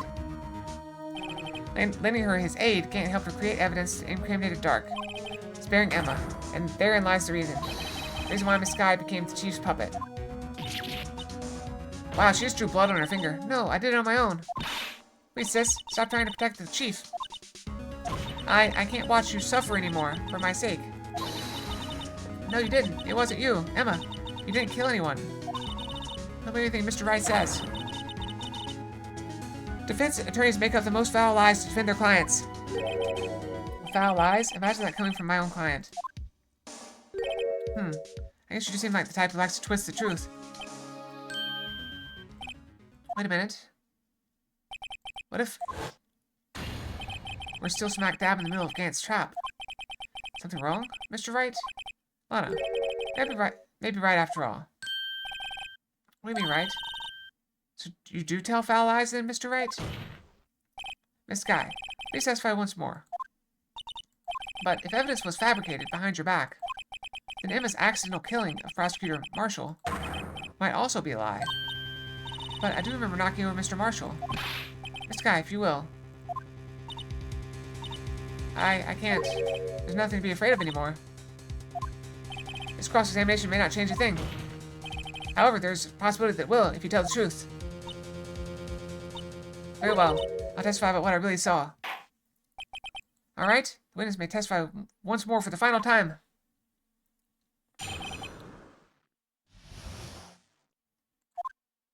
When I arrived, I found Mr. Marshall's body impaled on that suit of armor sword. Emma and Dark were lying unconscious on the floor nearby. When I saw what happened, I thought she did it. That's why I erased all the evidence that linked her to the murder. I had Chief Gant help me remove the body from the sword and carry it. If it all really was a fabrication, Emma might be innocent. Unbelievable, his body was impaled on the armor sword? You're the only one who saw that, if only you had proof. Actually, I do have proof. I gave it to Mr. Wright just this morning.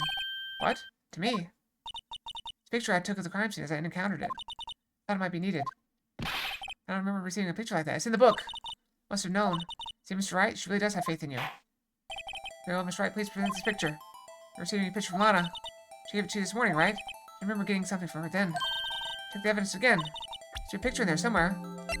I guess I didn't look at it closely enough.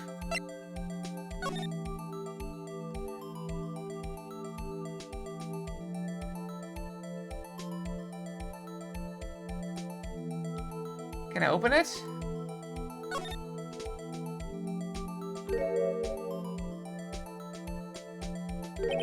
Hey, there's a picture here.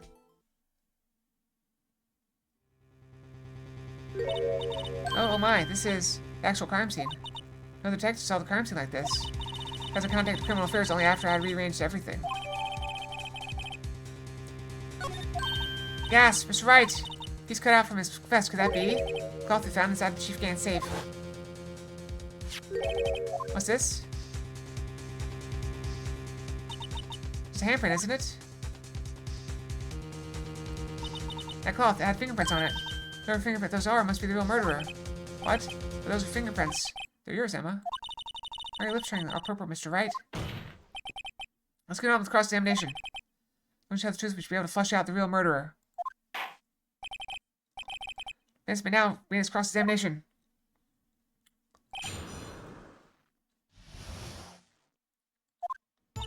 Alright, I found Mr. Marshall's body impaled in suit of armor.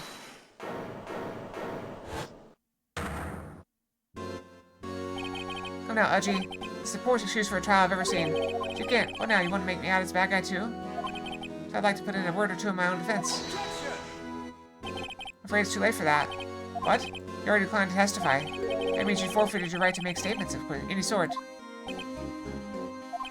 This must be the risk we were talking about earlier. Sit back, relax, enjoy the sound of your noose tightening around your neck. Gah! We got him! So what? You think I'm worried? You looked worried.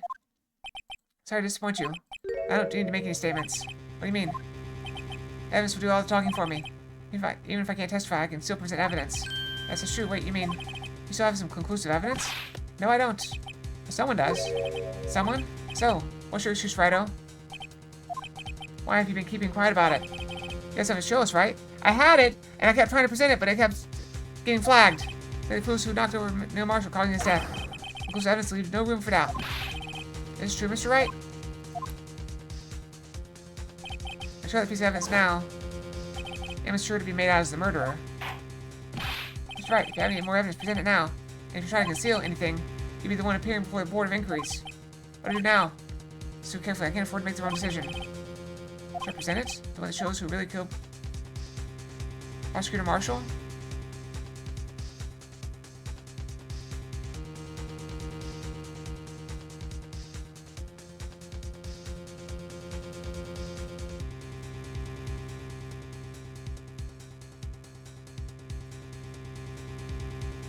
Let's do it!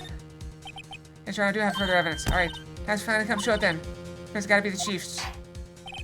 Let's see the conclusive evidence. Evidence shows they're actually murdered. This piece of leather cloth? Yes. Most likely it was cut from the victim's vest near his chest. What's this? There's a big handprint on it. Sure, it must have been left on the cloth by whoever shoved the victim into the sword. His fingerprints are on this. You're right, I was checked, haven't you? Well, whose are they? They were Miss Guy's, Miss Emma Guy's. What? They're mine? So I really did do it. See, I told you it was conclusive. But this was found in your safe. Maybe it's possible you forged it. I don't know what you're talking about. I don't remember any cloth in my safe. You really expect me to believe that? But give it up, Mr. Wright. It's over. Should have presented that. Presented the evidence at Emma Sky Neil Marshall's death. No. No.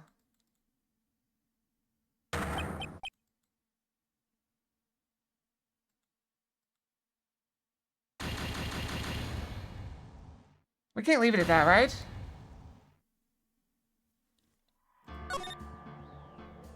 But it's getting too late. Unfortunately, we are gonna have to leave it at that because it's getting too late.